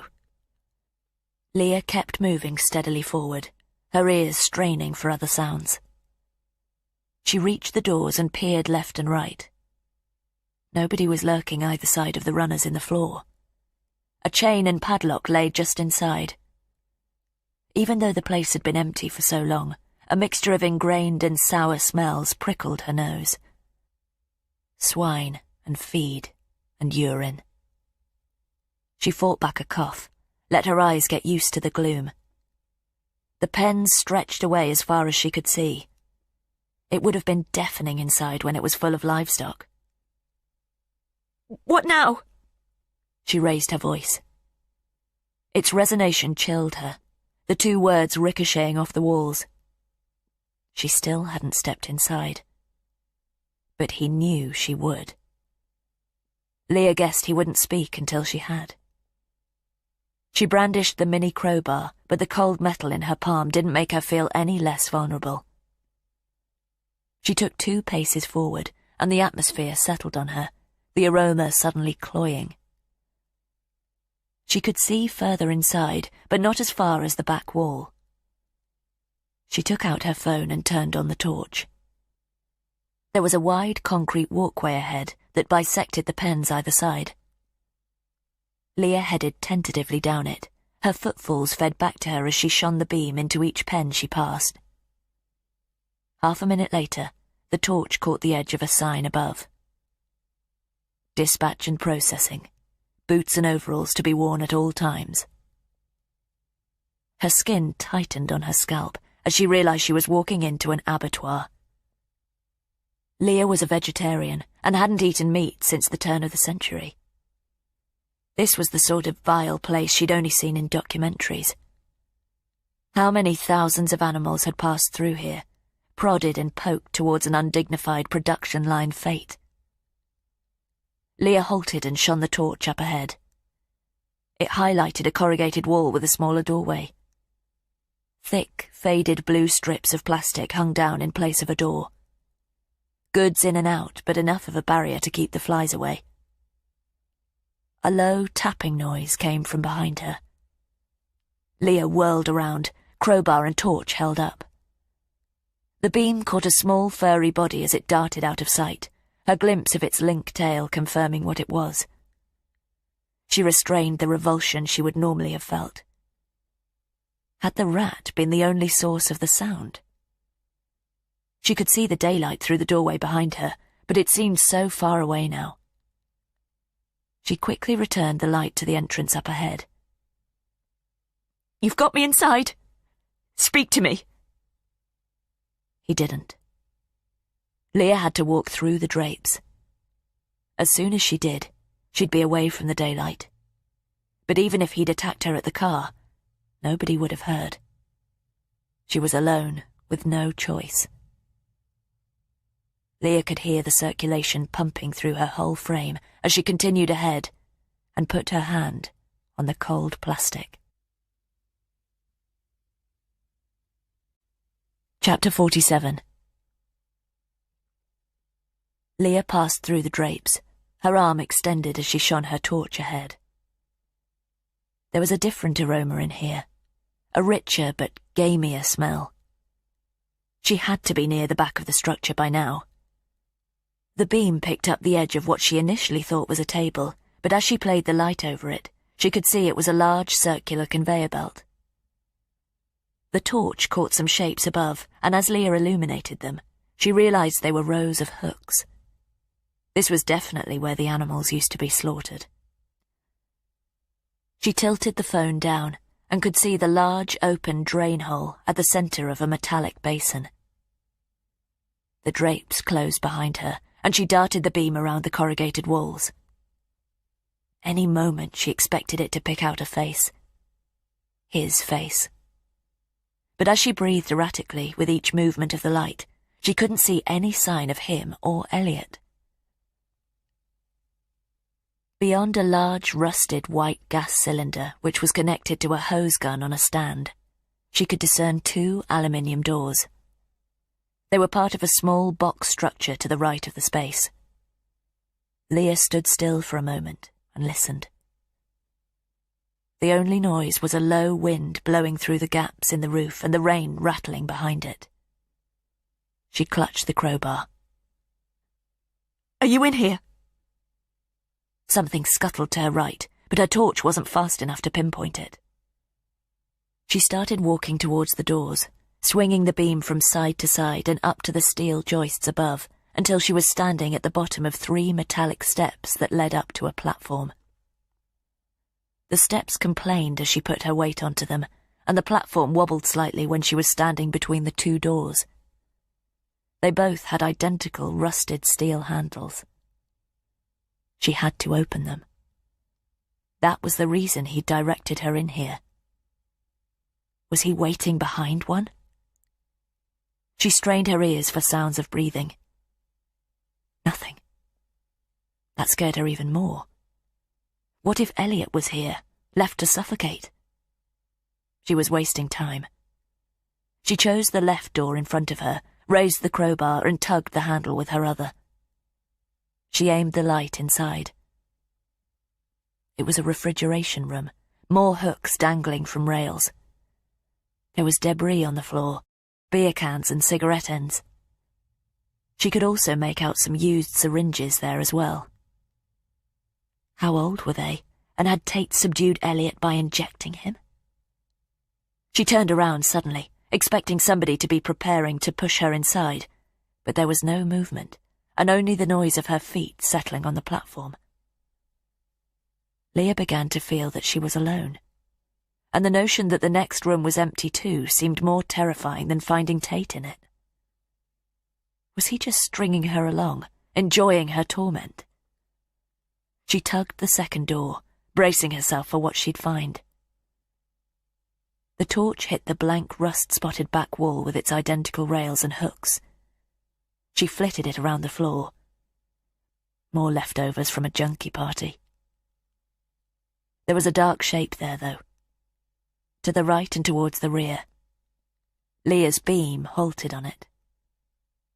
She ran it down its length and could make out the dirty soles of a pair of trainers. The light trembled as she tried to hold it steady. "Who is that?"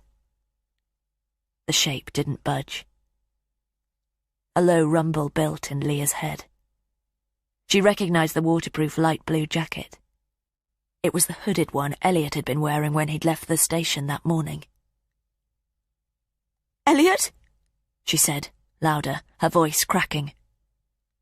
Still no response. Leah moved inside the room, her hand holding open the panel. "Elliot?" She'd said it loudly enough. He should have heard. Maybe he was sedated. Despite her frantic need to reach Elliot, she spun round again, the torch going in every direction but finding nobody. She returned her attention to the motionless figure. As she took another pace forward, she could see that he was facing the wall. The rumble became a boom, the pressure building to the moment she'd been dreading since she first had the phone call from Tate. He'd shown no mercy to Alice Booth, Katia Boyers or the Trents. Why would he towards a man he saw as a threat? She covered the space between the door and where he was lying, but now she didn't want to touch him. Leah tried to hold the beam steady. He was quite still. "Elliot?" The door closed gently behind her, but she scarcely registered it. She leaned over him. The hood was up and covering the side of his face. She whispered his name now, waited for any tiny movement. She couldn't contemplate the reason for him being so still. Leah put the crowbar under her left armpit, reached out and put her right hand on his shoulder. He didn't flinch. The flesh was solid in her fingers. She gripped it harder, parted her feet and tensed her stomach.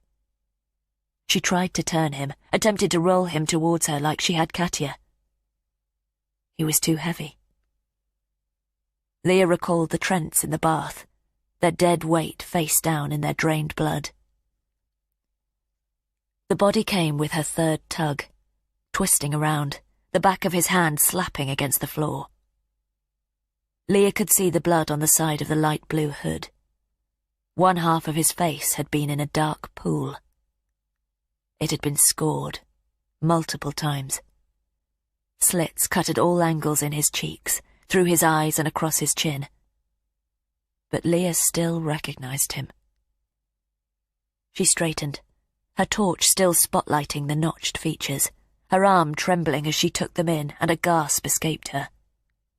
Her brain grappled with the dead expression before she realized how recently she'd seen it. It was Lowndes, the man who had approached D.I. Byrne at the park gates. As she repositioned her feet, her left boot slid in the dark slick that had been discharged by the movement of his body. Her low sound of revulsion seemed amplified by the low ceiling. There was a deep gash across his throat. He was quite dead. When had Byrne said he'd been released from custody? Her beam remained on his face, his dead stare and his slit eyelids. Not looking away as if reassuring herself that it wasn't Elliot. But Tate had dressed him in Elliot's coat. Murdering an innocent man to deliberately traumatize her into believing it was her husband. She remained there for another few seconds before lowering the light. But the image of his shredded face remained burned into her vision as she turned and stumbled back to the door. Using both hands, she wrenched down hard on the handle. It clicked, and the door swung out. Chapter 48. Leah had to get out of the enclosure. Lowndes and his mutilated face were behind her now, but every detail was settling in her mind. She was desperate to breathe fresh air. The darkness and the aroma had inflated a balloon in her chest that felt like it was about to burst. Gripping the mini crowbar, she staggered down the steps. Leah swung her torch from side to side and headed for the plastic drapes. Passing through them to the walkway, she anticipated footfalls behind her. Was Lowndes the only reason Tate had summoned her to this place, dressing him in Elliot's jacket to illustrate just what he was prepared to do if she wasn't obedient? Or was he still concealed somewhere nearby? And what had he done with Elliot? But she had to get out before the horror of the place overcame her. She started to run, the beam bouncing before her as she pumped her arms. The square of dirty white light at the doors grew bigger as she allowed herself to suck in a breath. If he was here, would he really let her leave? She was about 20 feet from the sliding doors when she heard the noise. She slowed, whipping the torch behind her and confirming there was nobody there before she returned her attention to the entrance. A car was pulling up outside. Leah darted left and moved more slowly towards the door, using its edge as cover. Lurking in the shadows, she squinted against the daylight. It was a purple car, and it had just finished parking next to hers. As the door opened, she reversed a couple of steps. A pot-bellied, bearded man in a dark leather jacket emerged and quickly assessed his surroundings before quietly clicking his door shut. Leah shone the beam behind her again. The walkway was still empty. In front of her, the man was looking over her car. He peered through the driver's window and then took in the building. Leah retreated another pace. Was he a police officer who had followed her from Alice Booth's place? As if to answer her question, the man took out a radio from his inside jacket pocket and spoke into it. "Just driven to the last enclosure. D. Her car's parked outside." There was a response from the radio that Leah couldn't hear. "The door is open, so I'm assuming she's inside." Another incoherent reply. "Okay, we'll hold fire until you arrive." The man put away his radio but started strolling towards the building. Leah fought the impulse to approach him. She reminded herself that, if she did, she might never see Elliot again. The man hesitated as he reached the doors, his expression nervous. Leah slunk away, pointing her light at the floor and finding the rail of the pen. She could run her hand along it and use it as a guide. She swiped off the torch and looked back. The police officer's figure appeared at the door, but he seemed reluctant to enter. Leah crouched where she was and didn't make a sound. The police officer stepped over the threshold, and the beam of his phone torch came on. It was too weak to reach Leah where she was, but she slid further along the pen, so she was in the deep shadows. The police officer remained in his position. She couldn't afford to give her location away and prayed she didn't disturb anything on the ground as she followed the pen to its far edge. If he found her, she'd have to tell him exactly what she was doing here. Was there another way out of the enclosure? She let go of the rail. Extending her hands, she carefully shuffled forward until her palms connected with cold, damp, corrugated metal. She was at the wall. Maybe there was a side door. Chances were it was going to be locked, though. Her phone rang.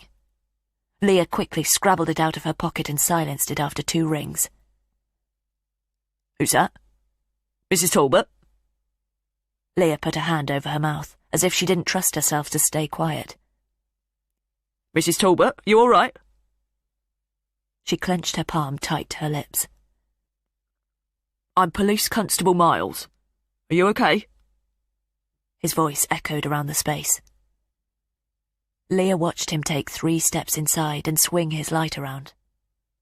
She crouched until her knee touched the floor. "Do you need help?"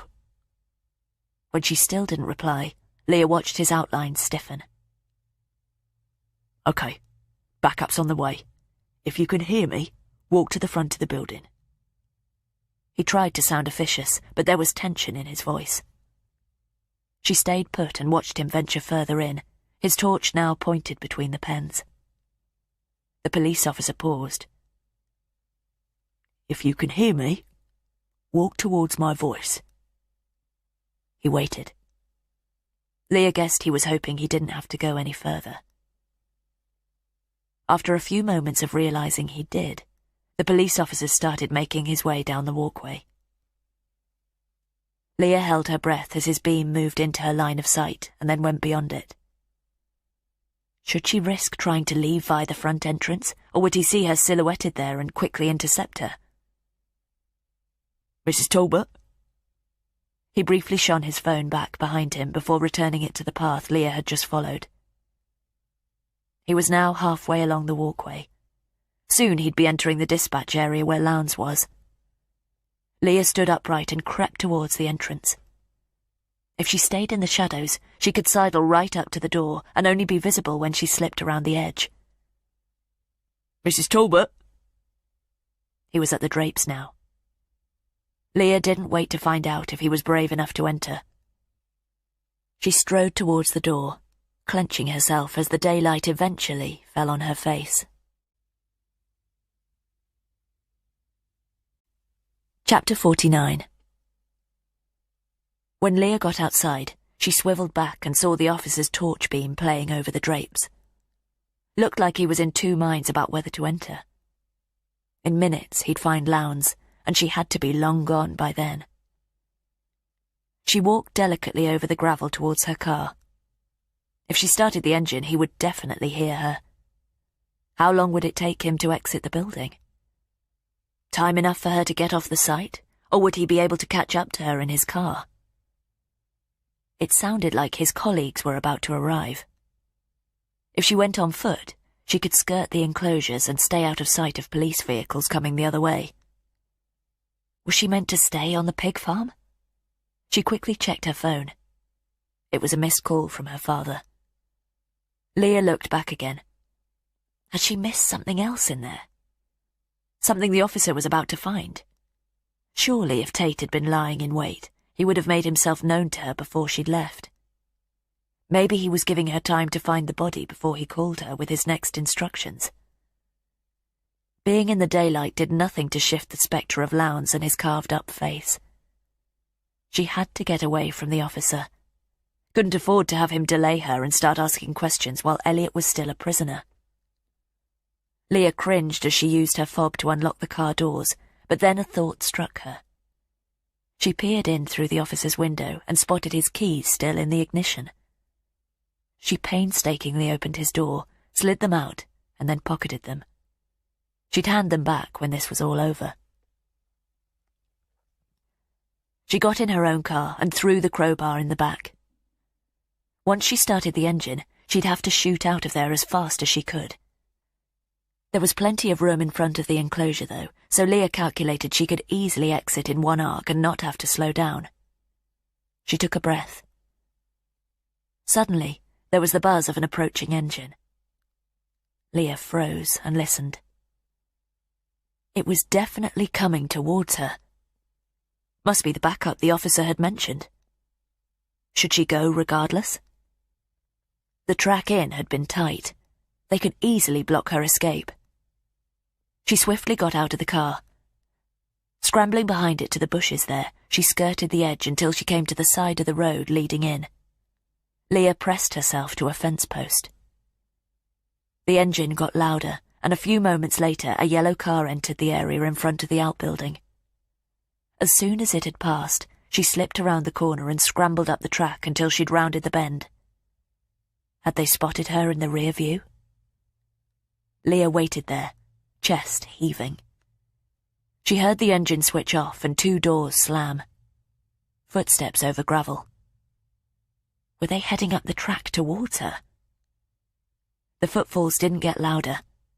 They changed pitch. They were following the first officer inside the enclosure. She turned and started jogging along the track. She would get off it as soon as she could, just in case there were more cars headed the same way. Get behind the next enclosure, stay out of sight, and decide what to do next. Leah's phone buzzed in her hand. Dad. She didn't have time. But what if he'd had another fall in the shower? She would answer him quickly, find out if he was okay, and tell him she'd call back. Olivia? No, Dad, it's Leah. Yes, he dismissed grouchily. Is your mother with you? Leah briefly closed her eyes. There was no time for the usual conversation. No, she's not. Well, she's not here. There was accusation in his voice. "I'm in the middle of something, Dad. I'll call you back as soon as I can." "I need to go outside, but I can't find the key to the garage." That wasn't good. The last time he'd journeyed out, they'd found him in the local library after hours of searching. Panic heaped on panic. "There's no need for you to go to the garage." Leah had the key. It was permanently locked up. They'd had to sell the car to stop him from wanting to take it for a spin, but he often assumed it was still in there. "You can't go out in the BMW, Dad." "I know that," he said with hostility, as if she were patronising him. "I just need the key." Leah trotted faster down the path. "What for?" Silence. He'd forgotten. "You don't need to go out there. It's freezing today. Stay in the warm and I'll be there as soon as I can." She felt a pang of guilt, knowing that as soon as he'd put the phone down, the promise would be forgotten anyway. "Ah, wait. I do remember. I need to get some things out, but I'm not sure where they are. Put your mother on." "She's not here." Leah could feel her chest tightening. "Don't try to go out there. Promise me. I have to hang up now." "Don't know why I bothered calling. I'll find them myself." Leah stopped on the track. "There's nothing out there you need, Dad." "How do you know?" he snapped. "The car is gone. Mum's gone. She died 2 years ago when you were too ill to go to the funeral." Silence. Leah sighed. It wasn't the first time she'd broken the news to him, but never with such anger. It would be forgotten, but for the following moments it would be as raw to him as the first time she'd told him. "Dad." "I remember that. I know—" But his voice was small, his confusion barely concealed. She steadied her voice. "I'll be coming as soon as I can. Just see what's on TV till I get there." He sniffed. "Now you've got me upset in front of my guest." Leah started to shake her head, but froze. "What guest?" "Your friend. The one who wants the things from the garage." "What friend, Dad?" The booming in her head was back. The phone clunked. A low voice spoke to her father. Leah immediately recognised it. He breathed in before he addressed her. "Now, this is the sort of place that I can really inhabit. Care to join us?" Chapter 50. Leah's stomach lurched, and Tate's presence in her father's world struck her briefly dumb. "Did you find Lowndes?" "What are you doing there?" "I needed somewhere intimate. His cottage is really something. Chocolate box." "Don't you dare hurt him." How had he inveigled his way in? "Why don't you rustle up that coffee you were talking about?" Tate said away from the phone. Leah heard her father say something incoherent, and his footsteps shuffle off to the kitchen. "Get out of there, now!" She couldn't restrain her anger. "But we've made ourselves at home." "We?" "Elliot and I." Should she be relieved, or was he lying? "Put Elliot on." "Unable to. He's still in the car." Leah imagined him tied up there. If he was there at all. "I'm not doing anything until I speak to Elliot and you get out of that house." "The kettle's on again. It would be rude of me to refuse your father's hospitality." "Why have you involved him?" But she already knew the answer. "Making sure you know what's at stake. With all Elliot's done, I wouldn't blame you for leaving him in my tender care, but your father, he seems like a good man." Hatred coursed through Leah now. "He's got Alzheimer's." "Yes, Elliot told me. Pretty advanced, too. I've told your father I'm Elliot. I could see he doubted that when he opened the door and I introduced myself, but I think he's playing along because he's not sure." I'll meet you anywhere, do anything you ask. You've promised that already. And I've done it!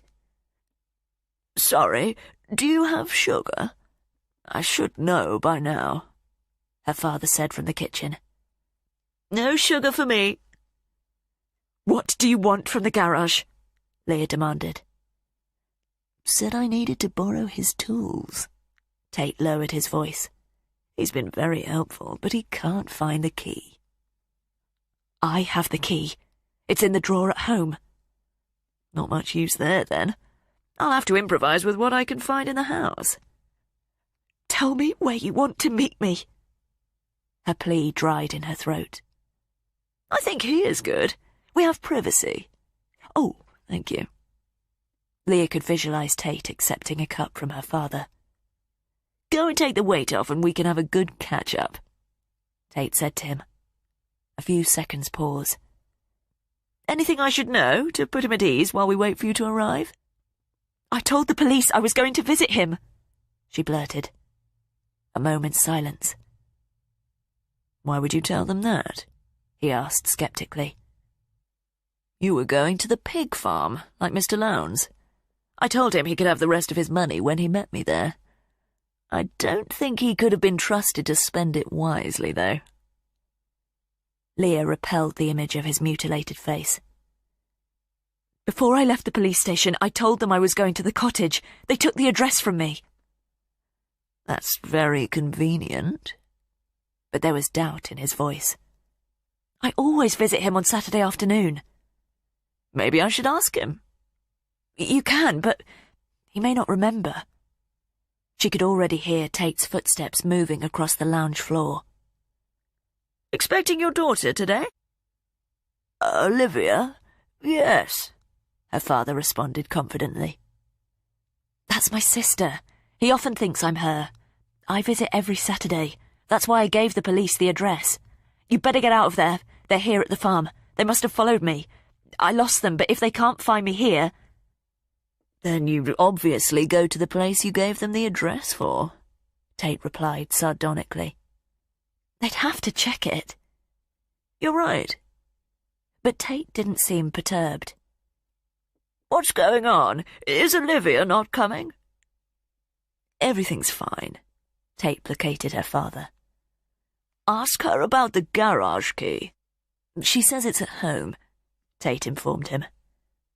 Well, it's not much good there, is it? I have to agree with your dad.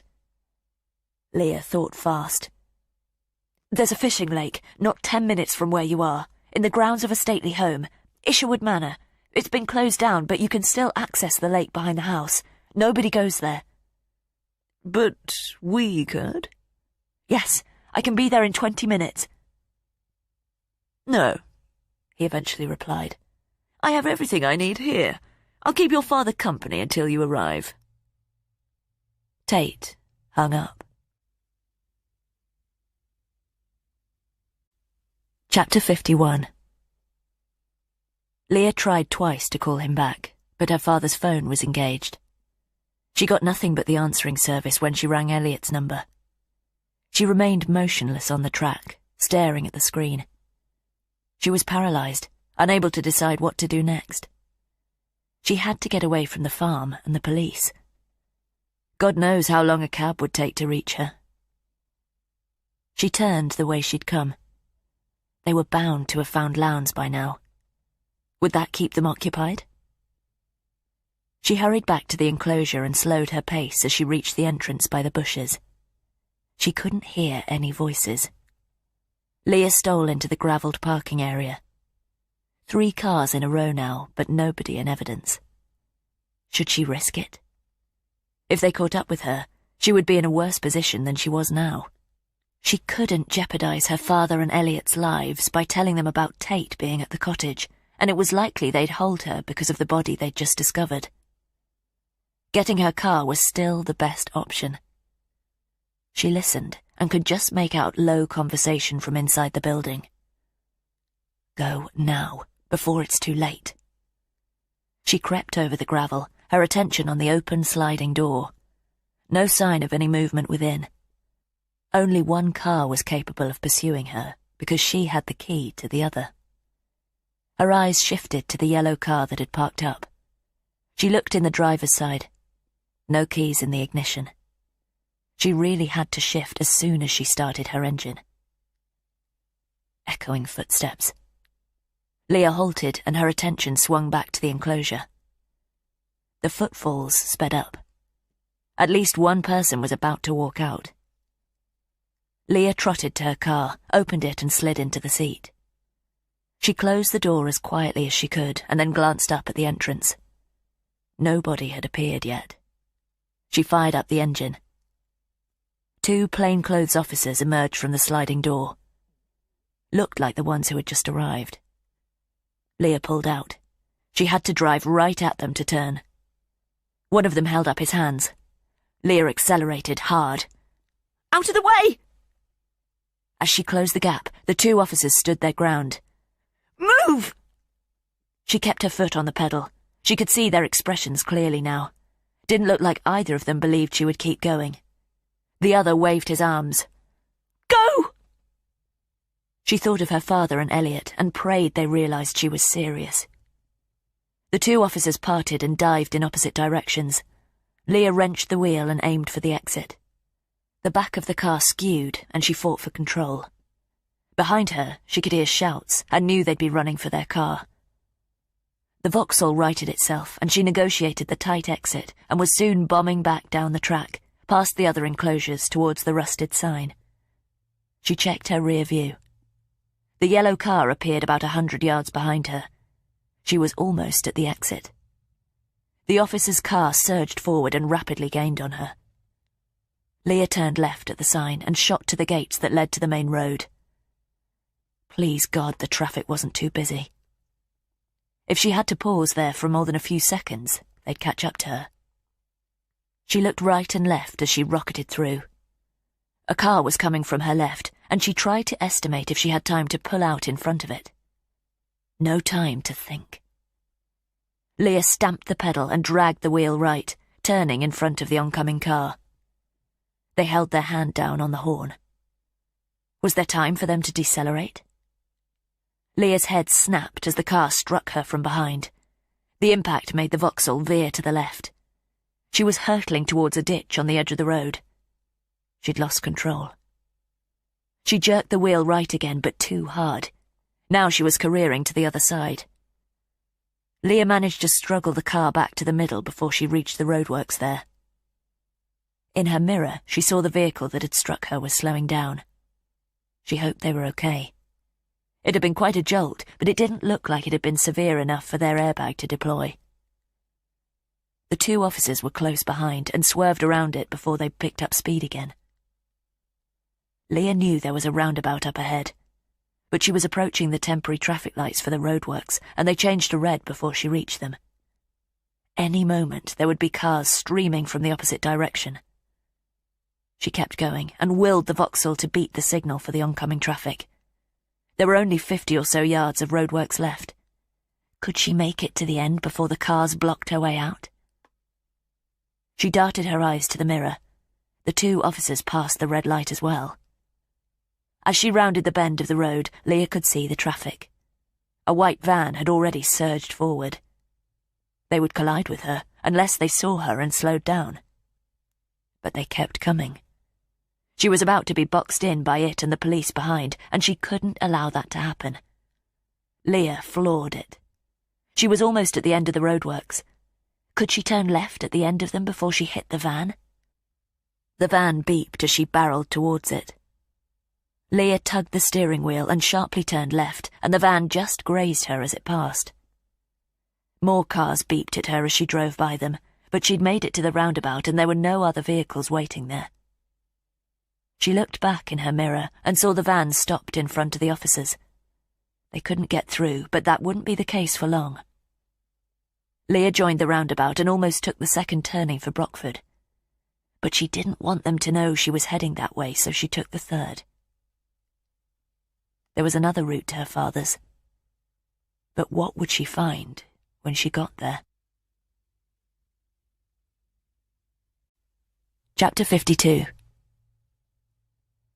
As she reached her father's village, Leah wondered if any cameras had photographed her plate. The police would have registered it when they were in pursuit, so it wasn't going to be difficult to find her. But she hadn't spotted any traffic cameras as she'd passed through the little villages of Quigley or Honston. She wished she could take comfort from the fact that the police wouldn't be far behind, but if they turned up, it meant she'd be putting her father and Elliot in even more danger. Regardless of what she did, wouldn't the police send an officer to the place she told Burns she was visiting that day anyway? Or would it be the last location they'd think she'd go? The only thing she could do was try to get to the cottage as quickly as possible and plead with Tate to release her father and Elliot. That was probably exactly what he wanted, but she doubted he planned to let any of them go.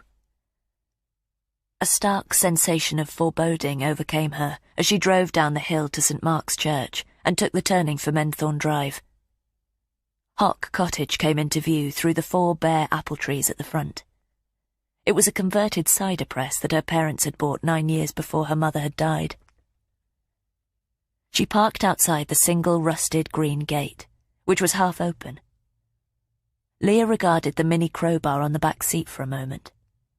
She grabbed it, lifted her right jean leg, and slid it into her boot on the inside of her shin. Surely he would anticipate her bringing a weapon, but she couldn't go in unarmed. Getting out of the car, her attention was already on the downstairs windows, but she couldn't see any movement.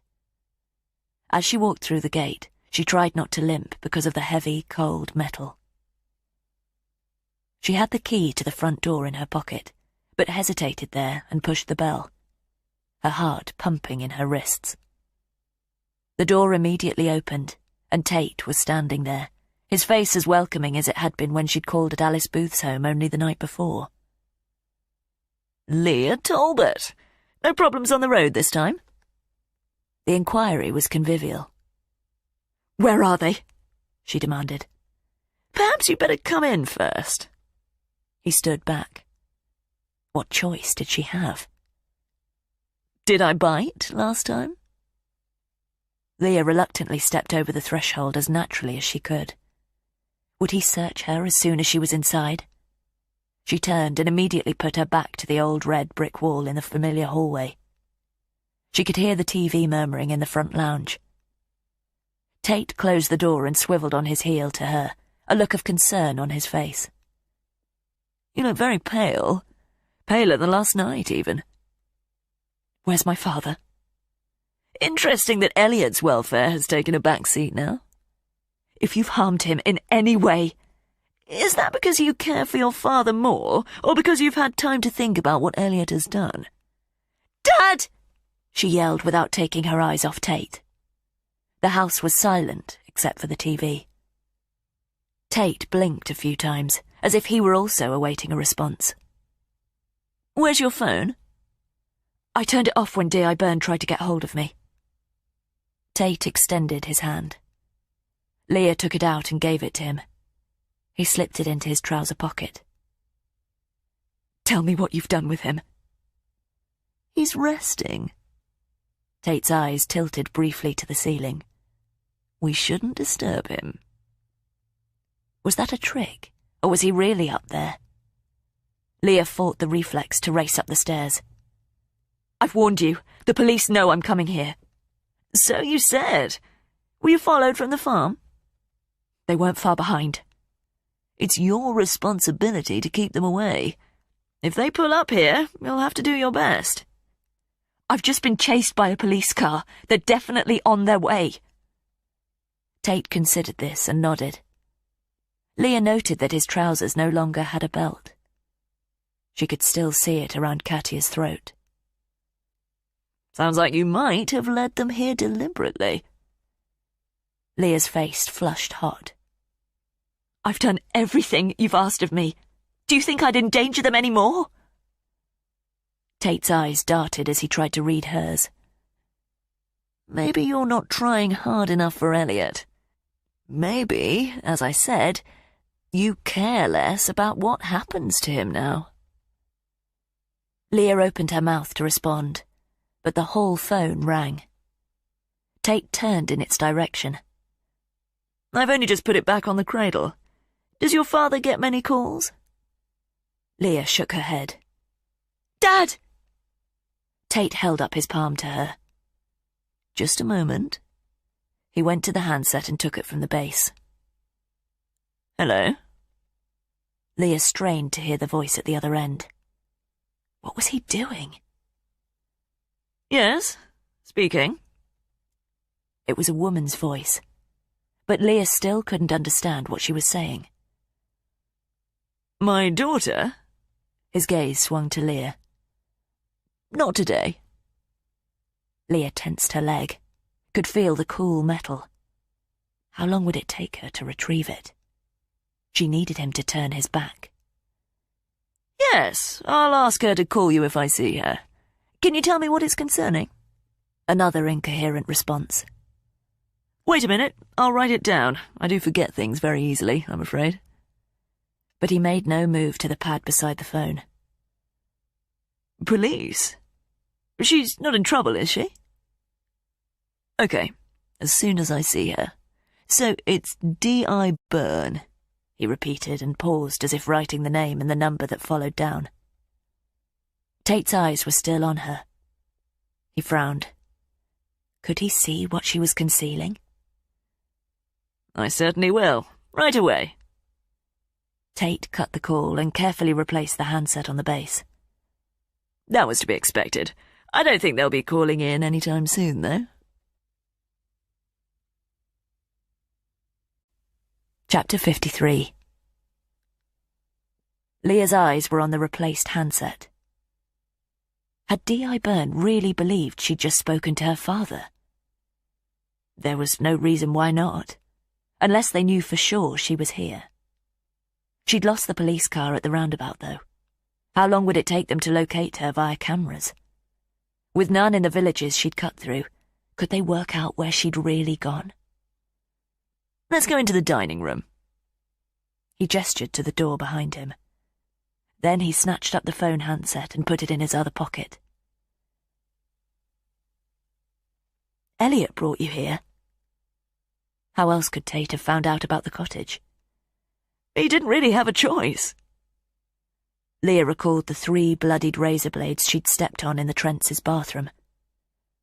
"Where is he?" "Will you follow me to the dining room?" Leah didn't move. Tate raised his hands and walked backwards. "I'll go first, if you like." "Dad! Elliot!" she yelled again. Tate pushed open the door and entered the room. It had to be a trap, but if he'd wanted to kill her, he could have already done so. She warily approached the door and looked inside. Tate was standing at the head of the dining table. 5 candles were burning in her mother's old candelabra in the middle, and 2 places were set at either end.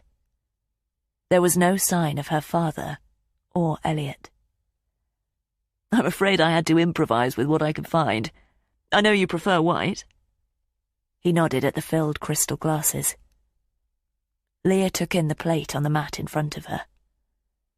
"Egg mayonnaise. Perfunctory, but a classic. Hungry?" Leah looked sharply up at him. He caught the disbelief in her eyes. "I'm starving, but I've been waiting for you." Leah shook her head. "Tell me where they are." "In good time. I really hope you're not going to dismiss my hospitality a second time. I've gone to a lot of trouble." "You expect me to eat? Now?" She couldn't conceal her incredulity. "You will if you want to see your father or Elliot again," he stated simply and picked up his wineglass. Leah shook her head. "I have to know they're both okay." "Of course, but at the moment you're giving me no reason to tell you. You're putting me on edge. Sit down." Leah didn't move. "The quicker you indulge me, the quicker I indulge you. They're both perfectly safe, but only I know where they are. Sit." He gestured to her high-backed chair and scraped his own out. She remained standing.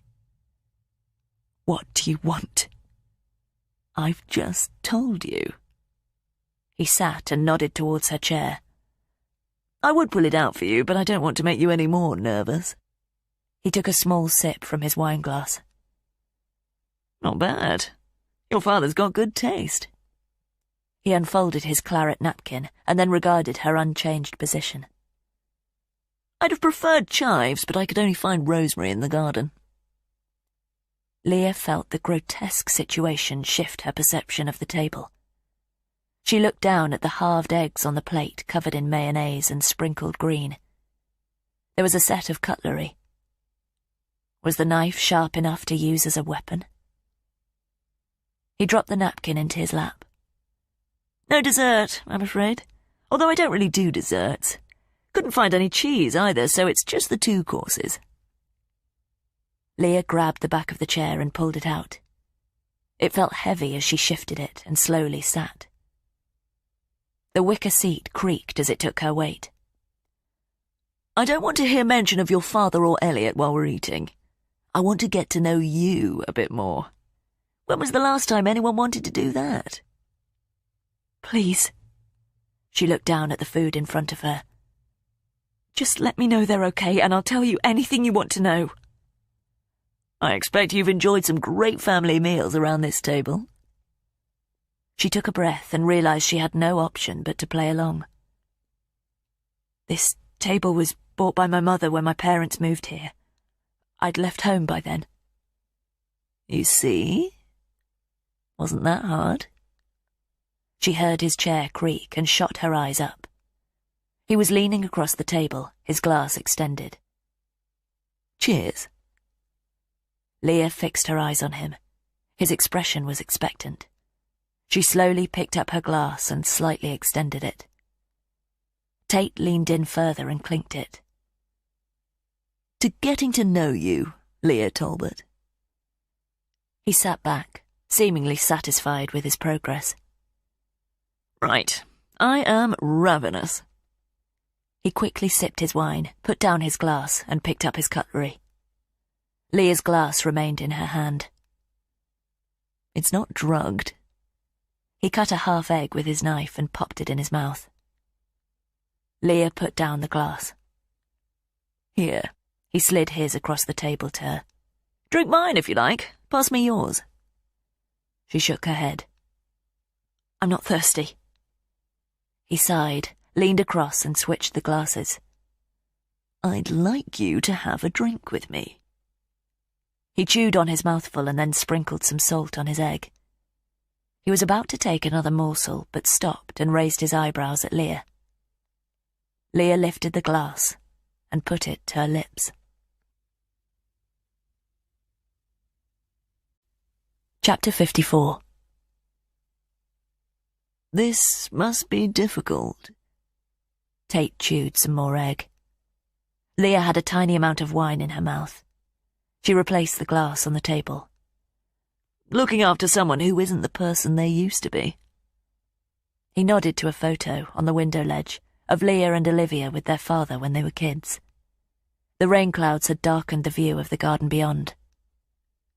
Leah watched him take a glug of her wine while he examined the picture. Had that been a trick? Was hers now the glass that was drugged? I hear it's like a death. Even though they're alive, the person you knew is gone. He's still my father. Tate met her eye. But you must often wish for a release. Leah knew what he was insinuating. No. When you're exhausted and you need Saturday off, you must have thoughts you're not proud of. He's still independent. But for how much longer? I don't ever think about that. No? Don't consider how difficult it's going to become in the future? How he's going to drain the savings you've been putting away for yourself? I only care about his well-being. I've had a drink with you now.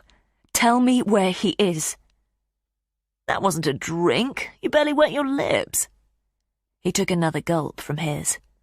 Mine's going to need refilling in a moment. I hope you're not going to make me feel uncomfortable. He waited, fork poised over his plate. Leah picked up her glass and tipped it back against her lips. She took a little, swallowed as loudly as she could. Very commendable. What you were saying about your father, that's not really the truth, is it? I'm sure it causes friction between you and Elliot. What does it matter to you? Tate put down his glass, a look of approval on his face, as if she'd asked precisely the right question. He filled his from the bottle, leaned across and filled hers almost to the brim. This, us, is an investment of time. All relationships are.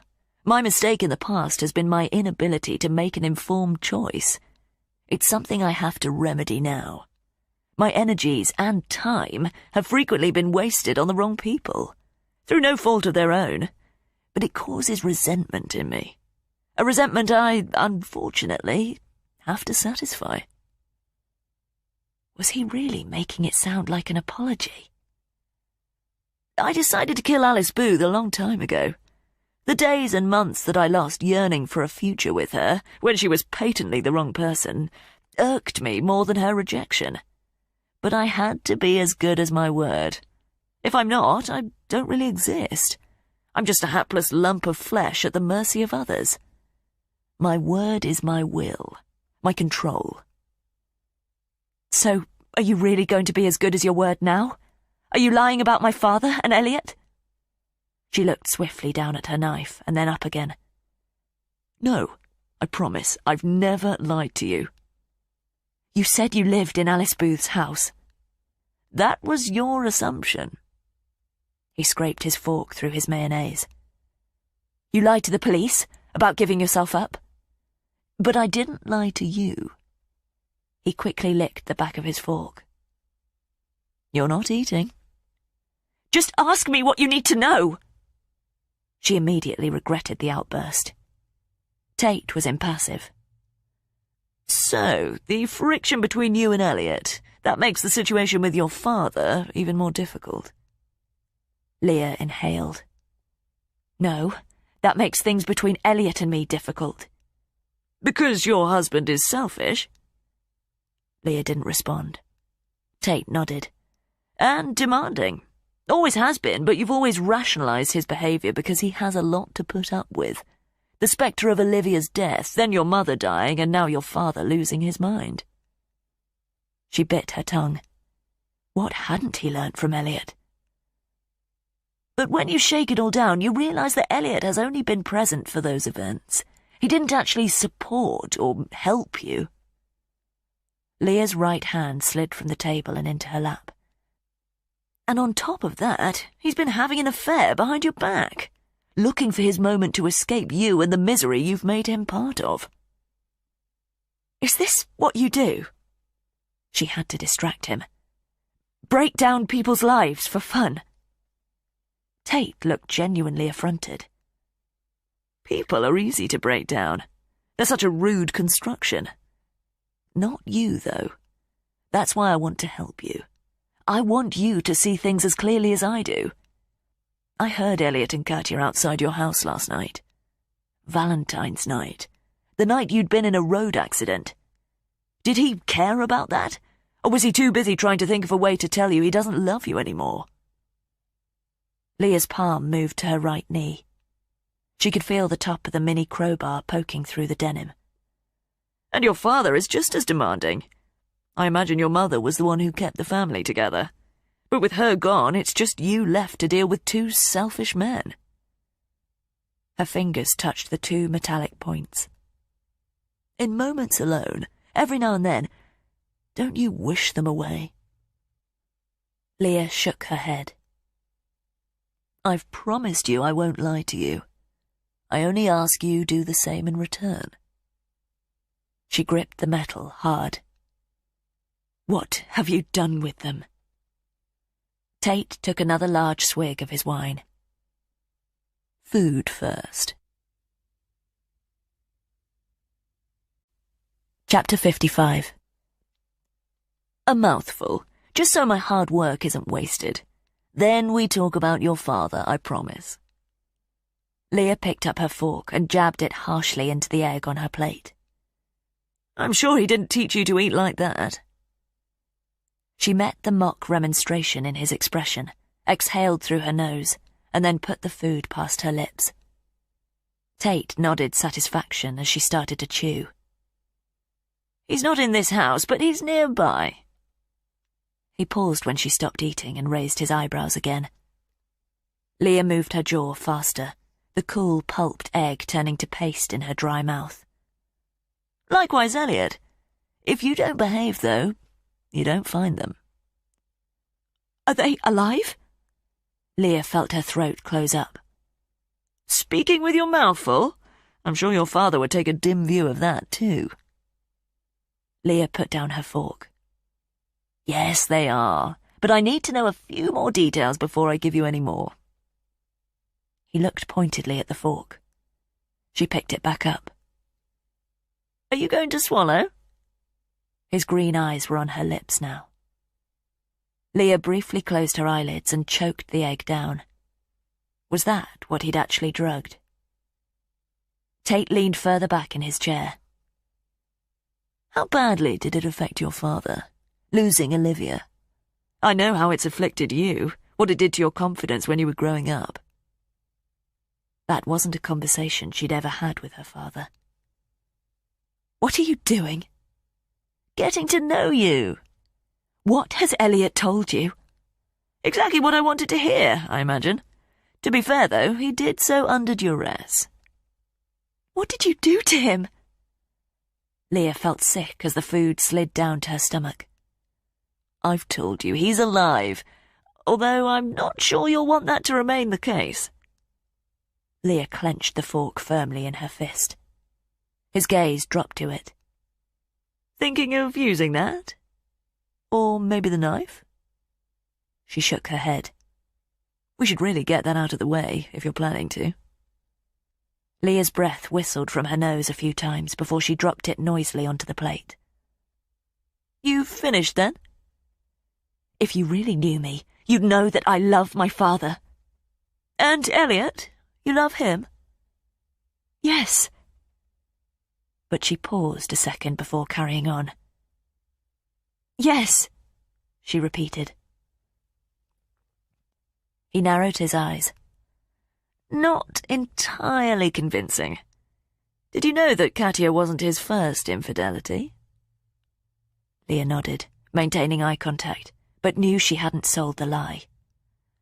Gaynor, Allegra, Nicola, you're familiar with those names? She nodded again, feeling her insides collapse. He was seeing Allegra 3 months after you got married. If you knew about it, that shows great forbearance on your part.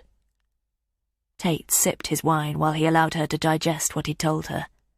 And a complete disregard for you on his. She suspected it was the truth. But how had he extracted those names from Elliot? I don't want him to come to harm, she said very deliberately. I never want that. Tate nodded thoughtfully. Message received. He chewed his lip thoughtfully. I just wonder what it would take to convince you that disposing of him is the best thing that could happen to you. Nothing, she said definitively. Leah watched his expression turn blank. She realized she had to leave herself something to negotiate with. You're right, though. I don't love him anymore. A vague spark flickered in his eyes. It's been over for a long time between us, and, until recently, I've been in denial of that. It wasn't hard for Leah to sell the truth. Surprise on his face now, as if they'd made a breakthrough. You valued him above yourself? She nodded agreement. Even though he was conspiring to leave you? It's because of Olivia that you don't value yourself. Because you wish that it had been you hit by the car. Leah froze. Elliot told me how you've carried it. But did it ever occur to you that he used that to abuse you in the way he has? She'd only ever shared that guilt with Elliot. Her breathing quickened. Cynically using the fact that you feel worthless because you're convinced you're to blame for your sister's death. Chapter 56. Leah's eyes were fixed on Tate's lips, the mouth of a stranger uttering things she could barely admit to herself. It was your frisbee she ran into the road to collect. How could you not feel that way? She experienced a familiar sensation. Those bruises of grief and anger that were always there, aching in her stomach again. She was at the roadside, touching her sister's warm face before her father dragged her away. It was the last time she'd seen Olivia. She couldn't picture her expression, but remembered the last heat of her skin against her palm.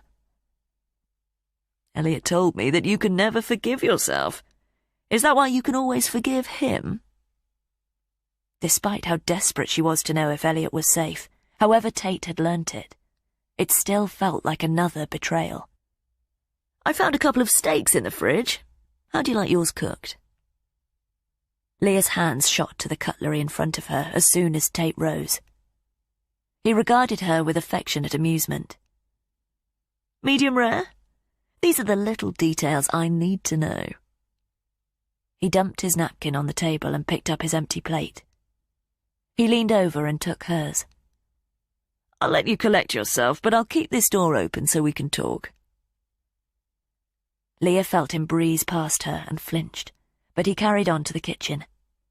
She heard him put the plates on the side, the gas ring firing up and a pan clanging onto it. If you want to help out, fill our glasses. Leah's eyes shifted to the bottle. Could she knock him unconscious with it? Her gaze flitted about the room. Anything else she could use as a weapon? There were only books and photos. She turned in the direction of the kitchen door and expected to find him watching her from there. He wasn't. You didn't answer my question, he called from the stove. Very well done. She had to keep him busy out there. Without taking her eyes from the doorway, she put her hand to the crowbar. Could she slide it out in time? He appeared in the kitchen doorway. I'm blue, so I'll do mine first and let it rest so I can focus on yours. She nodded. I've salvaged a salad from the drawer. Slim pickings, but the meat's the star. He was gone again. As soon as she heard the sizzle of steak hitting the skillet, she leaned forward and started rolling up the right leg of her jeans. How are we on the wine? Nearly there. She exposed the top of the crowbar, which meant she could pull it out of her boot. She tugged it clear and placed it on the floor under the table. Then she frantically rolled her trouser leg down again. You sound suddenly compliant. What are you up to? As Tate walked back into the room, Leah was on her feet. She grabbed the bottle from his side of the table and started filling his glass. She turned towards him. Tate just nodded, audited the cutlery on the table, and stepped back into the kitchen. Won't be long. Do you know if your father has any English mustard? Leah sat, but angled her chair so her back wasn't square to the door. It creaked as she did so. Might be some in the cupboard above the fridge. You're moving about. She turned to find him standing in the doorway again. I don't want my back to you. Because it's rude? He smirked and quickly disappeared. Had he seen the crowbar on the carpet? Leah put her boot on it and shoved it further forward. But whatever she had on hand to attack him with, she couldn't use it until he'd told her where her father and Elliot were. Nothing for you to do except sip the wine, he said significantly. Her glass was still full, but she wasn't about to drink it. As the bottle had been shared between them, she hoped it hadn't been drugged. But what about the mouthful of food he'd made her eat? She didn't feel drowsy yet. Leah scanned the room again. How else could she use this window of time? Had he foreseen everything she might try, or was he positive she wouldn't attempt anything when 2 lives were at stake? He hadn't offered her any proof that either of them was alive. Perhaps he was just getting off on tormenting Leah before he killed her too. She had to wait, had to believe that he would reward her for obeying him. What else could she do? Leah picked up the knife and fork and clenched them tight in her sweaty palms. In the kitchen, the sickening fizzle intensified, filling her ears and merging with the hissing sound already there. The smell of cooked steak wafted in, and the aroma was overpowering. "Good to go," he announced minutes later. Leah tensed herself and turned her body towards the door as he entered with a plate in each hand and a bowl resting on his arm. She had the knife ready, could jab it into his stomach while both hands were occupied. But it wasn't a sharp blade. Tate paused and quickly took in her situation, as if expecting something to be out of place. Satisfied it wasn't, he arced around her to return to his side of the table. He put his own china plate down first. His sealed steak had a serrated, wooden-handled steak knife beside it. He retrieved the salad bowl from his arm, put it between them, and then deposited her steak in front of her. Beside it was another serrated steak knife. "All yours," he declared. Leah looked down at it, the smell hitting her in the face as she considered the significance of what he'd given her. Tate seated himself and replaced the napkin in his lap. He nodded at his steak. "Your father knows how to live." Leah looked up at him, the sizzling still in her ears. Tate picked up his fork and serrated knife and started energetically sawing through the meat. Chapter 57. Leah regarded the puddle of red under the piece of meat on her plate. "Do you think your father blamed you for Olivia's death?" Leah heard his fork scrape over his teeth and him chew vigorously. "When are you going to tell me where he is?" She didn't look up. "As soon as we've had a pass at this course," he said placatingly through a mouthful. "Shame I couldn't find any mustard. This is excellent." Leah took hold of the steak knife. "Good. Just one bite." There was something sprinkled over the meat. Was it salt, or had he drugged it? It was far from well done. The puddle of red was expanding underneath as the meat relaxed.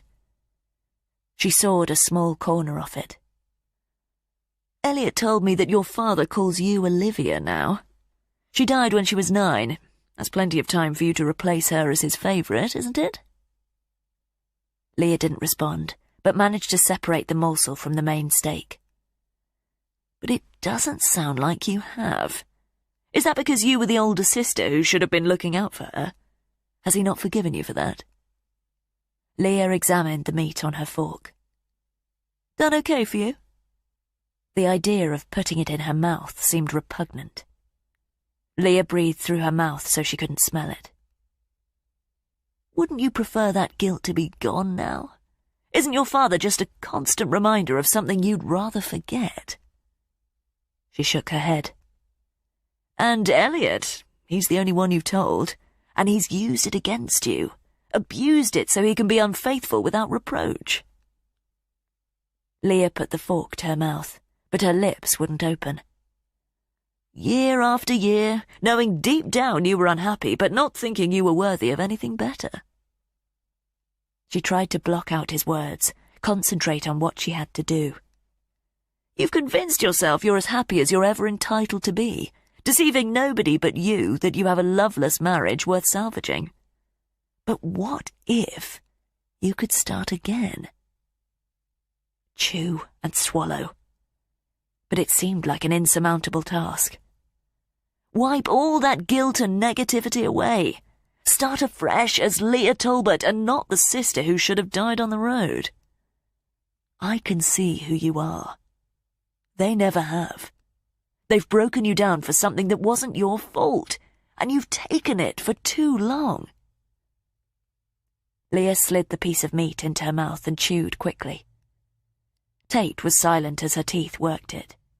He watched her with fascination. Leah swallowed it. He picked up his wineglass and sipped. "You can change. Look what you're capable of. I know you're a vegetarian." Leah tried not to react as she felt the bolus of meat sink inside her. Can't you see why we're sitting here together? You had your own accident on the road, but you survived. Surely you must acknowledge the significance of that. You came to me with blood on your hands, and we both experienced an undeniable connection. You believe you killed your sister. They already suspect you did. Might they be right? Are you already a killer?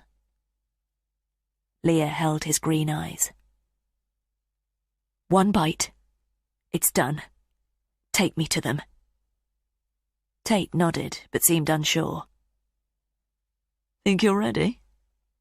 Leah's hands were shaking. They still held the cutlery. Tate's eyes dipped to them. Leave the fork here. She dropped it onto the table. Tate emptied his wineglass. It's just us here now. We have as much time as we need for this. Leah stood, but the room lurched. Tate remained seated, studying her. Did you drug me? He pursed his lips and shook his head. I think you're just a little overcome. She slid her foot forward to steady herself. It didn't connect with the crowbar, but she still had the serrated knife in her hand. Tate took his napkin from his lap, dabbed his lips and tossed it on the table. You can come at me with that if you want. I'm unarmed. Is that what you'd like to do? No. No because you're scared, or no because I've never done anything to harm you? You said you wouldn't lie to me. Take me to them. And I will. I just want to make sure you realise there's a reason you haven't planted that blade in me yet. He stood up slowly, his chair sliding out behind him. Leah took 2 paces back. She was getting further away from the crowbar. Tate fumbled in his pocket and took out a small set of keys. He held them up. Leah recognised them. They were to the dilapidated stone outbuilding at the rear of the property that used to be the Apple store for the press. He threw the keys over to her side of the table. You lead the way. Chapter 58. Was this a trap? Leah half turned to the door but swiveled back again. Tate was still standing in the same position on his side of the table. He raised his palms. I don't have a weapon. This is your choice now. Leah scraped up the keys from the table with her empty left hand. Tate's expression didn't shift. He watched her with breathless interest. They're still alive. You can't lie to me. I promise they're alive for as long as you need them to be. She backed away a few more paces until she bumped into the door jamb. I'll follow you out. The back door is open. Leah regarded the cutlery in front of him. He could easily pick up his knife and pounce. She slid past the door jamb so she was standing in the hallway with the kitchen door to her right. I've been making all the right decisions on your behalf. He leaned forward and snuffed out the 5 candles of the candelabra by pinching them with his fingertips. Now it's your turn. Go. I'll join you now. Leah turned and strode quickly through the kitchen. The smell of cooking was heavy and the atmosphere smoky. She reached the back door and gripped the handle. No key. She couldn't leave and lock it from the outside. She opened it inward. Turning back, she saw no sign of Tate in the hallway.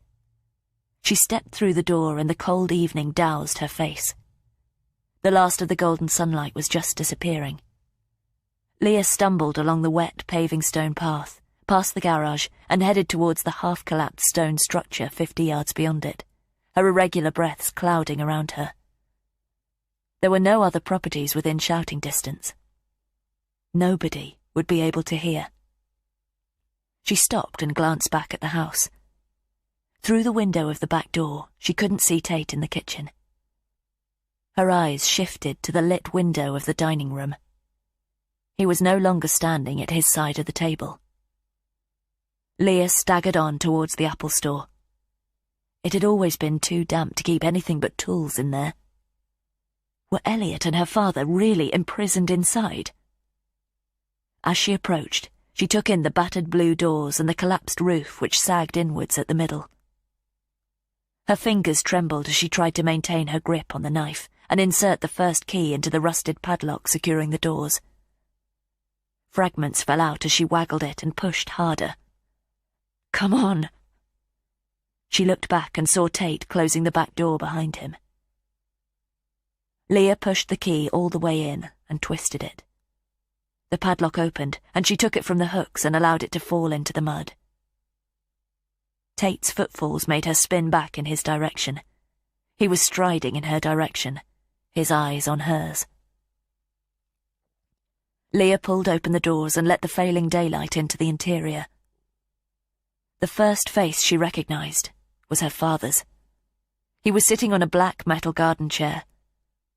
He was gagged with a length of green plastic hosepipe, and the same held his hands to the arms and bound his ankles together. "Dad!" His features were deathly pale, and his blue eyes rolled sluggishly up at her. Then Leah saw Elliot. He was seated on another metal chair and bound by the same. But his face was a mask of dark, dried blood. It felt like the breath had been sucked out of her chest, and her hand went to her mouth. There were deep cuts to his face, and Leah knew what Tate had used to make them. His jeans had been scored, the material slashed multiple times. There were incisions on the backs of his hands, and the arms of his tan shirt were threadbare and saturated red. "Elliot!"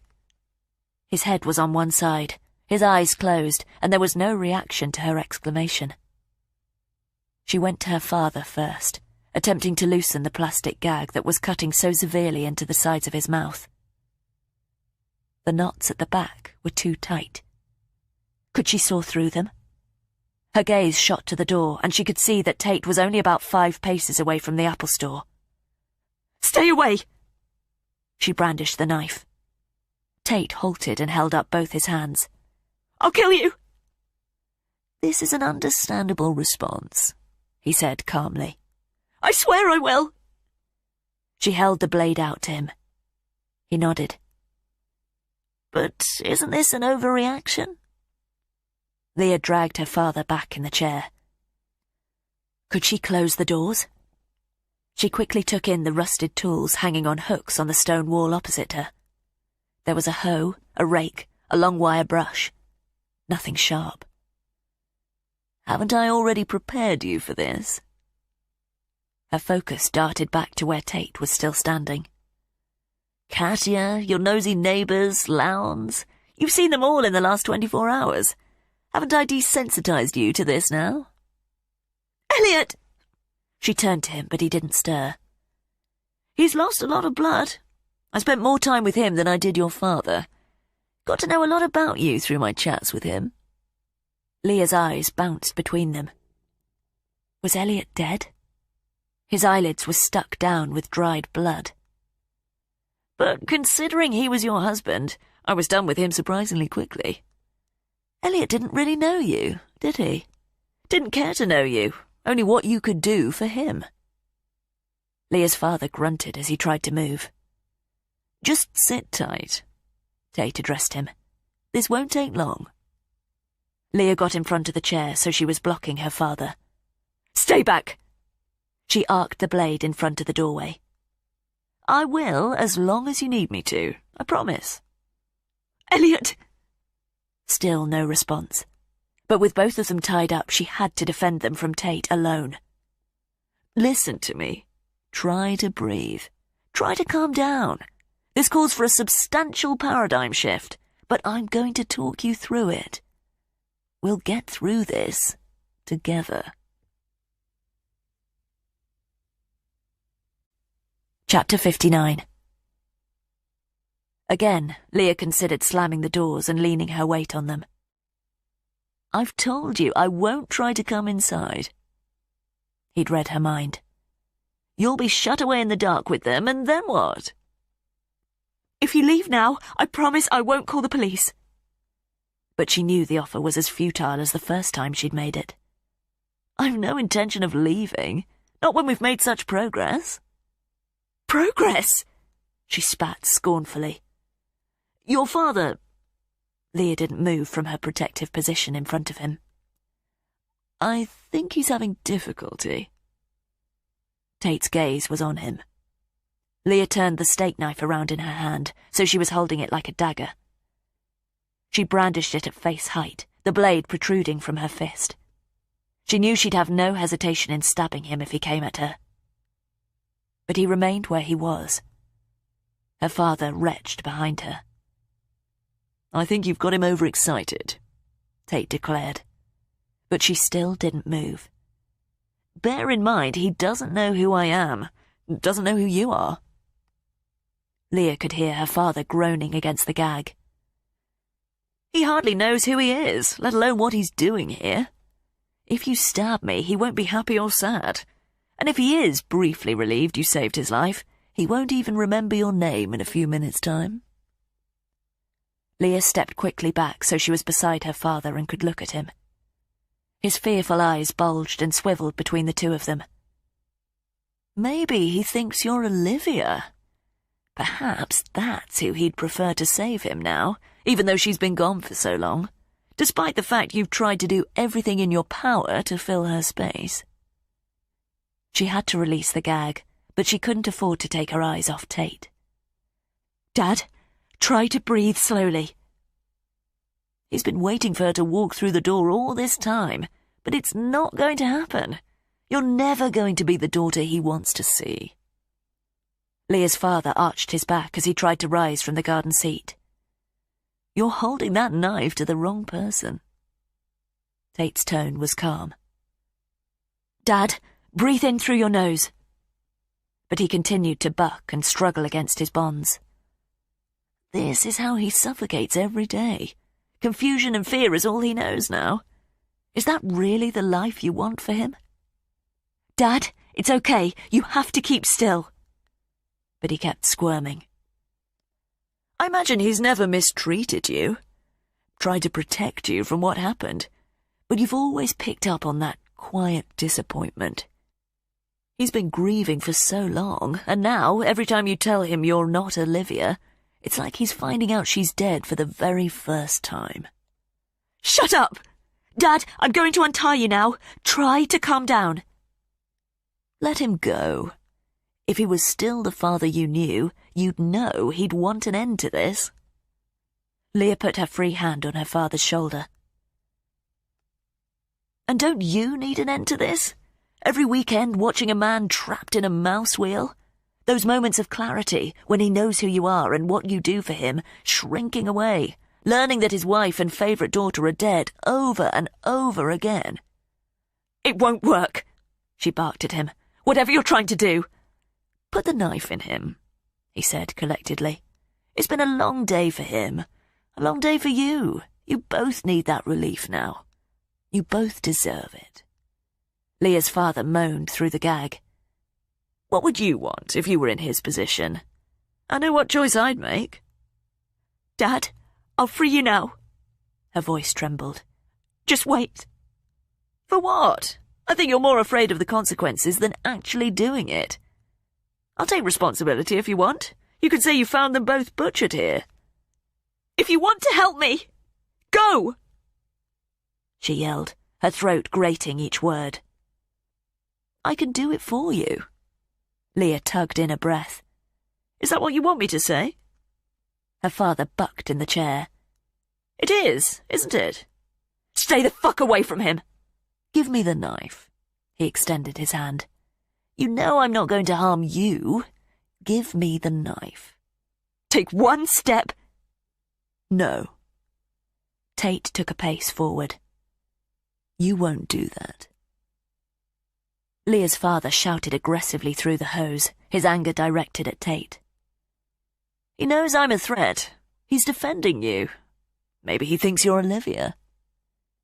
Leah's leg muscles stiffened as she prepared to launch herself at Tate, but then another voice started screaming behind her. Chapter 60. Leah didn't shift her attention from Tate. It was Elliot. He was alive. A small gap of relief opened in her, But the revelation didn't negate the danger she was in. Elliot was tied as securely as her father. Looks like somebody's decided to step up to the mark. Tate's eyes were over Leah's shoulder. Better late than never. You promised you wouldn't come inside. Leah was still poised to launch herself at Tate. I did, and I won't. I think you might need my help now, though, but I won't enter until you invite me to. Elliot yelled against his gag again. You can't really complain about your predicament, Elliot, Tate said past Leah.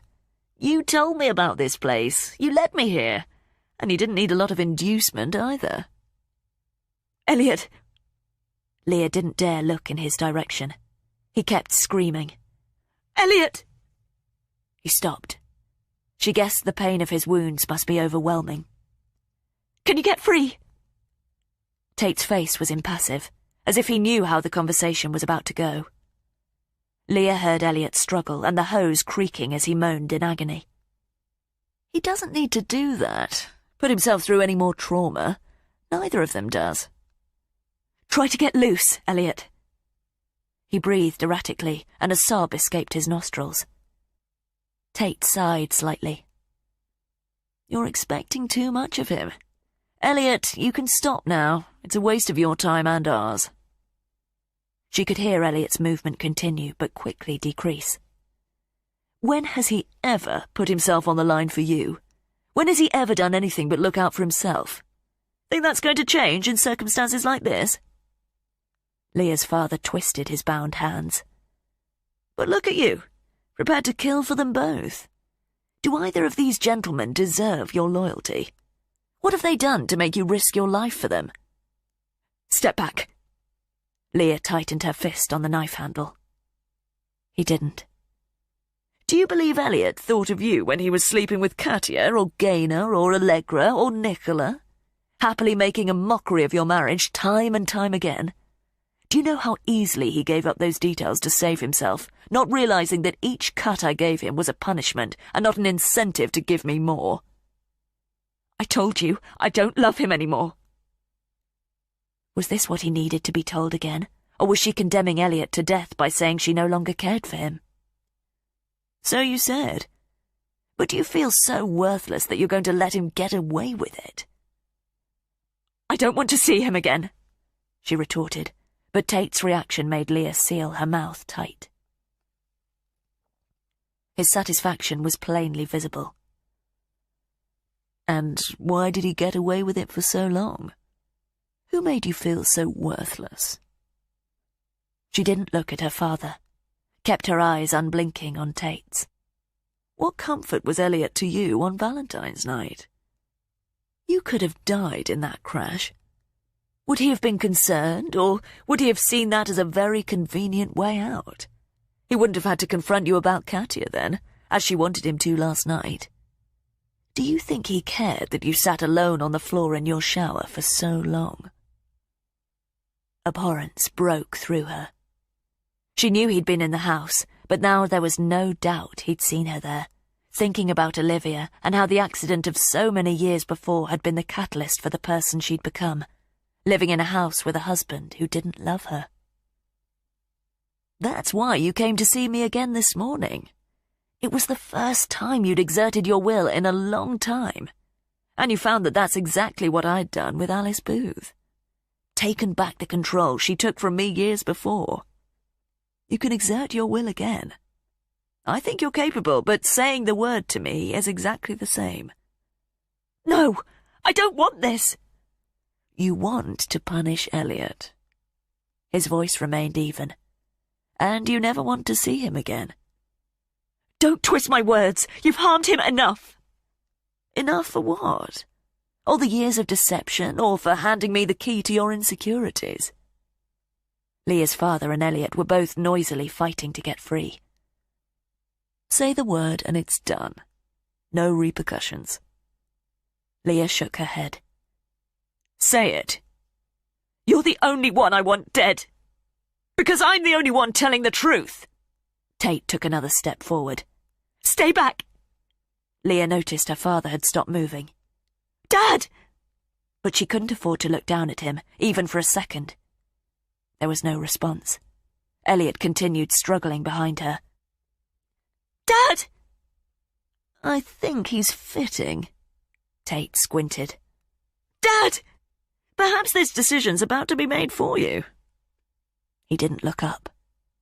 Leah shot a glance to her father. His body was taut, and she could only see the whites of his eyes. Chapter 61. It appears, despite my best efforts, you can't decide for yourself. Tate regarded Leah's father as his body jerked in the chair. She had to cut him free of his gag, but she couldn't afford to take her eyes off Tate. If you really think he's worth saving. Leah put her free hand to the hose wrapped around his head, but it was bound too tight. It had to be cut. Which you obviously do. I won't stop you. Go ahead. There was disapproval in his voice. She shook her head. Another trick? Her father noisily drew air in around the gag. I told you I won't lie to you. Release him. Give him the shell of his life back. Even if dying now is what's best for him. Leah lowered her blade and slid the blunt side under the hose at the side of her father's face. She started furiously sawing away from his cheek. The serrated edge should make short work of that. She focused on cutting through the plastic, Tate lingering at the periphery of her vision. He could attack her now, and she would never slide the steak knife back out in time to defend herself. The blade got traction on the double thickness of the hose. But if you choose one man, you forfeit the other. Her hand halted. I'm making that decision on your behalf. It really would be remiss of me to watch you throw this opportunity away. Her father's eyes had closed. His convulsions were weakening. Dad! Leah started soaring again. She had to save him first. I refuse to make that choice. You're incapable of resolving this. You'll thank me, though, as if your father isn't already brain dead. Stay with me, Dad! The knife was through the first coil. As she soared faster, her father's head bounced loosely on his neck. Look how close you are. You could just wait a few seconds. Keep soaring if you like, though, so you can tell yourself you tried. Shut up! The blade was cutting through the second coil. She got her fingers under the hose and opened up a gap. Breathe, Dad! Maybe he doesn't want to anymore. Maybe there's a part of him that wants this as much as you. She sawed frantically, and Tate watched, motionless. The coil severed, and Leah pulled the plastic away from his face. Dad! She shook him. His head lolled forward. Dad! She lifted his chin and slapped his cheek. His eyes flickered under his lids. Take a breath! After a second, his chest suddenly heaved, and he noisily dragged in air. Leah turned to Tate. He was still watching silently. When she stole a look at her father, his bloodshot eyes were open, uncomprehending. What is this? Spittle ran down his chin. It's all right, Dad. You're okay. Her father squinted at Tate, and then blinked as he tried to focus his eyes on her. What are you doing? Do you think he recognizes you? It's Leah. This man tied you up. Her father bounced his gaze fearfully between them.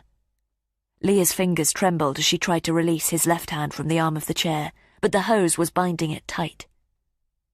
Cut them. I'm not going to stop you. Tate promised. Soon have you out. He addressed her father. Leah couldn't get the knife under the coils. Just saw down, Tate suggested. Careful not to sever any of his main cables, though. Leah looked into her father's confused expression to reassure him, but she could see he was just as wary of her as he was of Tate. It's me. It's Leah. I'm going to get you out of here. Maybe he would rather it was Olivia who was helping him. Leah sawed the blade above his wrist. Elliot started yelling through his gag again. Leah's father swiveled his head to where he was. He turned back to her, eyes widening. I think Elliot is becoming concerned about the choice you've made. I haven't made any choice. Her arm worked furiously. It's not too late. You can still change your mind. What is he talking about? There was still no recognition in her father's eyes. Your daughter has to choose you or her husband. You remember Elliot? Just keep still, Dad. She had to cut him loose, give him a chance to defend himself if Tate attacked her. Elliot kept screaming. But under it, Leah could still hear Tate observe. Looks like she's just made up her mind, Elliot.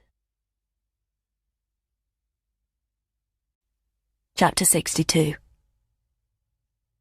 Ragged ends of hose flicked up as Leah's knife cut through them. She yanked on the remaining length and it came away. Dad, use your hand to free the other one. He regarded her with bewilderment. But his feet were still tied, and even if he could get out of the chair, it was unlikely he could defend himself. Don't! Tate had advanced a step. Leah held up the blade to him again. His expression remained impassive. See to your father. Keep back! She swiped the steak knife. I mean it. I've no doubt you do. In fact, I'm probably the only man here who doesn't underestimate you. I can't move my legs, her father whimpered. See to him. Take him back up to the cottage. I'll finish here. Tate's gaze switched to Elliot. Elliot slid noisily back in his chair. Leah swung the blade again as he took another pace forward. Who else here has shown you the consideration that I have? I've laid it out for you, made it as easy as possible. My instincts are good. I refuse to believe I've been wasting my time. Dad, try to untie yourself. Her eyes were on Tate, but she could see her father made no move to free his other hand. Elliot grunted and rocked in his chair. I could have dealt with both these problems before you arrived, but I didn't want to be presumptuous. Don't! She raised the knife high as he approached. He was a couple of feet inside the apple store. You have the potential, Leah Talbot, but it needs to be harnessed. By you? What is it you believe will happen after this? She had to play for time, distract him while she weighed up non-existent options. Enlightenment, he replied, as if it were obvious. And then what? My gratitude? She retorted caustically. Your life is about to change for the better. You may not see it now as I do, but once a situation becomes academic, the only path left will be the right one. He extended his hand. Make the right choice and join me. Leah brought the blade down, and it caught the pads of his fingers. He snatched them back, pain briefly registering on his face. He examined the cut. Leah caught her breath, could see drops of blood welling up on his middle finger. Tate seemed to check himself before he inhaled. Let me have the knife now. There was a clatter from behind Leah. She didn't turn but guessed Elliot had tipped over in his chair. Tate briefly looked down at the floor. First time he's fallen at your feet? Stay away from her. The silence that briefly followed underscored the threat. Leah looked down at her father. He was glaring at Tate. Leave my daughter alone. He didn't blink. Is this a breakthrough? Tate sucked his fingers. This girl you're valiantly protecting, though, can you tell me her name? The hose securing Leah's father's other hand creaked as his body tensed. Can you? Tell me who she is. Her father's jaw clenched, the muscles throbbing in his jaw. Don't answer him, Dad. What about your wife? Will she remember? Should I go and get her? Do you think she'll jog your memory for you? Leah's father's eyes burnt, full of an intensity she hadn't seen for a long time. Is she indisposed? Leah's knuckles went white along the handle of the knife. Take these off. Leah's father nodded at his remaining bonds. "Take these off and let me out of this chair." Looks like he's coming to your defense. "That's enough." Tate seemed satisfied by the barely controlled rage in Leah's growl, squeaking and thudding as Elliot writhed on the floor. Tate raised his palm at Leah's father. "Just give me her name." "Dad!" Her father lifted his hand too, like he used to when she was a little girl, irked at her interruption. He didn't wrench his attention from Tate. "Olivia," he whispered, his expression triumphant. Leah lunged with the blade.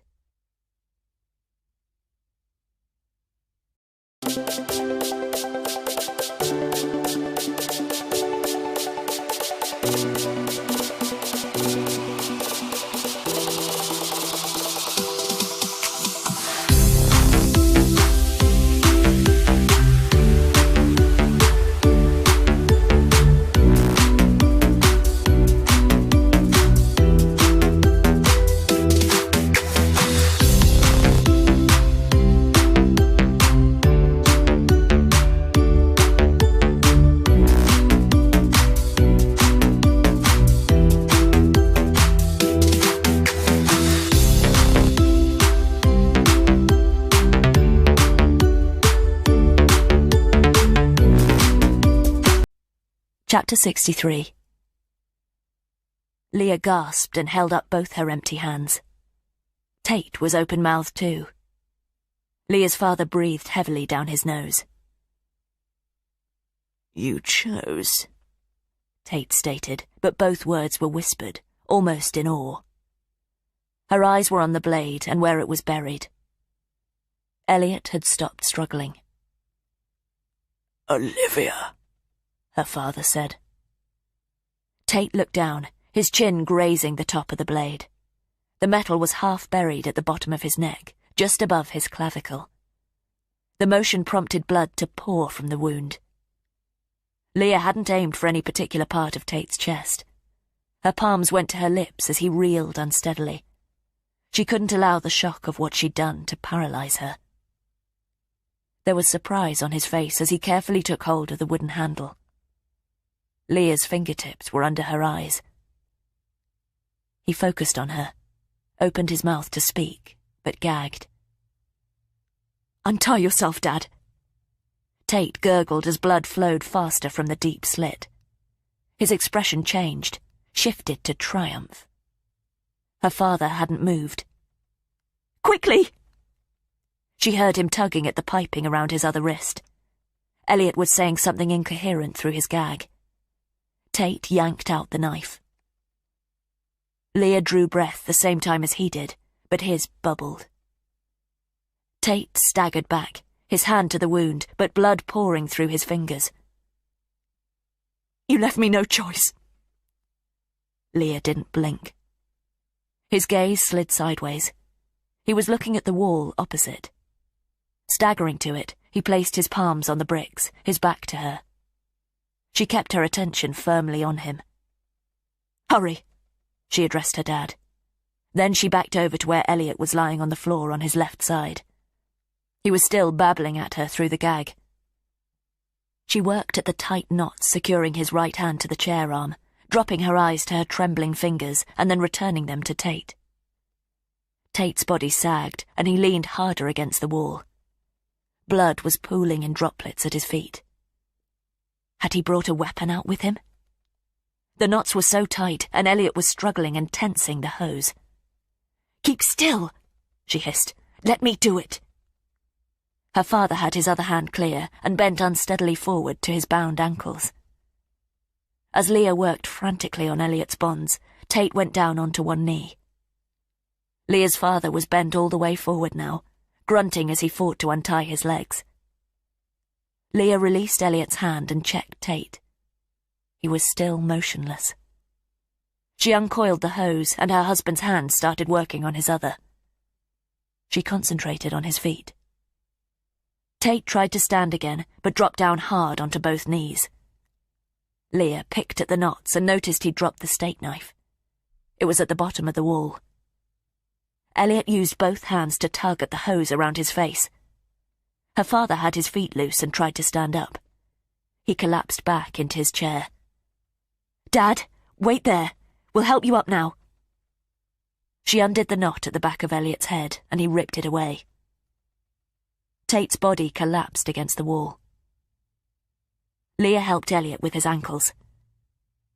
"I'm sorry," were her husband's first words. "Can you get up?" She pulled the chair away from him. Elliot took a few breaths and nodded.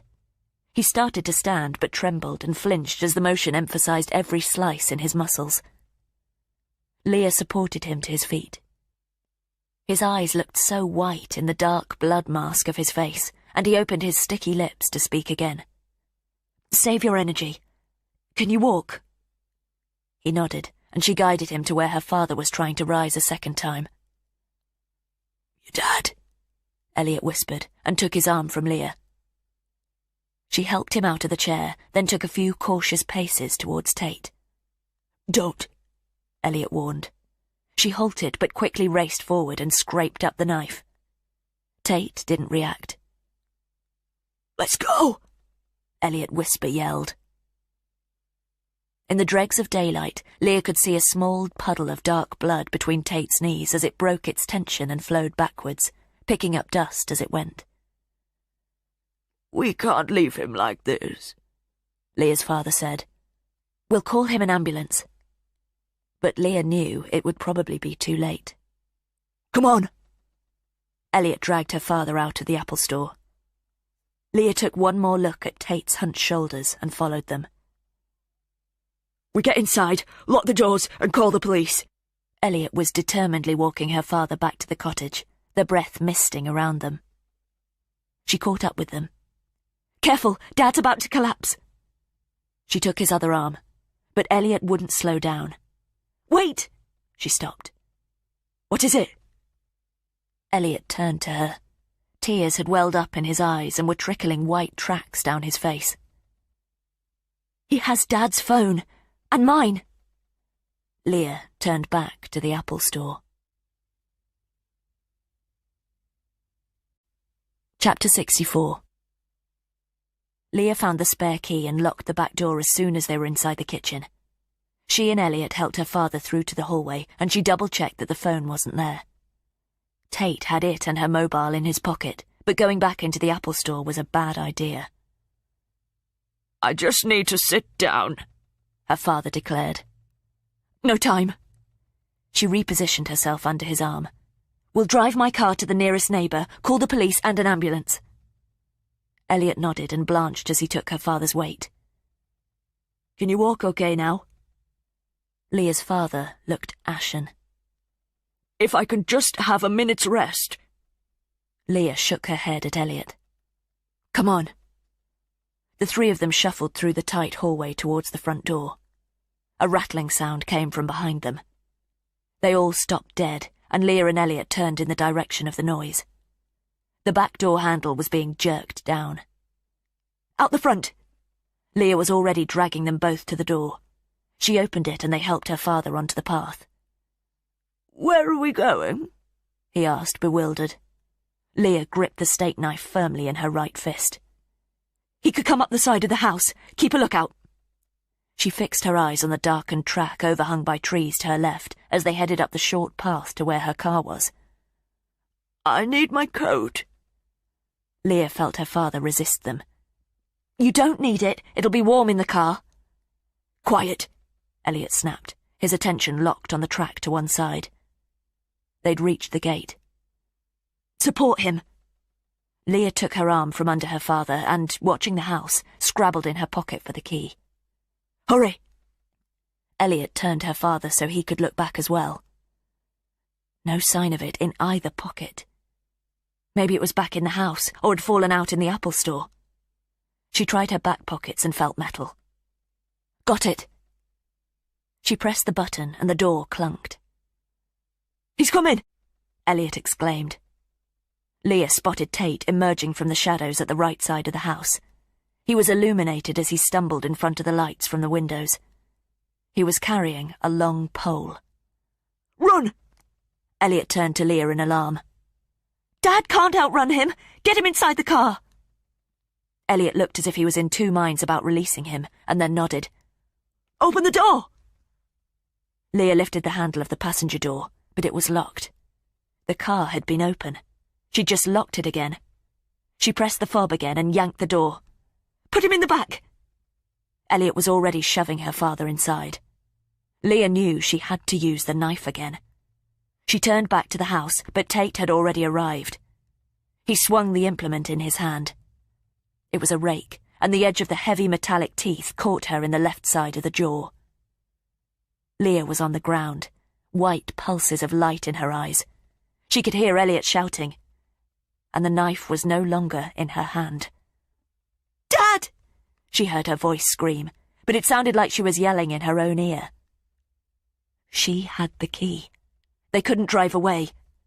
Leah was on her feet but slewed sideways and her face hit a wall. A hand gripped her shoulder. "Stay down.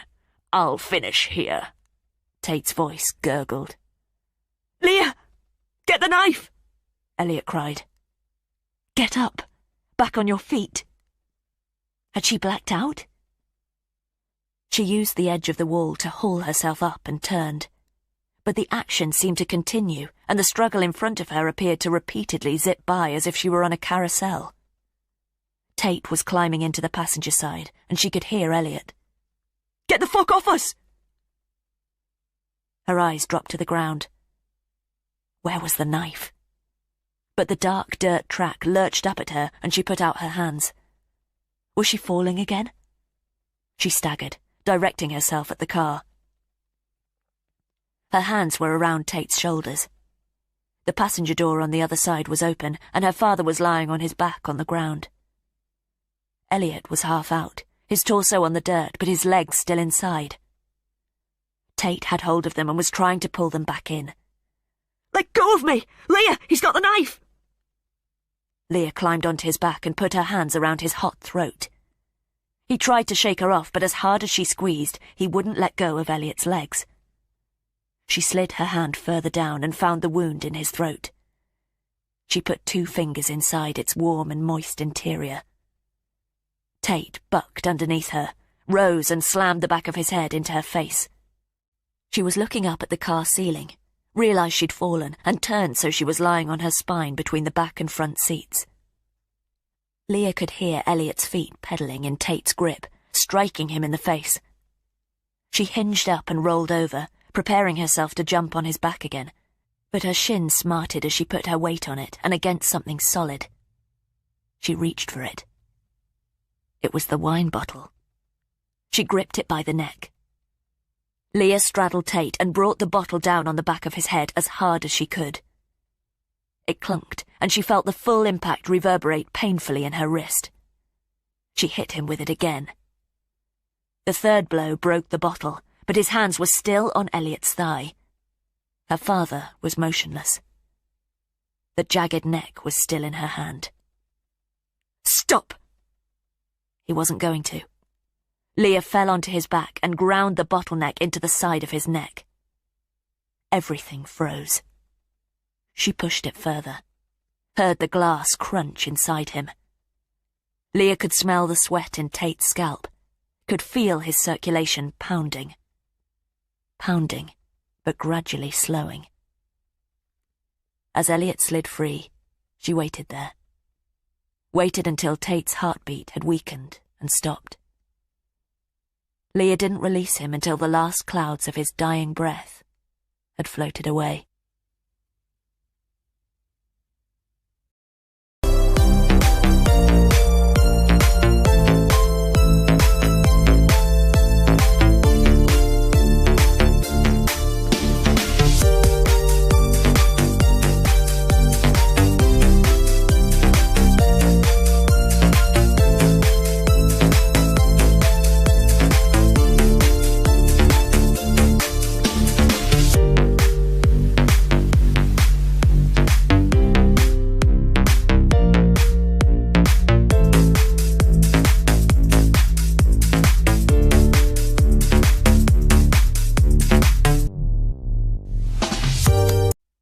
Chapter 65.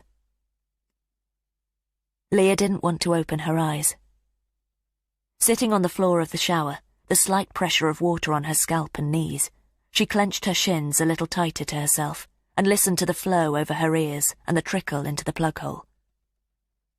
It was their first day home, and they'd arrived mid-afternoon.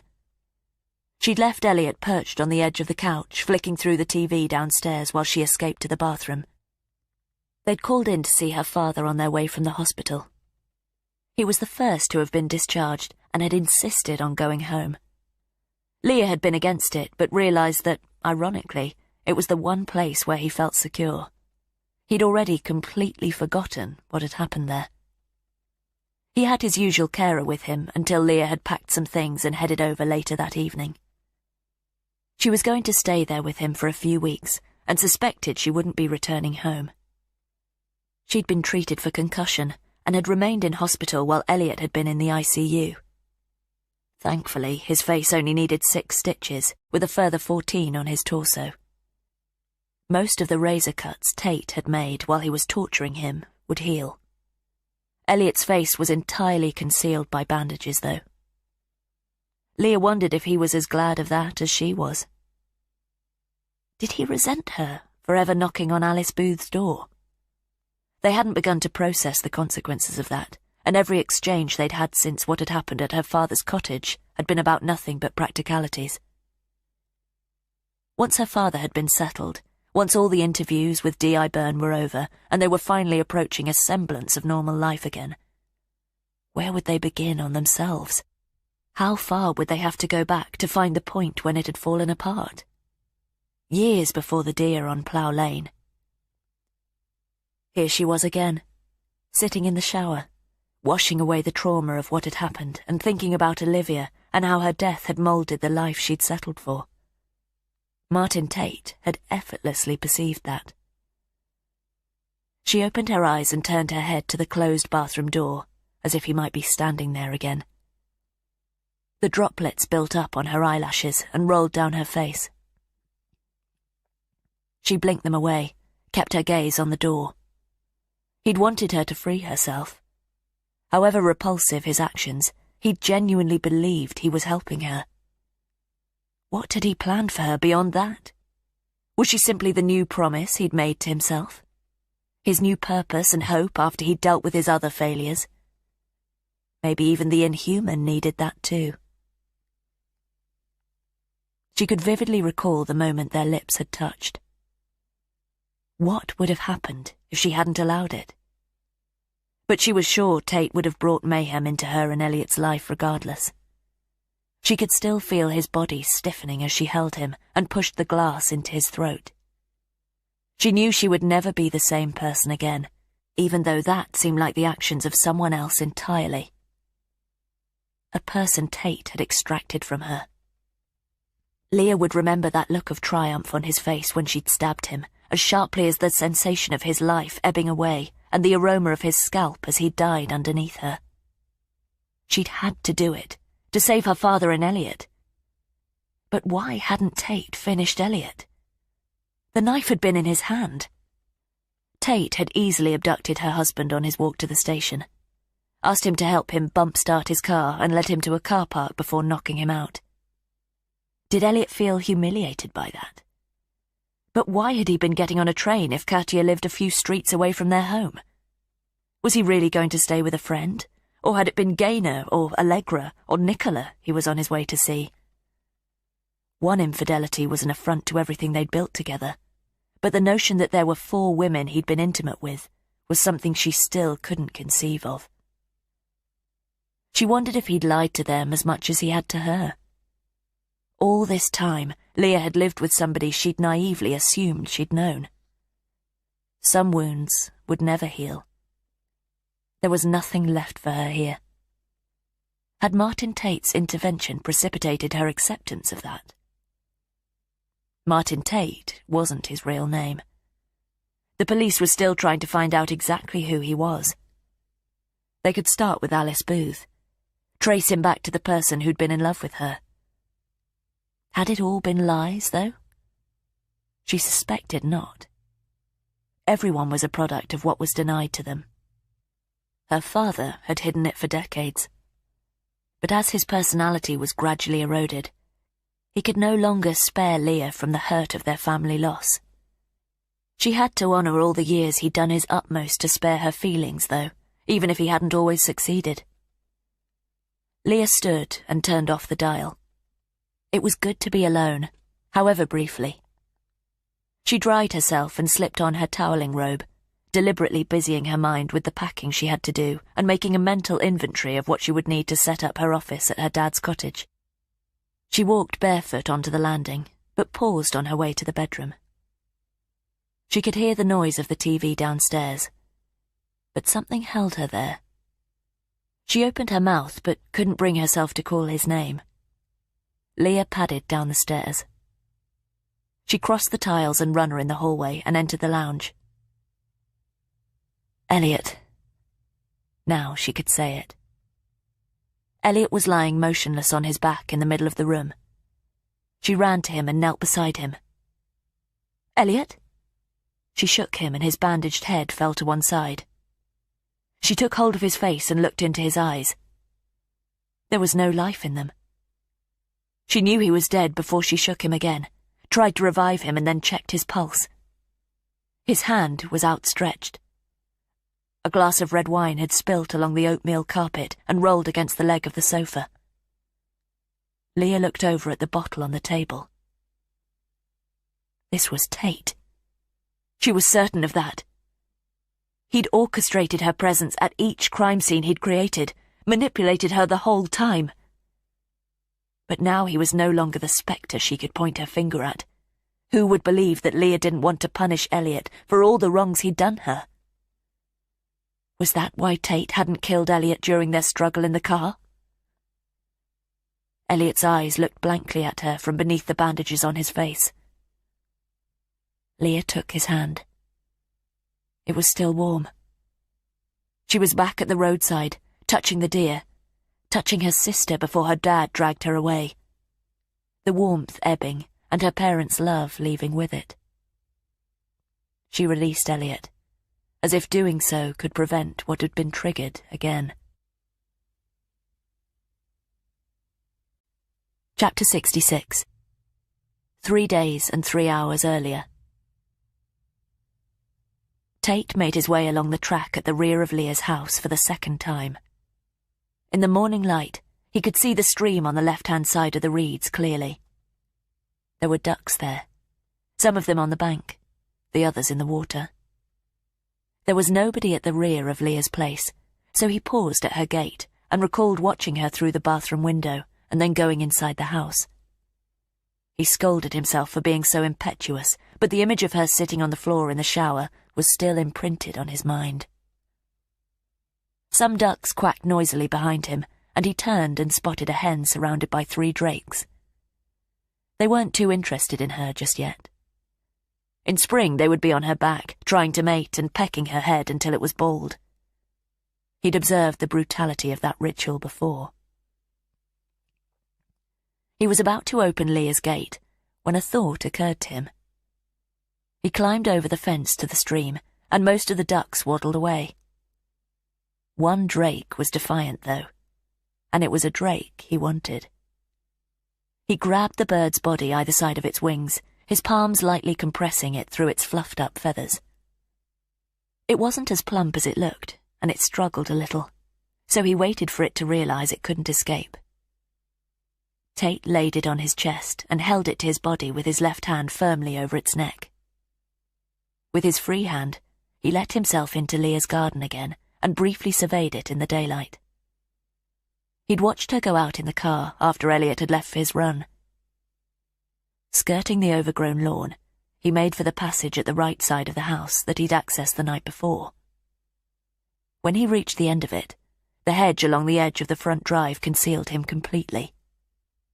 He put his hand under the edge of the garage door and opened it sufficiently to slip under. Again, he entered the kitchen through the side door of the garage.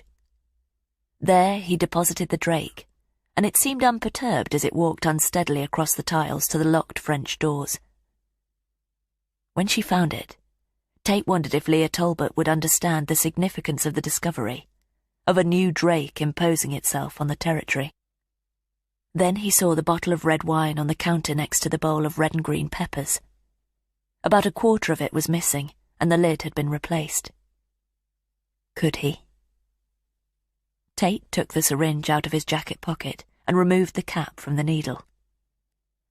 There was a full cylinder of yellowish liquid. A small amount of it was tasteless. He'd planned to administer it to Alice Booth to allow him to work on her, but it hadn't been necessary. Tate unscrewed the bottle lid and depressed the plunger into the wine. He knew Leah didn't like red. Only one person was likely to drink this. A double dose for Elliot. In fact, may as well empty the syringe. Tate replaced the lid, put the cap back on the needle, and slipped it into his jacket. Would Elliot be alone when he died here? Would he know that he'd lost Leah, that her new life would never again include Mr. Absentee Valentine? He considered how he would abduct Elliot and take him to the old pig farm. Maybe he'd let him escape. Maybe that was a gift he'd give to Leah. But after all that Elliot had done, he enjoyed the notion of him fleeing with his life only to lose it again to something as innocuous as a bottle of wine. Tate left the drake with the run of the place and slipped back out. That was The Good Neighbour by R.J. Parker.